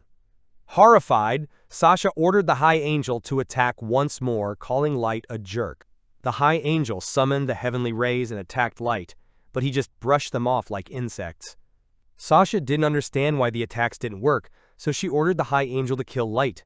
While Light was still fighting back and coming closer, asking what was wrong, Light raised his magic weapon, releasing pink and purple flames, and screams that he will kill her. Light laughs and asks a terrified Sasha, "Is something wrong?" Light shouted why Sasha was hesitating. Sasha, in fear, shouted to the high angel to do something. The high angel called out 3 attacks at once, and Light just grinned at it. In a second, Light destroyed the high angel, saying that their attack failed. Sasha and Blomqvist were horrified by the power. All that remained of the high angel were charred coals. Blomqvist ordered Sasha to restore the angel, but nothing happened. The ocarina crumbles in Sasha's hands. Light explained that his Gungnir is called Godslayer for a reason, and Mikhail asks in anger what kind of weapon it is. Light says that Gungnir is a weapon of the Genesis class. Michael doesn't believe it at first, and even laughs at Light. The elf is furious, and shouts that such a weapon is considered a national treasure. Blomqvist then raised his shield, claiming that it would completely neutralize his attack. Blomkvist said that the elves would never lose to humans. Light just grinned at them, saying that they wouldn't be able to stop him. Attacking the shield, Light stated that even the ruler of the elves will not succeed. A massive explosion lit up the sky as darkness raged around them, leaving destruction and chaos in its wake. The strong shock wave generated from the epicenter of the explosion shattered everything around, leaving only fragments behind. The elves screamed in terror and despair. The injured elves froze in shock from the explosion and fell to the ground. The elves lay heavily wounded on the battlefield. Blomkvist realized that his shield was broken, and that he was underestimating Light. Blomkvist asked if Light was the master, but Light replied that he was not recognized and was killed then. Mikhail noted that they had lost and that they should report this to the management. Blomkvist promised that he would return, since he couldn't leave such a monster behind.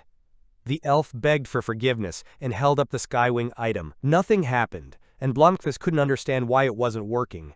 Light replies that no transfer magic works in the tower, and Blomkvist again accuses Light of lying. Light said that now it exists because they themselves came up with such magic. Ellie explains that the tower is built on the core of the abyss, and in the abyss, movement magic does not work. Light asks if the elves have any other options. Blomkvist said that hope wasn't dead yet. Mikhail declares that the head of the order will come and save them. He will be able to kill Light. His level exceeds 3,000. The elf offered to let them go, promising not to report them. Light stated that the battle was over, and he called for Icehit to come in. Sasha asked in bewilderment what it was about. The elves looked back and saw someone carrying the dead bodies of their comrades. Commander Hardit, Mast, Sharfhat, Kia, and Nia. All of their comrades were defeated by Light's team. Light asked with a smirk if there was still hope for the two of them while they were terrified. Michael and Sasha screamed in horror. The team apologized to Light for being late. Light assured them that they were on time. Blomkvist got down on one knee and offered Light a deal. He would make Light the Elven Lord if he worked with him. Mikhail said that he is a politician and will help Light to achieve power, to which Light only said that he did not want to be the ruler. He wants to take revenge on everyone in the world and find out the truth on questions that have been asked for 3 years. Blomkvist realized that he didn't need him and shouted to be released.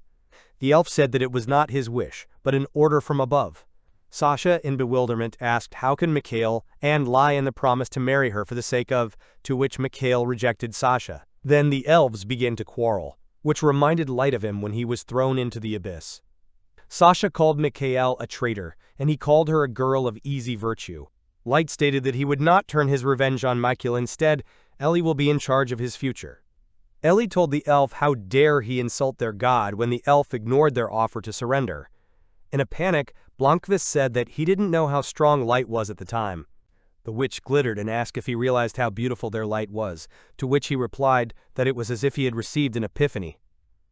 Ellie then said that his level of understanding wasn't enough.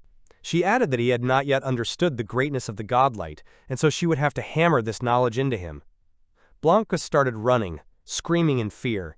Ellie summoned a chain of spikes and caught Blomkvist in them. Blomkvist thought he could get out, but Ellie said it was tactical magic, and he couldn't do it. While he was floundering, Ellie decided to look up his memories. Blomkvist was remorseful, but Ellie didn't believe him.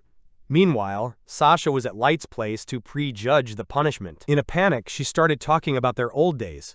She asked if Light remembered being hated and comforted by her. She asked if Light remembered how they spent their time. Light said that he remembered everything and was grateful to her for it. After all, she taught him hypocrisy and also pierced his leg with an arrow. The elf, in tears, said that it was an order from above and that she could not refuse because she could have been killed. She kept saying it wasn't her fault. And out of desperation, she suggested that Light use her body as he wished. The cat girl Aoyuki appeared, blaming the elf for being willing to fall so low just not to admit her sins. She announced that she would kill and heal the elf. Light stopped Aoyuki, saying that he didn't give the order to touch the elf. Light then smiled at Sasha, saying that he wouldn't kill her. He will only make them suffer and feel endless pain until he finds out the whole truth. And then it will decide whether to commit genocide or not. Light ordered Mary to cover Sasha with something disgusting. Mara agreed and summoned a swarm of centipedes. The centipedes wrapped themselves around the elf's body. Light remembered something else and summoned an arrow. He shot Sasha right in the leg. Sasha screamed in pain. Light said something that Sasha did to him back then, while she was still wrapped in centipedes.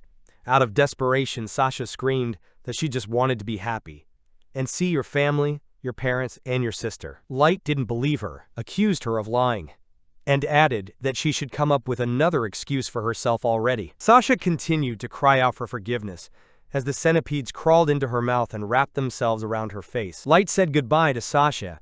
Light reflects on Gungnir's weapon. It has exceeded all his expectations. Then he told the team to take a short break in the abyss.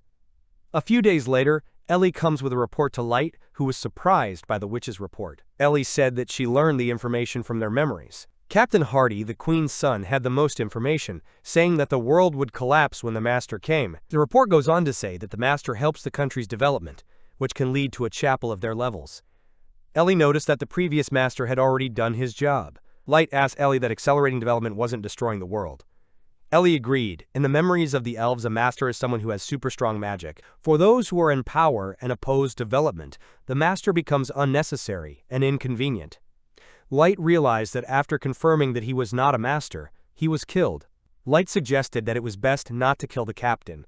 Ellie agreed, because the consequences would be terrible, and it was best to leave everything as it was. The guy then asked what the reason was for killing the master candidate. The witch said she didn't know. Even the captain didn't remember it.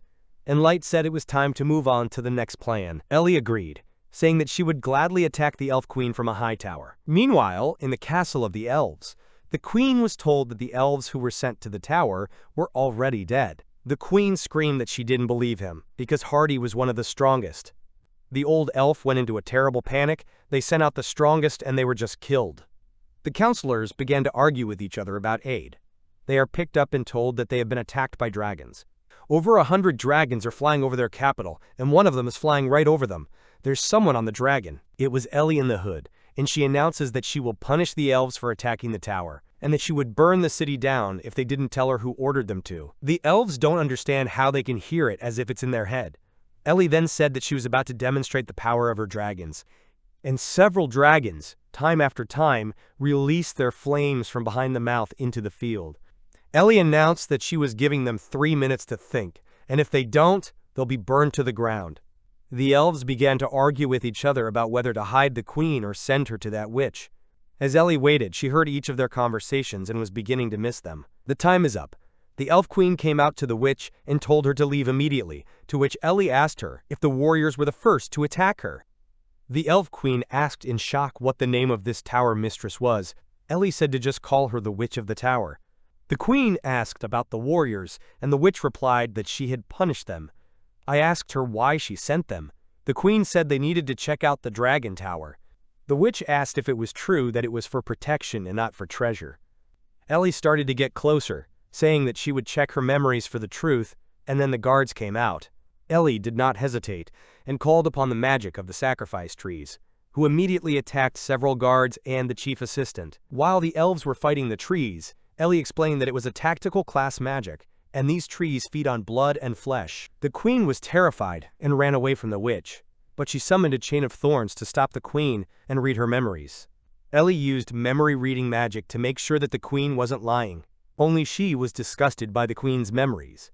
After all, she does not accept such an attitude of the elves towards other races, and she announced that she would take every single one of their slaves, and if the elves took any more slaves, she would burn them all, stating that she is against the domination of one race over another. Later, in Light's house, the queen had the same information as Hardy. The only difference is that it was at a meeting of the 9 principalities about the method of killing a master, and that was at the end of the meeting. The rest of the memories were ruined. In the report, it was written that there was another type of master more dangerous. Light suggested that he might have been considered stronger and more dangerous, but the truth cannot be known without new information. Ellie added that the queen herself didn't know anything. Then he remembered the elven slaves and asked how their release was progressing. Ellie said that everything is going according to plan, and more than 50,000 people have already been released. Light thanked Ellie for helping him, with information, with Sasha's revenge. After all, with each step they are getting closer to the goal, at no extra cost. The witch already beamed at Light's words and said that she was just helping God as much as she could. But they are interrupted by May with important information. It turned out that one of Light's targets, the dark elf Shion, was dying in the depths of the dungeon. a dark elf state consisting of hundreds of islands where healing, magic, and medicine flourish. The country supports those who make discoveries. Light's former partner, the dark elf Xiaofarin. She's currently conducting an experiment. In front of her, a man was sitting on a chair with his mouth tied up. The dark elf took a knife and cut his knees without ceremony, then stabbed him in the stomach. The elf assistant was shocked when Xian stabbed a human. Xian asked why he stopped, and the assistant excused himself and asked why he would strike like that. Xian replied that it is necessary, it increases the negative emotions of people, and that they need to quickly finish all the records and check while the person is still alive. The experiment started, and the magic circle was activated. Some elves started making notes, while others started killing Manga in the summoning circle. The mana was being absorbed too quickly, and Xian ordered them to reduce the amount of mana.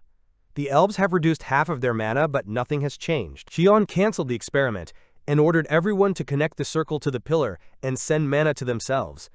Unsuccessfully, the mana was absorbed at a high rate. Suddenly, space distorted and a black hole appeared, which began to destroy the walls around them. A huge dragon appeared from the hole, and it was about to attack. Xian had to use her trump card, the magic catalyst, Black Death. The huge dragon began to roar loudly. Xian made a protective barrier around herself, and the other elves weren't so lucky. Everyone around Xian dropped dead. Only she was left alive, which interested the dragon, because usually no one survives after his roar of deprivation. The dragon introduced himself as Valera, Dragon of Souls and Lord of all Souls. The dragon asked how the elf had survived his roar, then lights appeared above the elves, and Valera began to suck them in. Xian thought that the lights were the soul. Because I spent a lot of time, money, and labor, and the dragon just swallowed them. Xian was delighted. She has asked the Lord of Souls for help and is ready to give him anything he wants. Xian told him everything as it is, and Valera just grinned. He asked Xian to bring him the souls. Xian asked the dragon to give her some time. The dragon did not understand why she did not care about the death of her comrades. She replied that her research could not be carried out without deaths. Valera laughed and liked Xian very much. As a reward, he gives her strength. The dragon bestows all its knowledge on Xian, and a bright rainbow light appears around them. The gift was so strong that a blurry beam passed out of the island. Meanwhile, at Lights, he is told that his next revenge target is near death. Her institute turned into a dungeon. There are two types of dungeons. The first type is located in ruins and monsters live there. The second type is created manually with the core of another dungeon. And the institute became a new type. The reason buildings become dungeons is because of the core, which chooses places where it is difficult for people to get to. No one still knows how it works. Light remembered the adventurers, saying that their houses had become dungeons, but he thought it was a rumor. Also, the Dark Elves sent out their squads to rescue the survivors.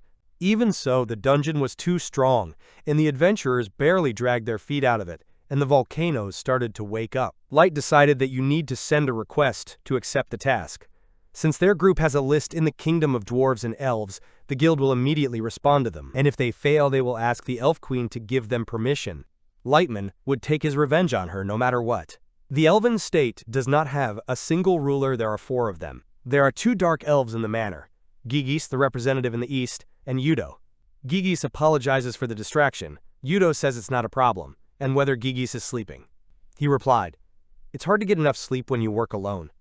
Then he asked Yudo for help with the dungeon, because he is one of the strongest adventurers and an artifact collector. Yudo told him not to call him by his nickname. Gigis apologized to Yudo for his carelessness, but he only wanted to say that no one could do a better job than Yudo. The ruler said that no one has as much experience as Yudo, and that one day he will surpass even the White Knights. Yudo replied that he was the sword of an isolated island and would never lose to the White Knights. After all, soon he will crush them. The death of the White Knights is a long-held wish of Gigis, as the White Knights once defeated the spear of their isolated island. Gigis, brother. Yudo has already heard all these stories, but he wants to fulfill the wish of his parents, to destroy the White Knights and kill their captain. Then Gigis said the latest news: a witch-controlled tower appeared near the White Knights and they formed an alliance. Formed by that witch from the tower, it was a race-free union. Yudo, not understanding, asked how their kingdom agreed to such an alliance. Gigis replied that he didn't know. Gigis recalled that Xian's research topic was the souls of humans. Yudo used to kidnap people and give her money for research, now it's all turned into a dungeon. Finally, Yudo asked Gijus if he knew anything about the master. He said that this was the first time he had ever heard of such a thing. Yudo shrugged and apologized for such questions. Yudo then got into the carriage and drove back to his home, thinking about it on the way. On the way home, Yudo wonders who the master is, and at home someone already meets him. Yudo tells them to pack their things for a couple of days away. There were two dark elves, Ila and Lie. Yudo told them that they were leaving, and Lie said that she was leaving a list of things for her sister, to which she asked why she couldn't make a list. The elf sisters began to quarrel. The sister in white said that she would have luggage on her. Gila accused her sister of trying to win Mr. Yudo's trust all the time. Ayla asked if she really thought she could satisfy her master with her body. Lie didn't back down, asking if she was sure her master liked her udder. Yudo shouted for them to calm down, asking why they couldn't get along, to which they explained that it is natural for a woman to see others as a rival, even if it is a sister. Yudo ordered Lie to help Ila. Lie asked if Yudo knew anything about the master, and Yudo said that he didn't, but there are suggestions that Gigis knows something. He doesn't believe that people can be stronger than themselves, so he decided to comply with his request to tell him everything, and added that he was the one who invested a lot of resources into Xian's research. The sisters agreed with Yudo. They were looking for and killing people who have the gift. Such people are quite rare, and if they were children, they had to kill their parents, which caused them to shout loudly. But the sisters have the ability to immobilize, which helped them a lot. Yudo giggled as he recalled how the villagers came to protect the children. The sisters agreed by calling people stupid, but Yudo still intends to learn about the master and become a master himself to defeat the White Knights. And to do this, they need to clear the dungeons and save Xian. Meanwhile, at Lights, he sailed with his crew to the Dark Elf Islands. Ironically, Xian received an entire island for betraying Light, and on it she will also die at his hands. The knight told the news that in the kingdom of the elves there is a horror. Mess everywhere, rats, garbage, there are no slaves and no one wants to clean up. Light said that a country built on slavery would not flourish, but he did not expect the guild to be incapacitated. Nemumu said that they got here through a letter. But she didn't like that they were going so slowly, and Gold just laughed at her. Having said that you should enjoy the view of the sea, but the girl did not like this advice. The knight called Dark to agree. Dark understood the hint, and also asked the girl to calm down and enjoy the sea. But the knight and the girl had a little quarrel. The knight teased the girl and she called out. Dark told them to calm down as they were already at the drop-off point. When they landed, they saw Xian Island. But it didn't look like a research island, but a resort island. Dark has a dream about his home in the field, about his family meeting him. He wakes up from a bad dream, not understanding why he dreamed of the village. He pushed these thoughts away. They stayed overnight in the adventurer's building. Initially, he wanted to go to the dungeon, but without information about it, it is risky to go. In the morning, Dark and his group went to move out. On the way, Night Gold said that their lodging house was dirty and that it was going to break down soon. But they have a beautiful view of the sea, like a resort. Dark noted that this is a dark elf recreation area for scientists to rest in. Gold had heard the phrase that dwarves and dark elves contribute to development. Meanwhile, on stage, Yudo introduced himself as Sword Island, thanking them for accepting their request. It was said in the crowd that he was one of the strongest adventurers. Yudo told the newcomers the task, saying that the task was risky, so they increased their reward. At the end, Yudo asked if anyone had any questions, and the wolf raised his hand. The wolf asked why people were on such a risky mission, said that he would go complain to the guild, to which Yudo said people are also strong. The elf introduced a group of dark clowns. Everyone was perplexed. They presented them a little differently. Yudo provided everyone with a carriage for departure. Yudo walked over to Dark and apologized to them for what had happened earlier. He also said that getting to level 5 in one day is not easy even for them. Yudo noticed Nemumu and said that she was fine even though she was human. He invites her to join him, promising to treat her better. Nemumu refused him, saying that she served Lord Dark. Yudo asked again and realized that we are talking about the guy in the mask. Light asked to end the conversation. Yudo left them. The group discussed that meeting others in the dungeon would be a problem, and Gold joked about the girl's appearance, to which the girl objected. After that, they hurried to the dungeon. Gold asked if it was accurate. Nemumu noted that it looked like a prison. The dark elves stopped them at the entrance and said that killing other adventurers was forbidden. The group discussed local monsters, a new species that affect the psyche. They also noted that there used to be 2 floors and a basement, now there are 2 more. A strange feeling came over Dark, familiar but not clear where he'd felt it before. Nemumu asked what was wrong with him. Light apologized and offered to go on. Dark ordered Nemum to lead the way and Gold to stay alert. They got to the next place on the map, but Nemumu saw something different. Gold asked if there was a mistake in the map, because they came to an empty high corridor. The group continued on anyway, until Dark saw the silhouette of what looked like a man. Dark wanted to check if Xian was still alive with the SSR card, but a monster appeared in front of them, and they would have to use this card to evaluate it. But it wasn't a monster that appeared in front of them, it was Xian. Dark was surprised that Xian appeared in front of them, but quickly realized that it wasn't her. He claimed that the real Xian doesn't know how to clone, and was attacked by 3 Xian shouting at once. Light summoned the Shadow Game spell and grabbed them. The fake Xians continued to yell. Nemumu noted that they were noisy. Gold said that it was a psychic attack. Dark wanted to know who they really were. These were monsters created by the Soul Dragon. They attack enemies and then kill them. Nightmare summoning magic is forbidden magic. Such magic is available to Ellie, but she can only use it once a day. Dark thinks that someone else can use such magic. Xian couldn't use magic. Perhaps it was the master. Dark thinks he could fight him alone, but Goldie and Nemumu are with him. Dark ordered them to dispose of the prisoners. After the prisoners, there was nothing left. No stones, no bodies. Dark guesses why they weren't told about the monsters. Maybe Xian is their mentor. The knight said that it turns out to be an operation to eliminate Xian. Dark said he noticed something when they met the fake Xian, and promised to tell them when they got back. Dark heard sounds in the hallway, thought it was fake again. But he saw his little sister. Not believing that it was true, he ran after her. Once around the corner, there was no one there, which puzzled Dark. Nemumu asked the master what had happened, saying that if someone was there, she would have noticed. Dark stated that it was time to go home while he was wondering how his sister Yum could show up here. Someone was watching them from behind a pillar in the corridor. Yudo saw the group, asked if they were finished yet. Dark replied that there were things that bothered him and left. Ila asked Yudo if he was disappointed in the group of people. Yudo replied that the dark-haired man probably had a gift, to which Lie asked if Yudo was sure. Yudo noticed that the guy had a very confident look, so he had a strong gift. So strong that the guy is not afraid of Yudo himself, and this interested him. The elf wants to know how strong he is. In Light's office, Ellie said that the master wasn't there, and it was an accident. She explained that the probability of using such magic is very low. The witch added that the lab dungeon is now connected to another world, and that Xian herself, with her soul research, had invited the dragon. Ellie also said that Xian is actually alive. She revealed that the soul dragon consists of over 10,000 souls and kills everyone to maintain its body.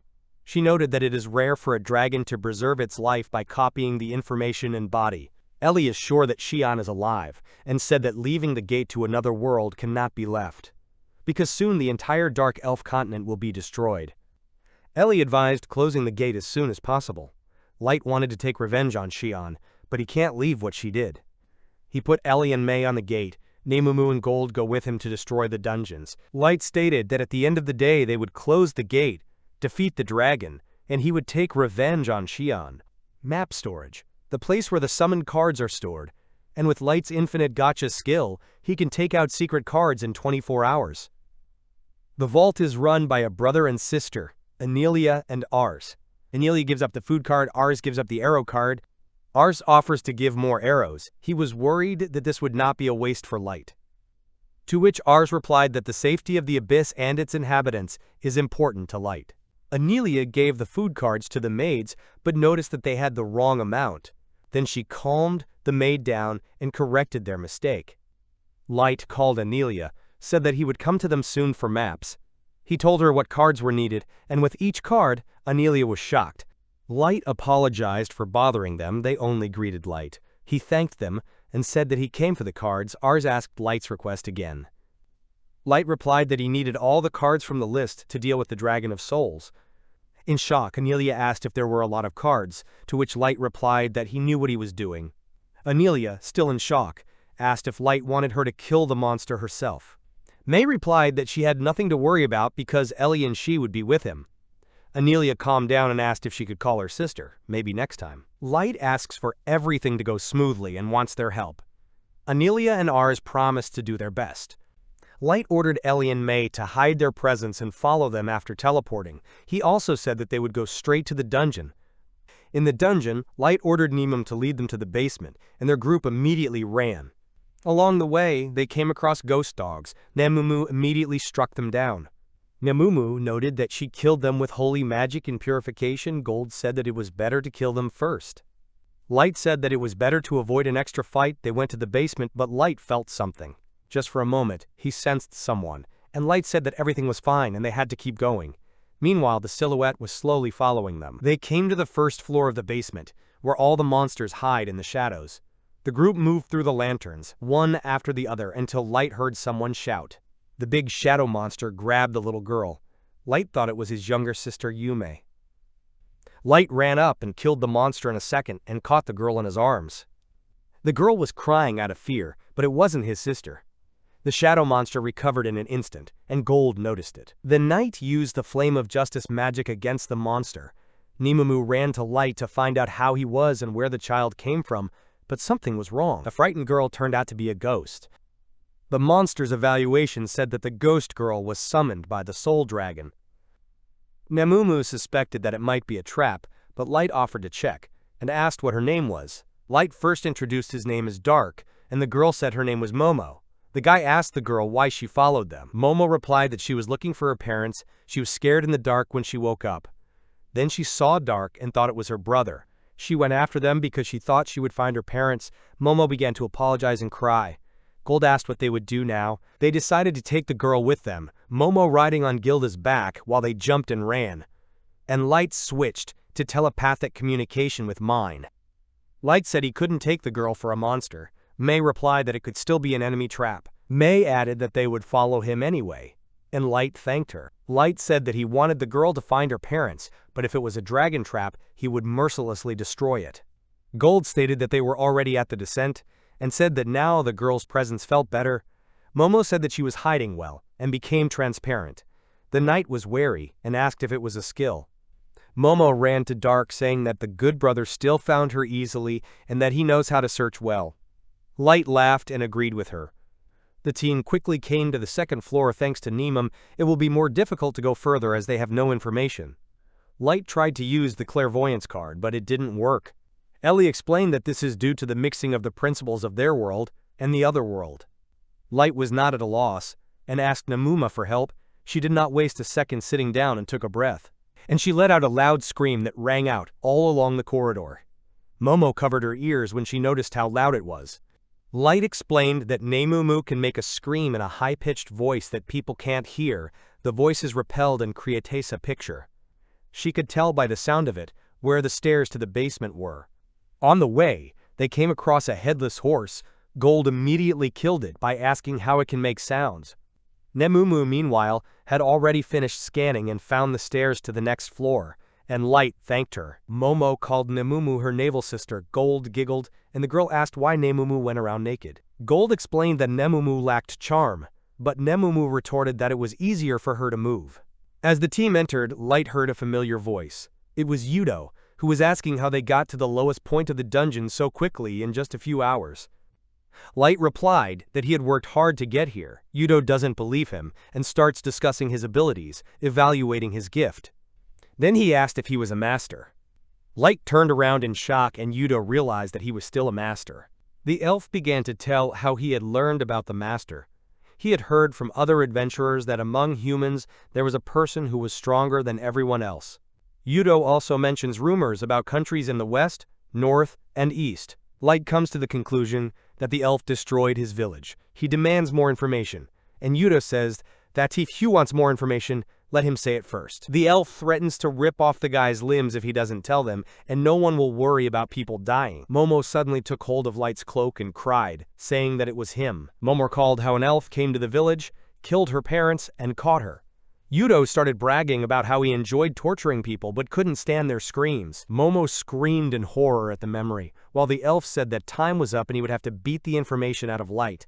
The guy called Numa and Gold. Light said he needed to interrogate the elf. Nemumu and Gold obeyed and took a step forward. Yudo irritatingly asked Light how he was going to beat him. Light asked Yudo if he ever kidnapped and killed people. Yudo noticed the ghost of a child behind the guy, then replied with a smirk that he did such things. I also stressed that in this case you can see laboratory rats. In perplexity, Light pieced about rats. Yudo said that Shion was experimenting on people with gifts, so they'd also attack villages and kidnap them. Light asked the elf if he stole the girl, but Yudo didn't give a full answer. An elf with a psychopathic temperament told how funny it was to hear the crying and screams of children calling their parents for help. Yudo asked why he needed to remember the people he killed. Light broke down and called Yudo a psychopath. The elf told the girls to take Light's partners, and Light himself takes over, said he'd be glad to see the guy's desperate face. The battle between Nemumu and Ila. Ila said that she hates children, but loves their suffering. Nemumu said that only she would suffer. The elf attacked Nemumu with her shawl like a lightning bolt. Nemumu noticed this and asked that this is the elf's weapon. She confirmed and said that the girl was just lucky to turn away from the attack. Then, her shawl turned into huge claws as she screamed that she would tear her pretty face apart. Meanwhile, at Gold and Lie's, Shane insults Gold by calling him a knight in gaudy armor. And she says that she wanted to kill Nemuma herself because she believes that all the women around Mr. Yudao should die. Gold, defending Nemumu's honor, asks if their master himself approached her. Elficha says that there is no woman who does not want to be with Yudo. Gold in response said that their master is not popular with girls. The elf in white ordered him to be silent, or else she would smash him with the armor. Gold sighed as he said that he was only telling the truth. At Yudo and Lights, the elf objects with the guy, saying that they are just pathetic people. Yudo readied his sword and said that the boy should start hating himself for being born. Yudo ran at Light, shouting at him to start hating himself, and he threatened to cut off his legs for immobilization and would mock him for a long time. Light stopped Yudo's strike in an instant, stepping on the edge of the sword with his staff. From the large wave of attack, Yudo was thrown several meters further away. Meanwhile, at Nemumu's, Ayla screamed that her shawl was stronger than steel, and it would take her limbs out of her body without any problems. Nemumu dodged all the attacks, shocking the elf. The elf, in a state of shock, asked the girl how she was able to dodge all the attacks, if she was really human. Or can she be a master? Meanwhile, the white-robed elf struck with her axe, but Gold stopped the attack with his shield. The elf noticed that the knight didn't move at all, which infuriated her, stating that the knight is stronger than Lai. The knight replied that she was strong but predictable. It's easy to read by the swing of the action, and with a shield, it's even easier to dodge. Nemumu replied that she wasn't a master, just a slow elf, adding that she didn't think she was pretty once, and asking LA to stop saying things she wasn't sure about. At Light and Yudo, Light asked Yudo that this is all that he is capable of. He asked the elf if he had actually killed people with such an attack, adding that he was an inferior species here. Light continued that this Yudo is considered an inferior species. Enraged, Yudo cursed him. The elf in red asks Nemuma what she means by slow, then attacks her with a shawl. Nemumu just jumps back and says it's useless. The elf in red abruptly jumped up close to the girl, reducing the shawl, first taking the girl by surprise for a second. The elf attacked Nemuma with her foot, but she managed to react and dodge. They began to fall down together, the elf said, to dance in the dance of death. Nemumu said that this combination of weapons and martial arts is suitable for street performances. The elf noticed that the girl wanted to make her lose her temper. Another kick and another miss. The elf attacked the Nemuma several times, but to no avail, and while they were fighting, there was a rose fragrance all around. The elf kept trying to hit the girl again and again and again. Nemumu kept dodging the attacks, and there was still the scent of rose in the air. Suddenly, the girl attacked the elf and hit her in the stomach. Nemumu appreciated the elf's strength, as she planned to finish everything with a single blow. The elf couldn't even scratch her, but declared that the victory was already hers. Incomprehensible Nemumu asked how the victory can be for the elf. Laughing, the elf said about her rose poison, and that it should start working soon. It turns out that the poison is in the elf's dress. Moving violently, the hell is sprayed and paralyzes the enemy. The girl should have fallen by now, but nothing happened. In bewilderment, she shouted how the girl can stand. She replied that such a weak poison will not work on her, noticing that the poison is more like a smelly perfume. Nimumu summoned her poison skill and poisoned her dagger. The girl came closer to the elf and touched her hand with the tip of the weapon, and the elf screamed. The elf began to scream harder and roll on the floor in agony. Nimumu said it was one of her weak poisons. She says that it is better to work with poisons herself because this way the immune system increases to them. But the elf no longer listens to her. Gold advises the elf in white to apply force to her waist, as she does not properly distribute weight when hitting. This really pisses the elf off. Lai breaks down and activates the axe of madness. Gold realized that she had activated the artifact, and he wondered what effect it had. The elf suddenly screamed with her tongue hanging out. The knight didn't understand what had happened at first. The elf screams, drooling from her mouth. The knight noticed that this is not cultural. Abruptly, the elf lashed out at the knight faster than usual. The elf slammed her axe harder than usual, sending the floor flying in all directions. The knight stated that she now had potential, and realized that something was wrong. Gold noticed that the axe of madness doubles all stats except level. But in return, he robs the owner of sanity, continuing to fight until the enemy dies. The elf is now just an angry beast. The knight says that losing your cool on the battlefield is a fatal mistake. Her attacks have become monotonous and much easier to read, but she can't hear him anymore. During the battle, the knight explains that the battle is not just a murder, and asks her to stop the rampage. The elf attacked the knight from above, but the knight didn't move, by saying that violence can be avoided, so the elf will have to regain her composure.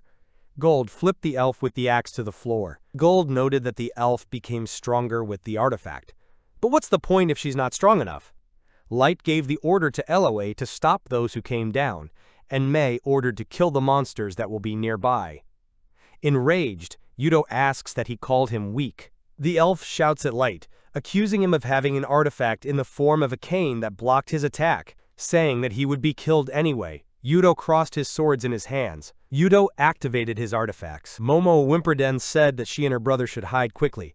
Light put his hand on the girl's head. Removing the mask, Light reassured the girl, saying that he could defeat Yudo, and by promising that no one else would touch Momo. Light called Yudo and beckoned him with his finger, saying that will show their difference in levels. The psychopath stood in front of the hero and told him that he wanted what was best, but the hero left him no choice. He says that after he gets the information from him, he will torture and torture him. The psychopath informs him that he is going to defeat the hero with the techniques that he has prepared against the White Knights. The hero repeats his words. The enemy sharply attacks the hero and says that the most important thing in the battle was that the Knights of Rado had to be killed before they could counterattack. The hero notices the speed of his enemy, which is significantly increased due to artifacts. The psychopath calls the guy a fool. White light illuminates everything around him, and the guy closes his eyes. He mentally says that if this was all the strength of his enemy, then he still won't succeed. The psychopath screams at him to get ready to die. He says that he has trained for years to defeat the strongest knights in the Elven Kingdom. However, the hero silently grabs the psychopath's rapiers, and the latter looks surprised. The hero breaks them. The psychopath screams in shock, saying that the guy broke the rapiers with his bare hands. The hero hits him, and he starts calling him bad names. Light throws his enemy away, and he rolls on the floor, starts coughing. Light calmly says that according to the psychopath, he should have killed him with one blow, and apparently something went wrong with the psychopath. A psychopath, out of anger, doesn't even know what to say to him.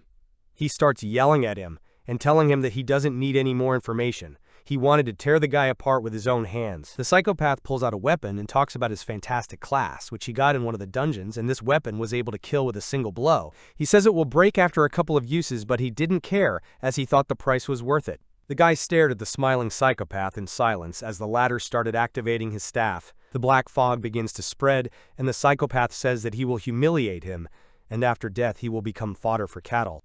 He says he will find his entire family and kill them. He wishes him dead, regretting meeting him. He laughs nonstop and repeats his death wishes to the guy. However, the guy had his eyes closed and was standing on a black magic staff. The psychopath stops laughing and orders him to die, then sweats, and hesitantly asks him to die. The villain asks why the hero didn't die, because the staff should have killed him instantly. Light says that he will tell him exactly, with the help of an assessment. After looking at the staff with unusual vision, he says that the staff instantly kills people below level 3000. Light says that at his level 9999, This staff was useless, as its level simply wouldn't allow the artifact to kill the guy. The psychopath in shock asks again about his level, and Light turns to Momo and asks her to move away, as he was going to hit the guy. The villain tries to stop the guy, and tells him that it was impossible, and most likely he was just lying about his level. He says that if it's like the guy said, then even Hardy, the captain of the White Knights, was no match for him. He turns to his staff, and asks to kill Light. The staff exudes black magic, and the hero starts walking towards the guy. He screams in a panic that Light would not approach him, and begs the staff to kill the guy. The staff breaks into small pieces in the guy's hands, and Light says that the artifact has outlived its usefulness. The guy calls Light a monster, and asks him not to approach. The villain takes off from his seat, and like lightning tries to escape from the guy. He asks to save him, anyone, and Light immediately catches up with the guy. He hits the villain squarely on the jaw. From this blow, the guy flies up. Momo watched the villain's flight in shock. Light turns to the psychopath and tells him that he would not worry, because he will not kill him immediately, but after he receives all the necessary information. Momo shouts happily and says that her little brother was the best. The guy sadly says that he hates discrimination against people. Momo hugs the guy, and he happily scoops her up. Light tells his teammates that Yudo was an A- rank adventurer, and his teammates are around level 1000. And after reaching its limit, it still remained below level 2000. He says that even though his stats were greatly enhanced with the help of artifacts, he was still far from it. Light was happy to defeat the guy, but he didn't know how to get him to the abyss, as teleportation couldn't be used due to the influence of the other world. Gold says that he and Nemumu will lead them outside, and then use the teleportation card, and Light suggests to go to the depths of the dungeon. Nemumu begins to scold Gold, as she was against sending the master alone. She suggests that he go with him. She says she is tired of his company and wants to be alone. Gold says that he will never leave the master alone, and asks if the girl understands the reason for such an offer. He says their goal was to reach the bottom floor and take revenge on everyone. Ellie could close the door, and they were weak in front of her. Therefore, he suggests splitting up and performing other tasks. The girl tells him that in this case he can go outside himself, and she will stay with the master. Gold says that it will be impossible for him to carry 3 bodies at the same time and fight off monsters, and since Mrs. May could replace them, he asked Nemuma to help. Besides, the one Nemumu defeated was covered in the girl's poison, so he didn't want to touch it. Nemumu is angry, and Light thinks that they should come up with something. He calls out to May and Ellie, and thanks them for taking out the monsters and adventurers. The girls show up to thank them for the praise, and Ellie says that thanks to the magic of doubt, the adventurers will not go into this dungeon for another day. Light asks if May can then teleport them inside the abyss, and the girl says that she can do it.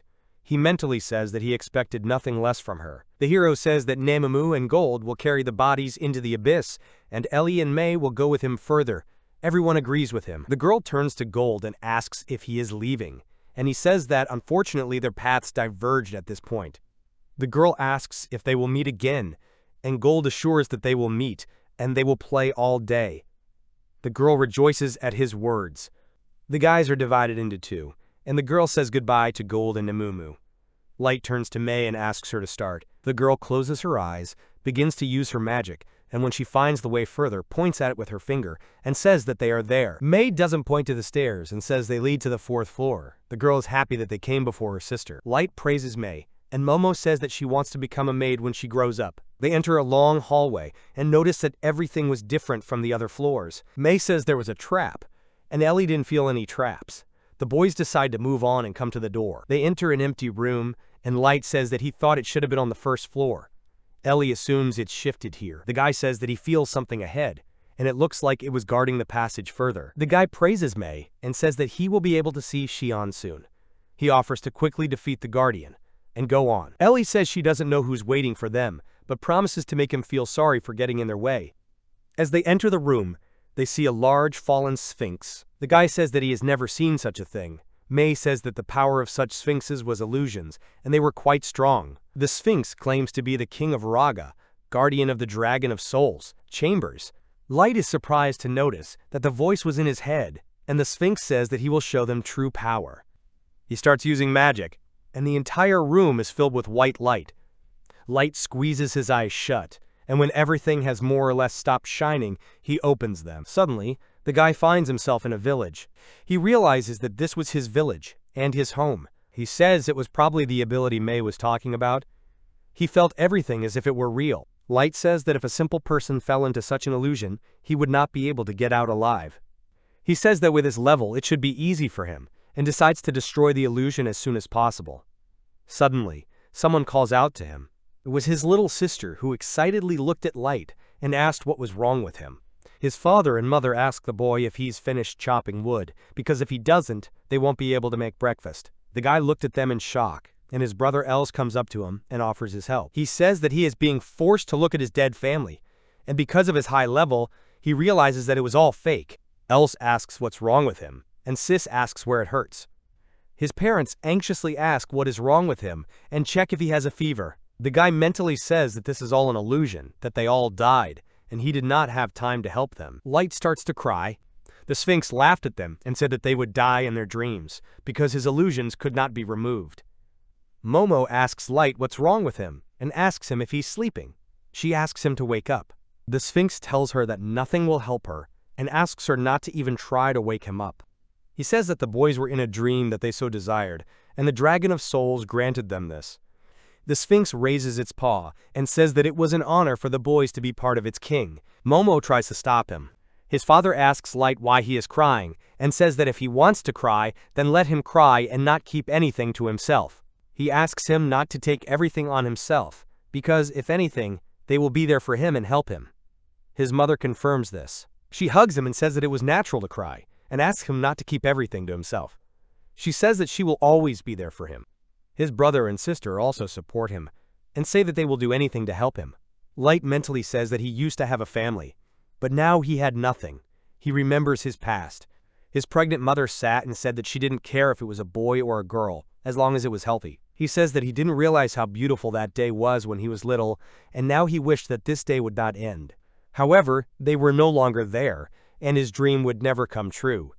He says he doesn't want to live with illusions. He says he had things to do that he didn't finish, and pulls out a map.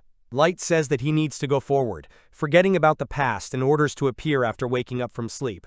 His illusion cracks, and the guy says he knew about it but still asks for their forgiveness. He returns to the room with the Sphinx, just as the Sphinx is already swinging its paw at them. Noticing that Light has regained consciousness, the Sphinx is surprised. Light strikes back and destroys the Sphinx. Mei and Ellie run up to him. Mei says she thought he was going to be killed, and Ellie tells how she saw the illusion and hesitated. She says this Sphinx was a copy of Xian. Monsters summoned and created by the Soul Dragon could be killed with one simple hit. Girls, noticing that something is wrong with Light, ask if he needs help. Ellie offers to cure him. Light says that everything was fine and he just had a beautiful dream.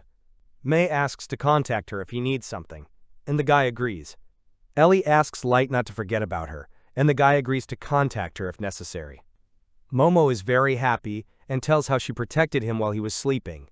The guy praises the girl and decides to go further. The guy mentally says that he could not save anyone, but he had hope that his brother and sister were alive. He promises to find them and save them, no matter what it takes. They approach the door, and the guy asks to open it. In the room, there was an ice dragon shower, and on it, a girl who saw the guys said that outsiders are forbidden to enter. Light takes off his mask, and with a malicious smile says that they haven't seen each other for a long time, and that he came to pay back a debt that was 3 years old. Dark Elf Xian has been studying books on magic and science since childhood, quickly surpassing adult researchers. Her parents nurtured her talent, but they died in an accident, leaving Xian alone among the graves. Xian didn't feel sad. She just wished her parents could see what she was going to become. At the age of 13, I entered the best magic academy. In a year, I graduated from it, setting a record.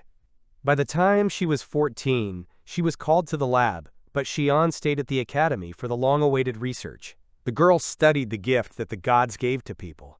She wanted to gain access to the gift and figure out how to use it. She wanted to create a unique gift and become stronger than a dragon or even a deity. She loved it all. For such research, she was fired, since it was forbidden to torture or kill someone. She tried to convince the headmaster that he shouldn't have cared about mere mortals. The headmaster had explained to her that discrimination was forbidden among the Rasovavs, because their academy was absolutely open to all races. He told her then that she should close all research, and if she chose more legitimate research, then he was willing to give her a chance. However, the girl refused and returned to her native land, sent a request to the government. But there she failed. Xian was not happy with the salary, because this amount did not cover her research. Then she decided to become an adventurer. She finished all the tasks first, but the money was still not enough, and then she went to the pawnbroker. But it didn't work out there either. Soon she reached a tipping point and received a secret mission from the government to investigate the master. The terms were favorable, and she agreed. Thus, she joined the Alliance of Races. That's when she met Light there. Later, she killed him in the abyss for the sake of her research. Currently, Light tells her that it's been 3 years since they last met. Xian takes a closer look at his face and says that it was familiar to her. Remembering him, she says that he survived. Noticing the girls behind him, she asks if they are his group. The guy notices that the girl is not surprised, and the girl tells him that she has no reason to do this, because she found her destiny. She says that her master was the soul dragon, which she merged with, and received a lot of information from him and he from her. She says it was wonderful, because now she could take gifts for herself and create new ones. The soul dragon asks about being Xian's partner now and says it suits him. He says it will be fun. Dragon says that from her knowledge, he learned that there are many souls outside that kill each other whatever they want, and he liked it. Xian says that she will collect souls for her lord, and she liked it. Light tells her that there were other races outside as well. He asks if she doesn't care about her own kind.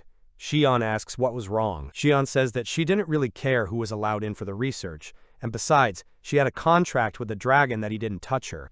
She says she killed him for herself, but that wasn't enough, and she needed more souls to explore. Light starts to get angry. Momo sits down on his lap and starts saying that he hates this place, and Xian, the guy looking at her, sees that she had a wound from which blood flowed. The girl screamed and cried. She was in great pain. Light immediately calls out to Ellie. Ellie says that since she was a ghost, it wasn't her body but her soul that felt the pain, and so they couldn't help her. Light tells Xian that he has heard about her research on children, and the girl confirms this. Xian says that since children and adults were different, she decided to conduct her deadly research on everyone. Ellie says that as a researcher, she hates Xian, and Mei supports her words. Light says that Xian has sunk too low, and tells Dragon Shower and Xian that he can't just let them go. He says that for this reason, he will kill them right here and now. Xian asks him not to be arrogant, and the dragon says that they were nothing, and therefore for such words they will pay with their souls. The dragon was standing menacingly, and the girls turned to Light and said that they were leaving the enemies to him, and they would take care of Momo. Xian tells the girls that there was no need to just stand around and asks them to just give up their souls. The dragon begins to roar with all its might, creating magic that can kill them. However, the guys just squeeze their eyes shut. Mei says that such an attack should have killed them, but since they had instant death spell cancellations, they weren't in any danger. Light says that for them it was just a loud and nasty scream. Light suggests that the dragon give up Xian and go to their own world, as they know how to kill him thanks to Ella. The dragon tells him not to be conceited, and calls on those who were one. He says he will make them feel their pain.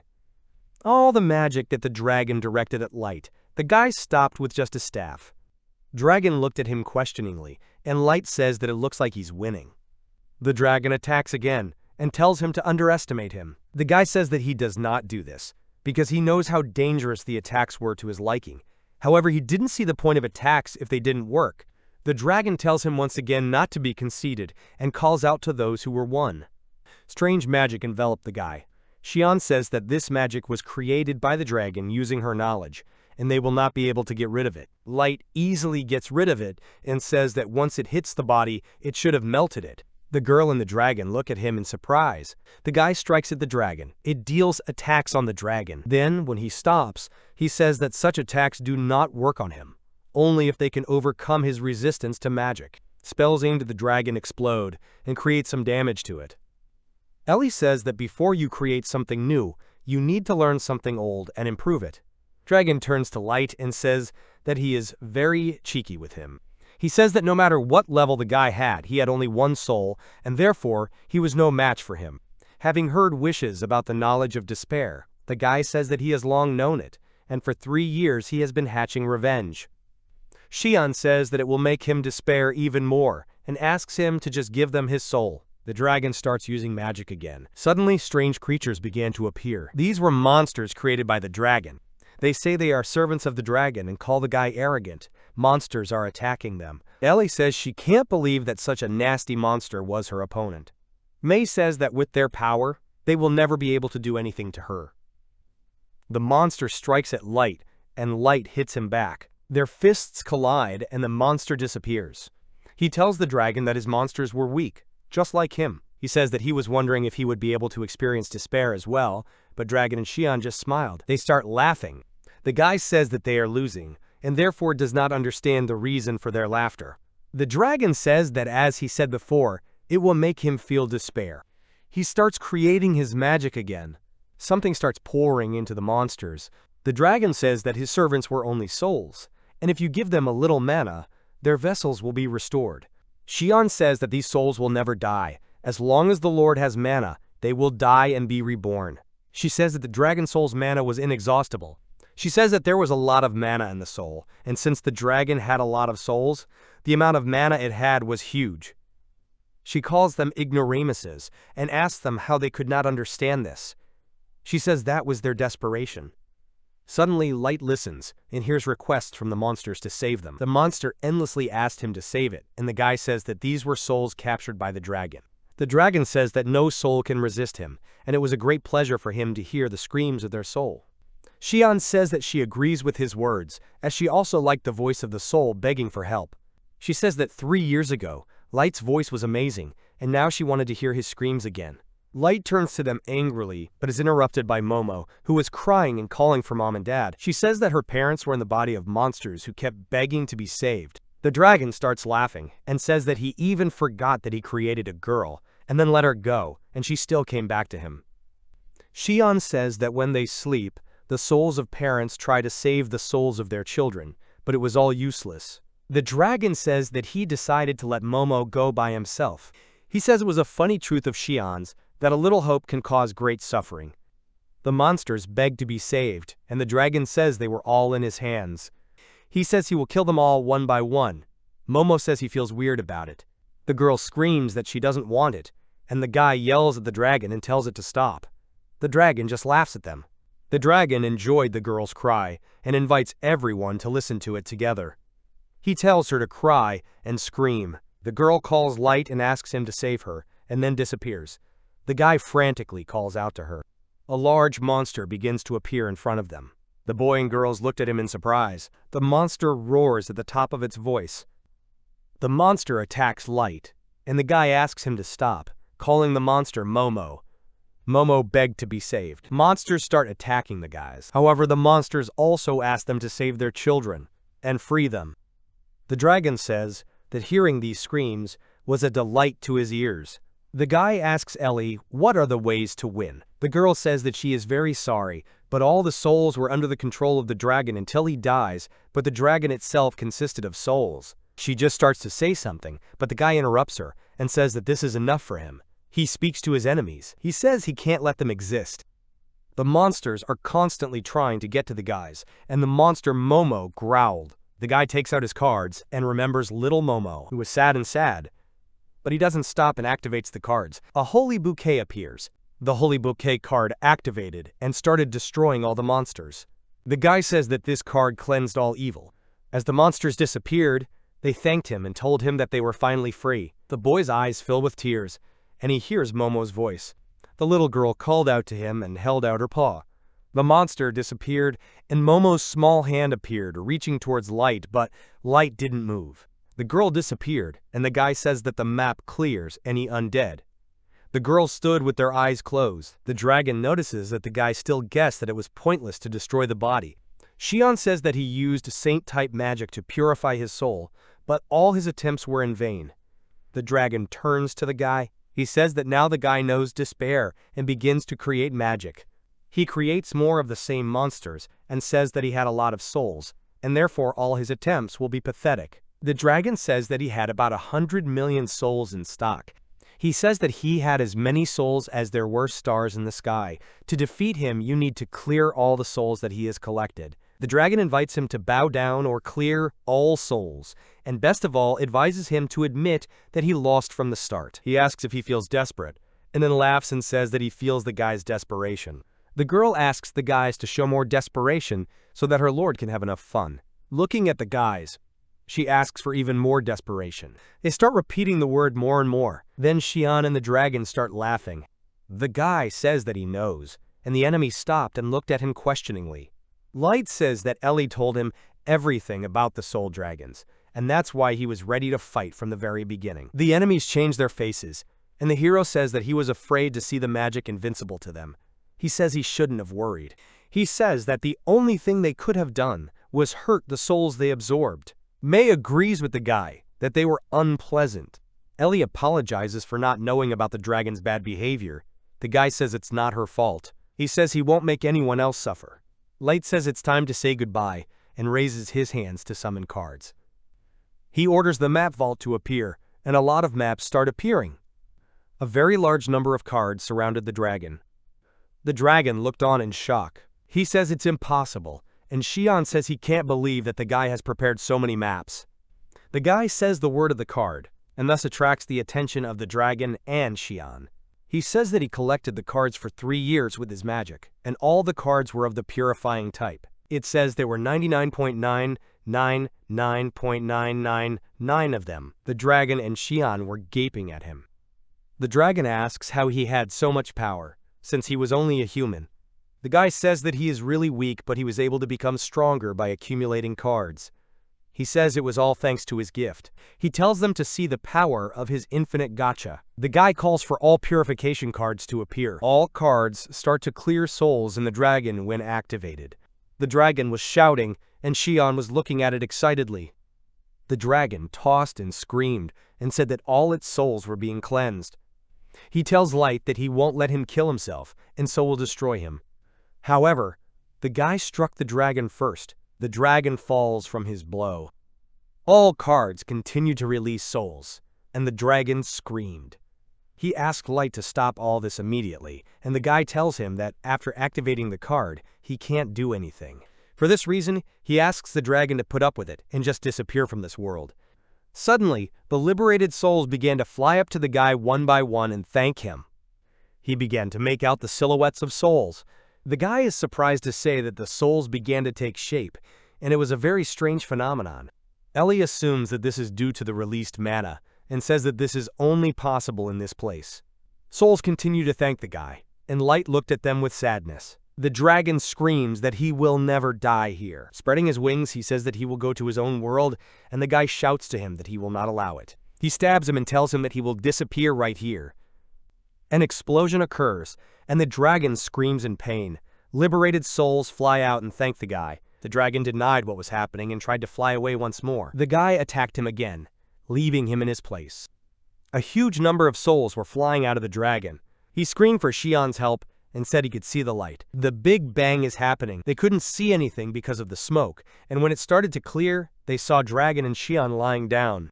The dragon starts laughing and says that although his body has shrunk and he is weak, he still survived, and as it turned out, he had a little more souls. He says that the guy used all the cards, and now he will make Light suffer for everything he did. The guy asks the dragon if he really thinks that it could only be killed with purification cards. The boy removes the first seal of Sealan from the soul and summons the godslayer Gungnir. Light tells the dragon that he will erase its existence from the face of the earth. The dragon panics and asks what that scary aura was. He says it had no place in this world and asks the guy where he got it from. Light says that if the dragon has shrunk, then it only has a core with its own soul. The guy takes a step in his direction, and the dragon starts running away from him and asking him not to approach. However, the guy hits the dragon and says that he lost. He says that now the dragon will not be able to revive at all, since he was going to destroy its very existence. The dragon screamed and begged to stop. He promises the guy to leave this world. He offers Light to take Xian even though she was the best, but he was willing to exchange her for his life. He says that he will become his servant, and if he wants to, he will kill Xian himself. The boy furiously asks if the dragon is trying to take his revenge for itself. Then he says he won't let anyone do that. The dragon screamed, and Light says that he is tired of his ugliness, and asks him to just die. The dragon screamed. Then there was a flash, and an explosion. The explosion settled down, and white smoke appeared instead. The guy sighs heavily, and then sees whose soul has slipped in front of him. As he watches her, he sees the soul take the form of a small baby. Parents take the baby, and billions of souls look at Light with a smile. Momo's small hand grabs the guy's arm. The guy looks at her and sees the girl's happy face. Momo is called by her parents, and she lets go of the guy's hand and runs to meet her parents. She throws herself into their arms. She tearfully apologizes to her parents for having to play hide-and-seek and being found. Her parents ask her not to cry or apologize because it was their fault for not being able to protect her. Momo says he doesn't want to play hide-and-seek anymore and wants to be with his parents. Her parents reassure her and tell her that they will always be together now. The girl says it's all thanks to her brother. The girl's parents thank the guy and say that now they can safely leave. They tell the girl that it's time for them to leave and ask her to say goodbye to Light. The girl is very happy, waving to the guy, and says goodbye to him. All souls rush to heaven. The guy watched this with admiration and thought about whether he would be able to see his loved ones if he died. He says that if he had known how to use his gift earlier, he could have saved them all. He says that if he didn't have the gift, and if he didn't leave, he could have died with them. Suddenly, he hears himself being asked not to think about the past. He turns around and sees his parents. He looks at them and can't figure out what's going on. He thinks about how his parents died 3 years ago, and maybe now he's trapped again. Suddenly, his parents walk up to him and give him a big hug.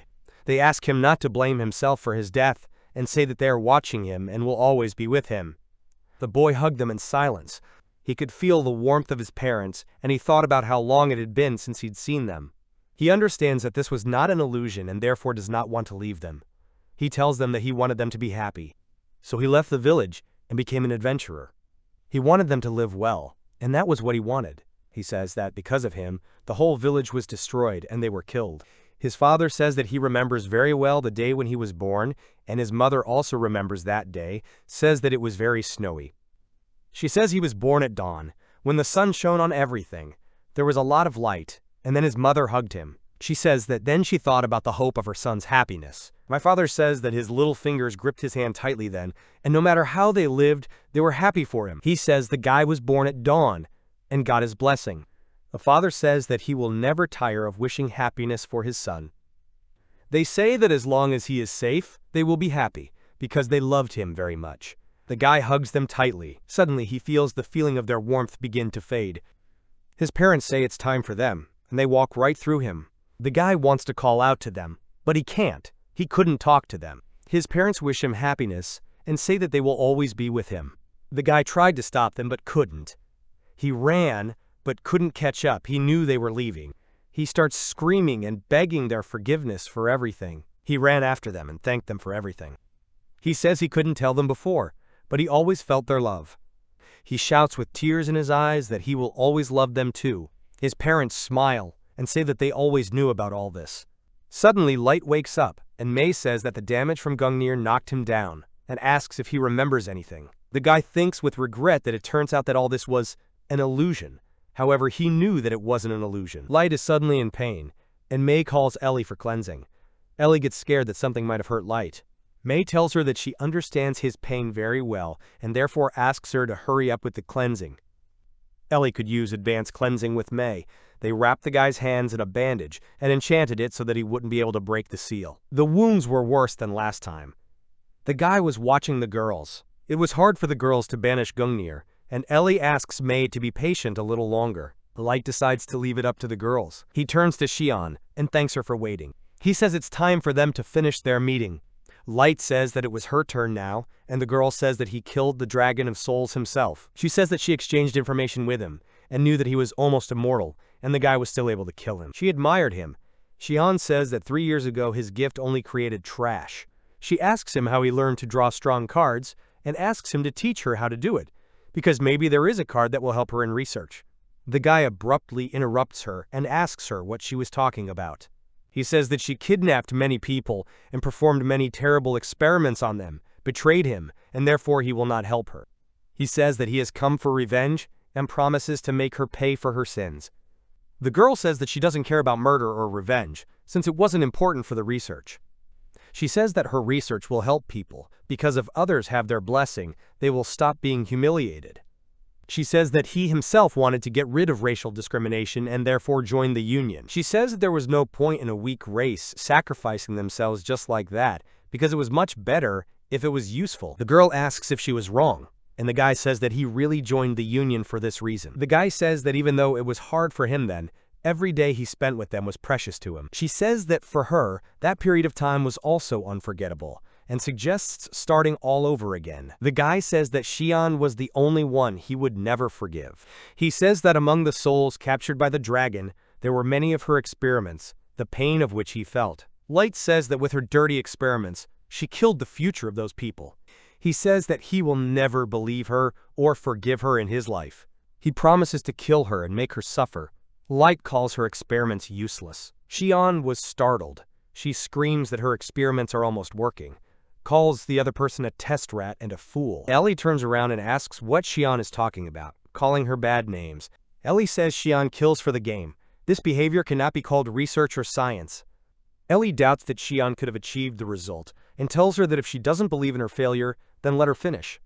Xian shouts that she was close, and even though her research wasn't working, she was still able to find new methods. She says that she needed justice, and reports on the happiness of people being killed. The guy asks what she is carrying, because her research carried only pain. Light says he'll show her and pulls out a map. He orders the Hell Gate to appear. The great gates of hell appear, and the girl looks up in surprise. Horrified, she reads the inscription above them. The gate opens and the teeth come out, and then there are a lot of monsters who tell her that she bullied them. They begin to devour her. Xian screams and looks at his recovered arm in surprise as the monsters start to devour it from the other side. She was in pain, but her arm recovered in an instant. He tells her that the number of monsters will increase with the number of her sins.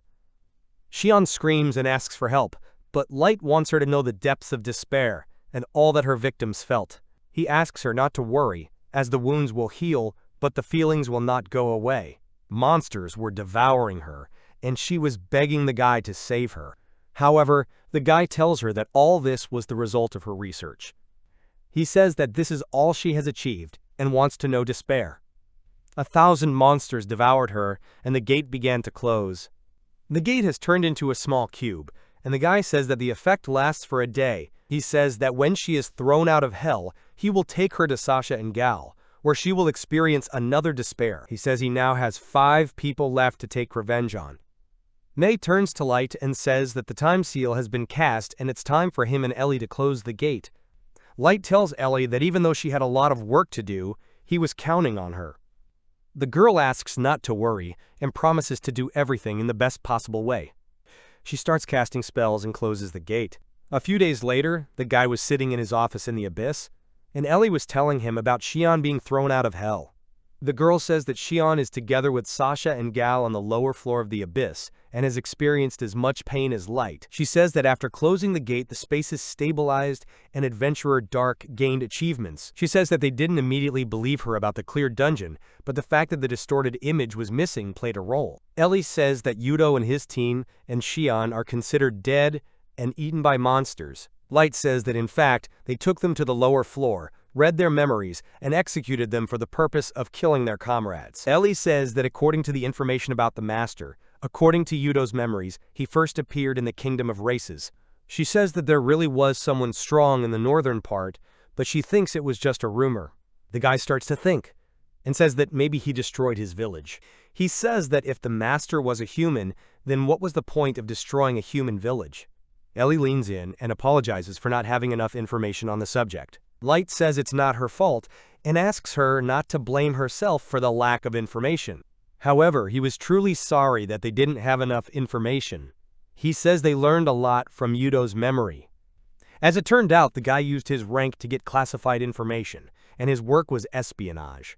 They found out that Yudo had received information from Zhigis, a dark elf.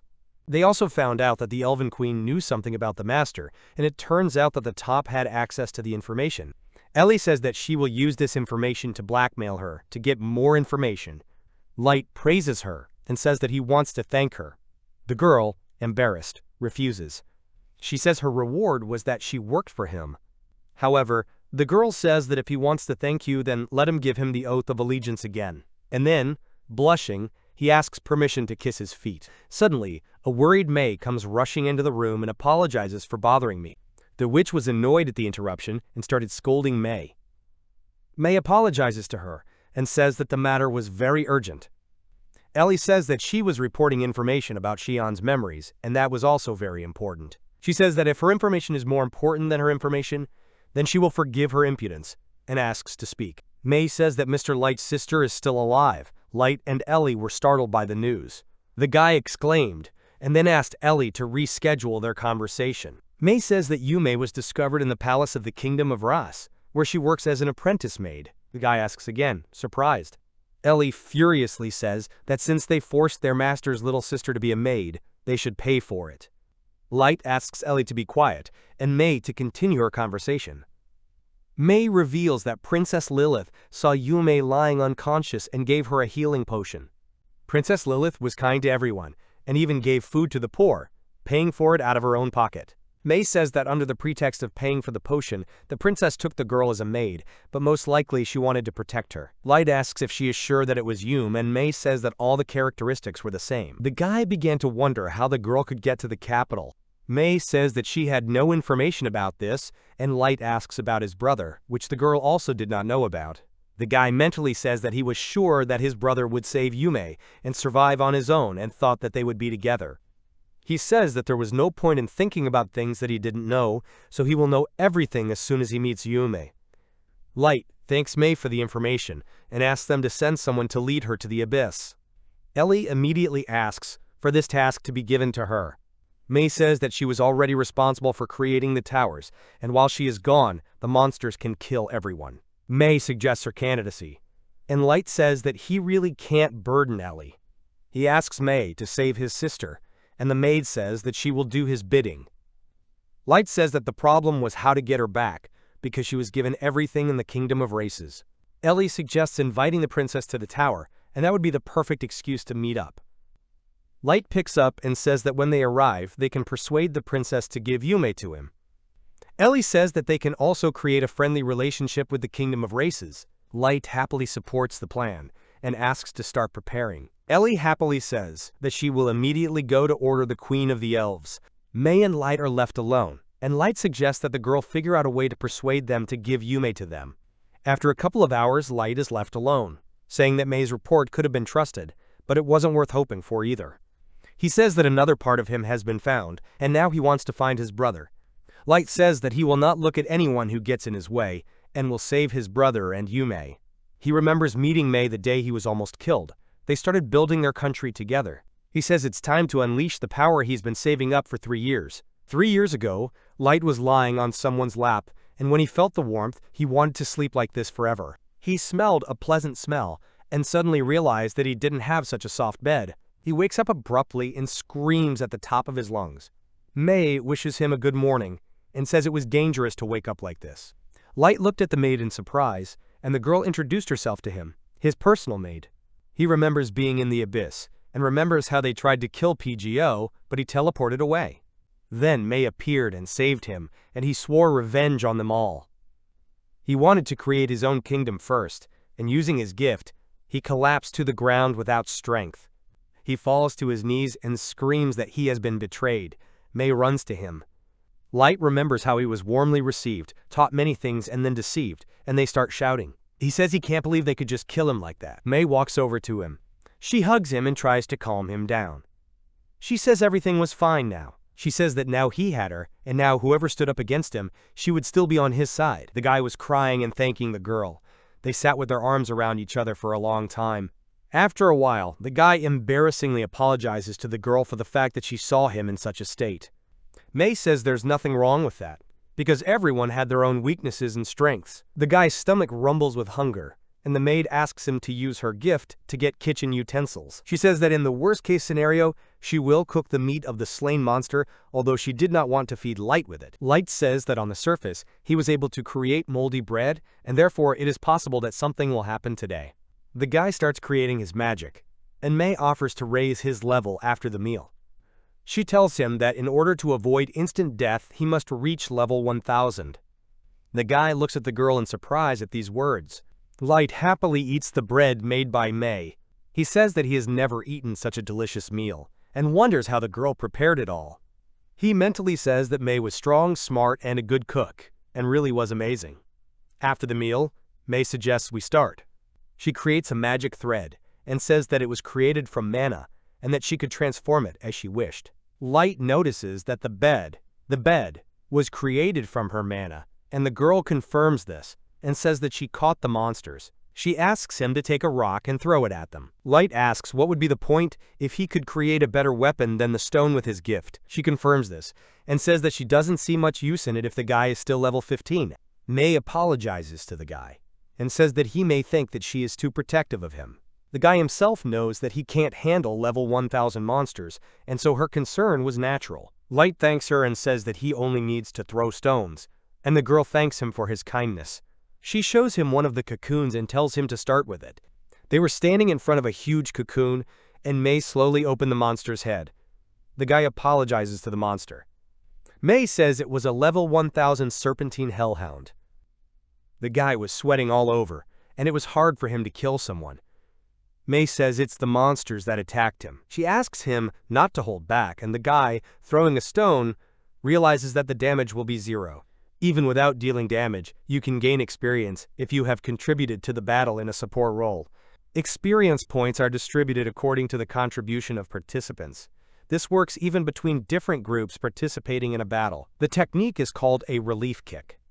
Mei used it to give an ally experience by distracting her opponents. She asks for permission to kill the monster and uses her attacks to do so.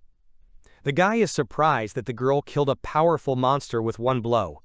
The girl asks him if he has raised his level, and the guy is just going to look at his level. The guy says that now he has level 70 and is very happy about it. Mei says it was an honor for her. She says they're just getting started, and after showing a huge number of cocoons, offers to continue. He remembers how he continued to deal damage to monsters. He felt like he was getting stronger, and he wanted even more. Light says that no matter how high Mei's level is, if he doesn't raise his level, he will be easily killed. The girl not only saved him, but also took care of him all the time. The girl offers the guy to fight the monster himself, and if anything happens, she will insure him. The guy had no other choice. Light had to become stronger, and so he joined the battle with the monster. After the fight, the guy is very surprised by something. As it turned out, he had reached level 1000. He says that he was now stronger than all the races combined, as it was hard for anyone to get that level. Mei says it was normal, even though she expected a higher level.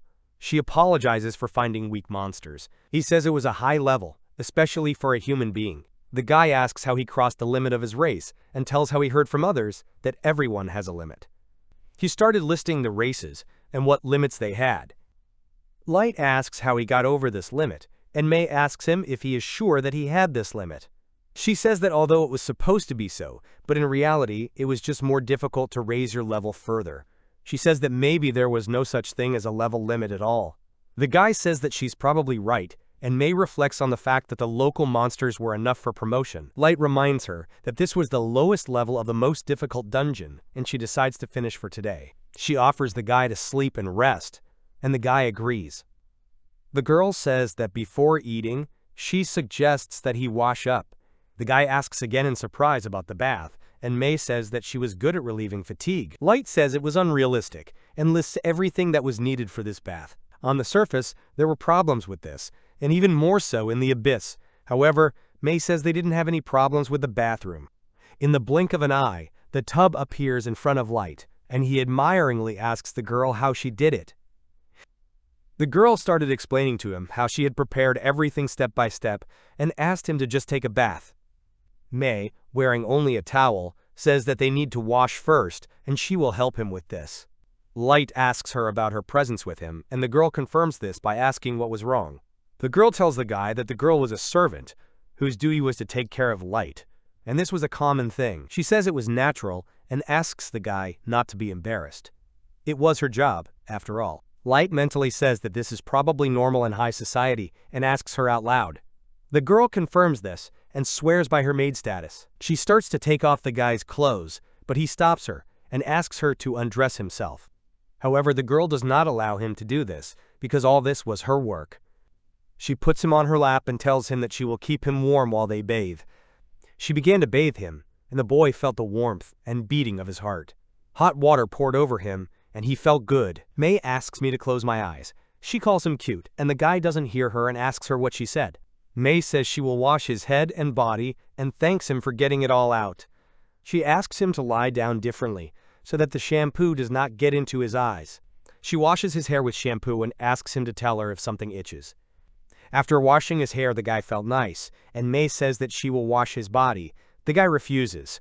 The girl says it was her job and asks him to raise his hands. The guy didn't resist, but he was ashamed.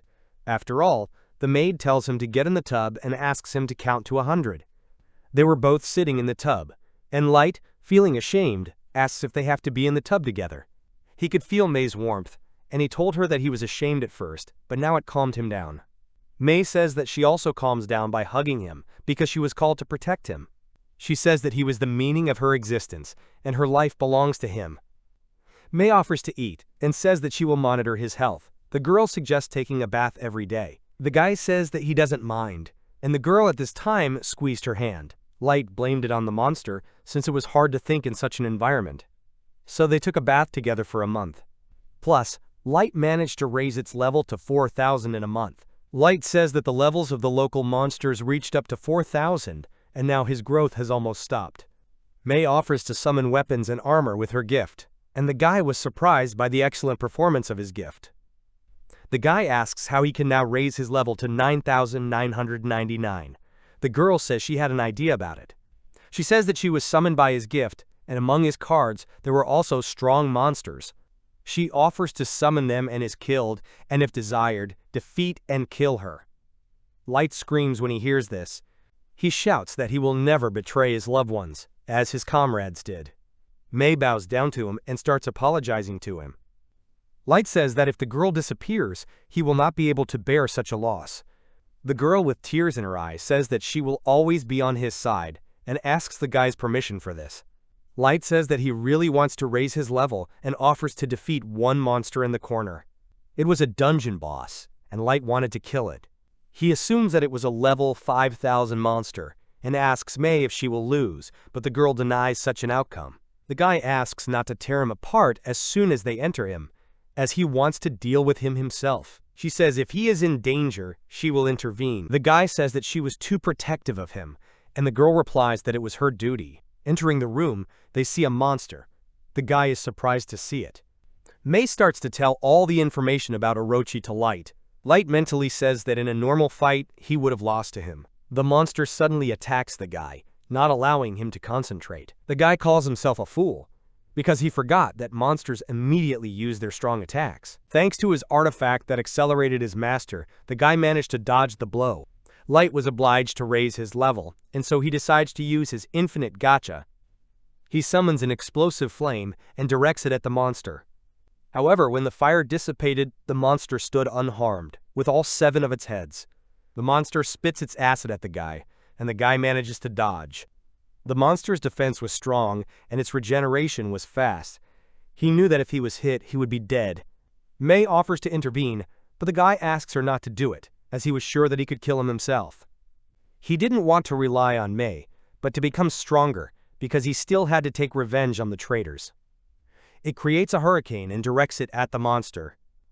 A hurricane breaks one of the monster's heads. Light happily says that thanks to his equipment, he will definitely be able to kill the monster. The monster's head grew back, and insects began to appear from its flesh and blood. There were a lot of monster bugs now. The guy realized that this was the summoning ability, and May offers to intervene. However, Light refuses. The guy calls for a Blue Rose card. Blue Rose destroyed a large number of bugs. The monster still stood there, unwavering, and snarled at the boy. The monster attacks Light, but he dodges and with regret notices that the spell did not work. He also noticed that the monster's 4 heads were watching May intently. The monster was afraid of May, not him, and the guy decides for this reason to defeat it himself, without May's help. He wondered how he could do it, because the monster had a powerful regeneration. He decides to destroy all the heads at once. The guy summons the Wind and Dust card and wishes the monster dead. The card worked, and the guy says that he will burn it both inside and out. He summons a thunder field and puts all his power into it.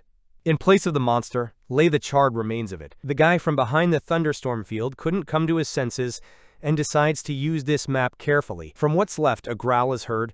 The guy is very surprised by this.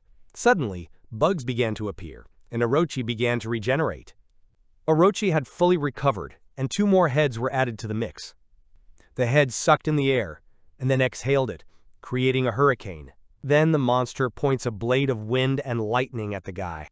Light says that the monster tried to kill him in the same ways that Light attacked. The blue rose spell fails, and Light locks himself in an ice prison. Mei says that the monster is resistant to fire, wind, and lightning, and evolves directly in battle. The guy says that if he doesn't kill him now, he'll never be able to do it again, and starts thinking. He says he would like to kill everyone in 1 hit, just like Mei. He wasn't capable of such a thing at the moment, and he's thinking of summoning a force that can do it. He actively went through all the options until an idea flashed through his mind. Mei calls out to him. She asks him to give her permission to intervene, because the enemy was strong. Light says that everything was fine, and asks her to just trust him, and not interfere. The girl obediently agrees. The guy calls for a hurricane, and asks to create a barrier of wind.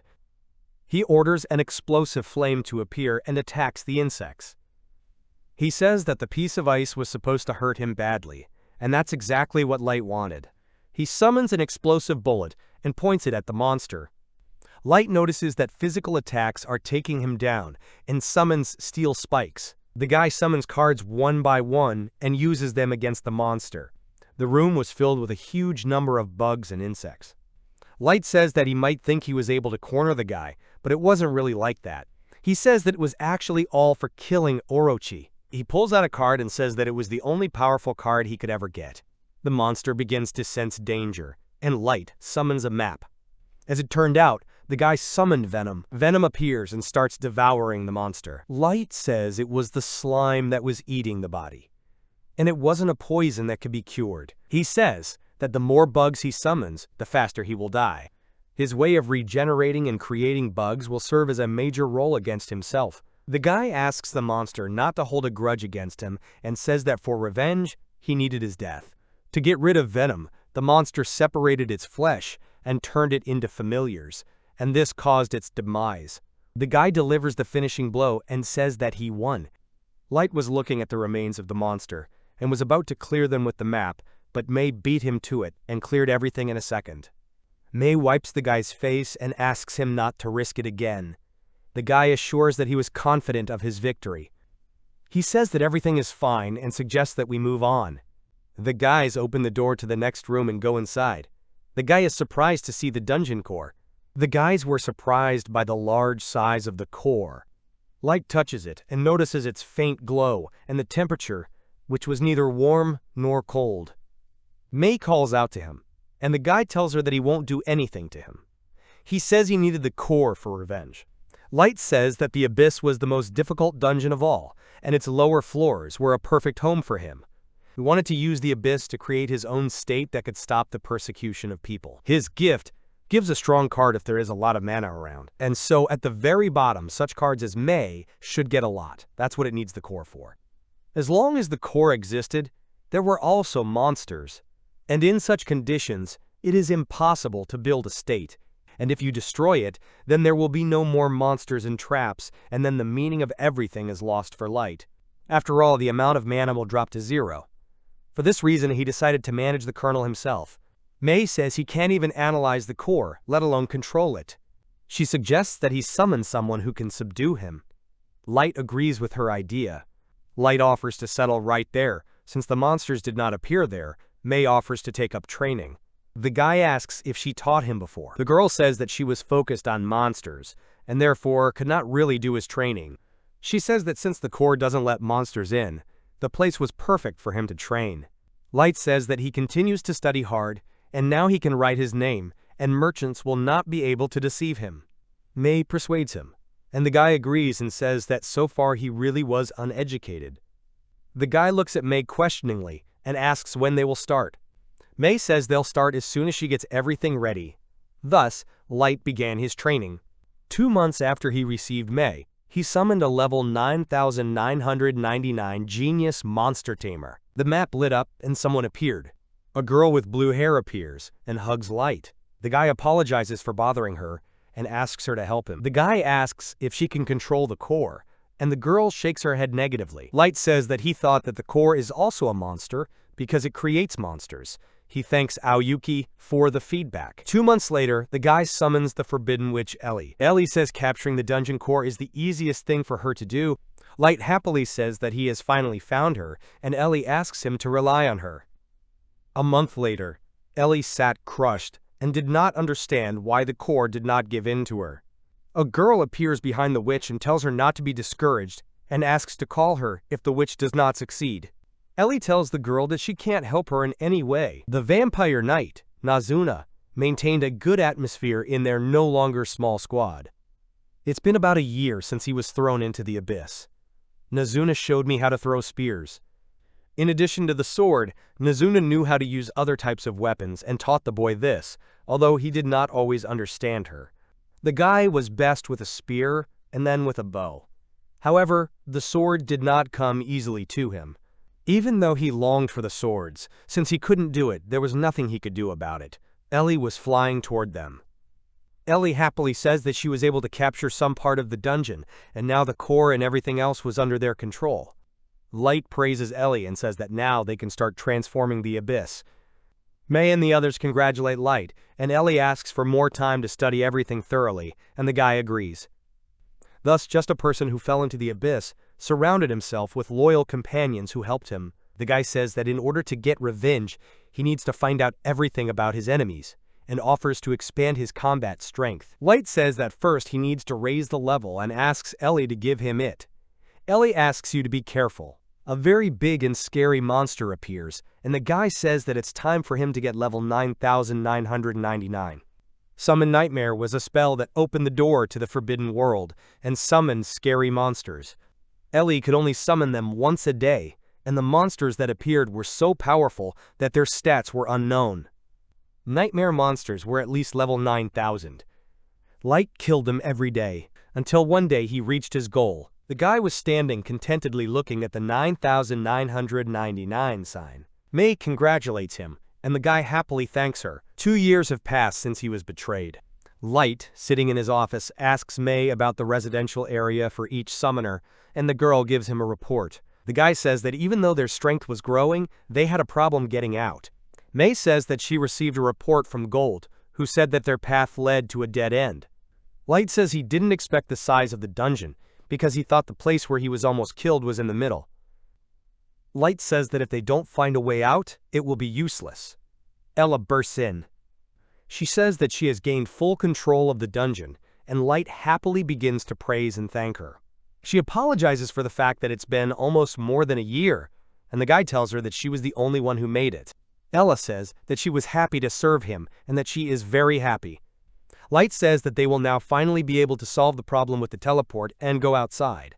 May says she can use the merchant's map to find out what's going on in the cities, and the guy says he wants to be selfish. Light says that he wants to visit his native village and find out how his family is doing and what is happening there. May says it wasn't selfishness, but his true feelings and desires as a human being.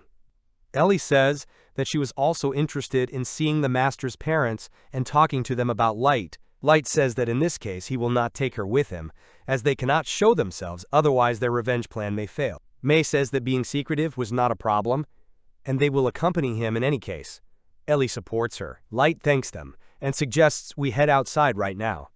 Ellie says that she is ashamed to show herself in such a dress in public, and May says that they will be invisible. The girl behind May says she's right, but she changed her clothes herself. May blushes at her words. May says it's just in case and tells Aoyuki that she also dressed up prettier than usual. The vampire says that she also wants to see the master's family, and Light agrees to call the teleport card. Light says that in order to use it, you need to put a label that no one will see. To do this, they chose the place where they summoned nightmares, and the exit point was where they wanted to kill the master. May excitedly called out to her master, but he calmed her down and said that everything was fine. They fly to the surface, and the guys look admiringly at the blue sky. When using a teleport, their invisibility decreases. The guys use the flight to get to the place as quickly as possible. Light is happy to say that they are almost there. Suddenly, the joy drains from his face, and his eyes fill with horror. He shouts that he doesn't believe it, and runs like a bullet to his village. Along the way, he insists that this couldn't have happened, and that this was definitely his village. He stood at the gate of his ruined village and asked who had destroyed it. He ran around the neighborhood and stopped at every house of his acquaintances. Finally, he stopped in front of the place where his house should have been. He saw a dead man and a woman lying with their arms around each other and screamed. As it turned out, it was his parents. He shouted that he didn't believe it and said it was just a bad dream. May calls out to him and asks him to be careful. The guy looks at May very slowly and sees his companions very blurry. He gets sick and starts burping. May held him as he continued to belch. The boys looked at their master with regret and bitterness, and he said that he did not believe in what was happening.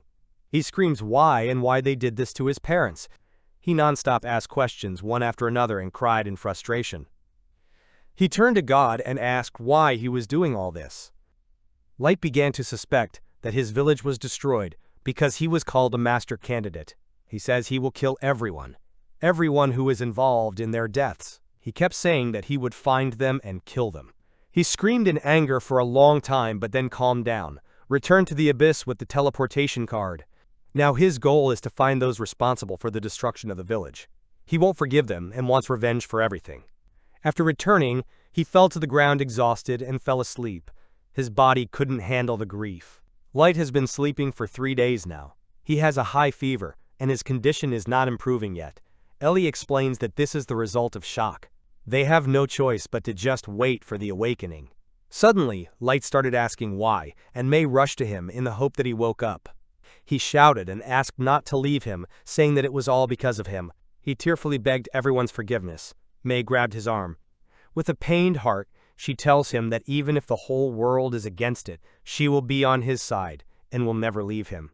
She asks him not to cry and swears her loyalty to him for the rest of her life. The guy started to calm down a little. Light woke up a couple of days later and received a detailed report about the incident in the village. May says that it was destroyed a couple of years ago, as if someone wanted to wipe it off the face of the earth. The guy asks if it could be monsters. He says he is happy that the bodies of his brother and sister were not found. May confirms this information, and Light says that they may have been eaten by monsters. Light asks that the adventurers and merchants they sent up collect all the information about them. He also asks that first of all they find at least something about the master. The guy mentally says that he would like to start the search with his brother and sister, but their resources were limited. He was thinking that maybe the destruction of his village was because he was a master candidate. After that, he would be able to find out everything about his siblings once he found out about the master. However, he wasn't going to neglect revenge, and he was definitely going to avenge his parents. 6 months later, Light took revenge on Gal. Then he told him that Light's power would be enough to conquer the entire world. Currently, Light was sitting at his parents' grave, and May was telling him that the preparations for his sister's return were over. Light thanks the girl and says it's time. They take off, and Light turns to his parents and says that he found Yume. In the capital of the human kingdom, in the castle, some events are taking place.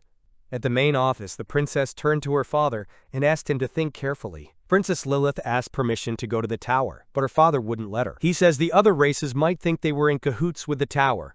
Her father asks her to think things through first and then act. Lilith angrily says that she did not care about the opinion of other races because they considered people garbage and insects. She says that the only thing she will show them is their strength. To do this, they had to accept the invitation. She says that all the slaves in the kingdom have already been freed. She says that other races will continue to treat them as slaves, and so they must fight them for glory and pride. She says that she is ready to bet her life for this, and asks him for permission to go there. Lilith says that she asks him, not as a father but as a king, to give her the opportunity to understand everything. Her father calmly calls out to her. The king says that the weak cannot fight the strong, so they can only bow their heads in silence. The girl says that she is not going to do anything, but only wants to enlist good support. The king asks her to leave as he didn't want to talk about it anymore. The girl was walking down the corridor in frustration when she suddenly met her brother. She asks if he has a minute for her, and the guy says that he was busy, but for her sake he is ready to be released. Lilith asks her brother to talk to the king to join the tower. Her brother says that she herself knows her father's opinion, and besides, he agreed with his opinion and believed that all this was a rumor. He says that even if they succeed, there is a chance that the Elven Kingdom will start a war, and then the tower will not be up to them. The girl says that she has heard about the large number of dragons they have, which covered the entire sky. The prince didn't believe it. He says that even if this is true and they succeed, they may have problems with salt. Since they bought salt from neighboring countries, without salt, they will end, and by closing the supply, they will lose the war. The guy says that they first need to negotiate with other states, but the girl interrupts him and asks not to talk nonsense. The girl says that no one has set a price for salt, and asks if he wants to continue to be garbage. She asks him if he wants to live like a slave, or like cattle going to the slaughter. Her brother calmly says that he understands her feelings, but they couldn't fight alone. He says he doesn't like living as a slave, but he was willing to do it to survive. He says that was the king's fate. He had to make tough decisions, even if they cost him his life. My brother leaves. The girl stood upset, and then went to her room. The princess is met by her maid and greets her. The princess looks at her with tears in her eyes and asks her to make tea. Lilith sits down on the chair that the other maid pulled out for her and starts giving her a massage. The princess thanks the girl, and this girl turns out to be Yume. The girl says that she has already learned a lot and therefore is grateful to the princess. The princess also noticed this, and the girl happily says that it is thanks to the princess. Suddenly, a letter is brought to the princess. Lilith is surprised that the letter was sent to her and suddenly exclaims in shock. After reading the letter, Lilith begins to thank the goddess. Nono arrives and calls out to the princess in surprise. Lilith says that the owner of the tower sent her a letter and wants to see her. The lady of the tower wondered why people were tortured as slaves by the elves. To investigate, she invited the princess personally. Since the invitation is from the Elven Kingdom, father and brother will have to accept it. She goes back to her father. She is happy, because such a chance should not be missed, shouts that this is for their kingdom of people. Lilith says that for the sake of the future of their entire nation, she will go to the tower.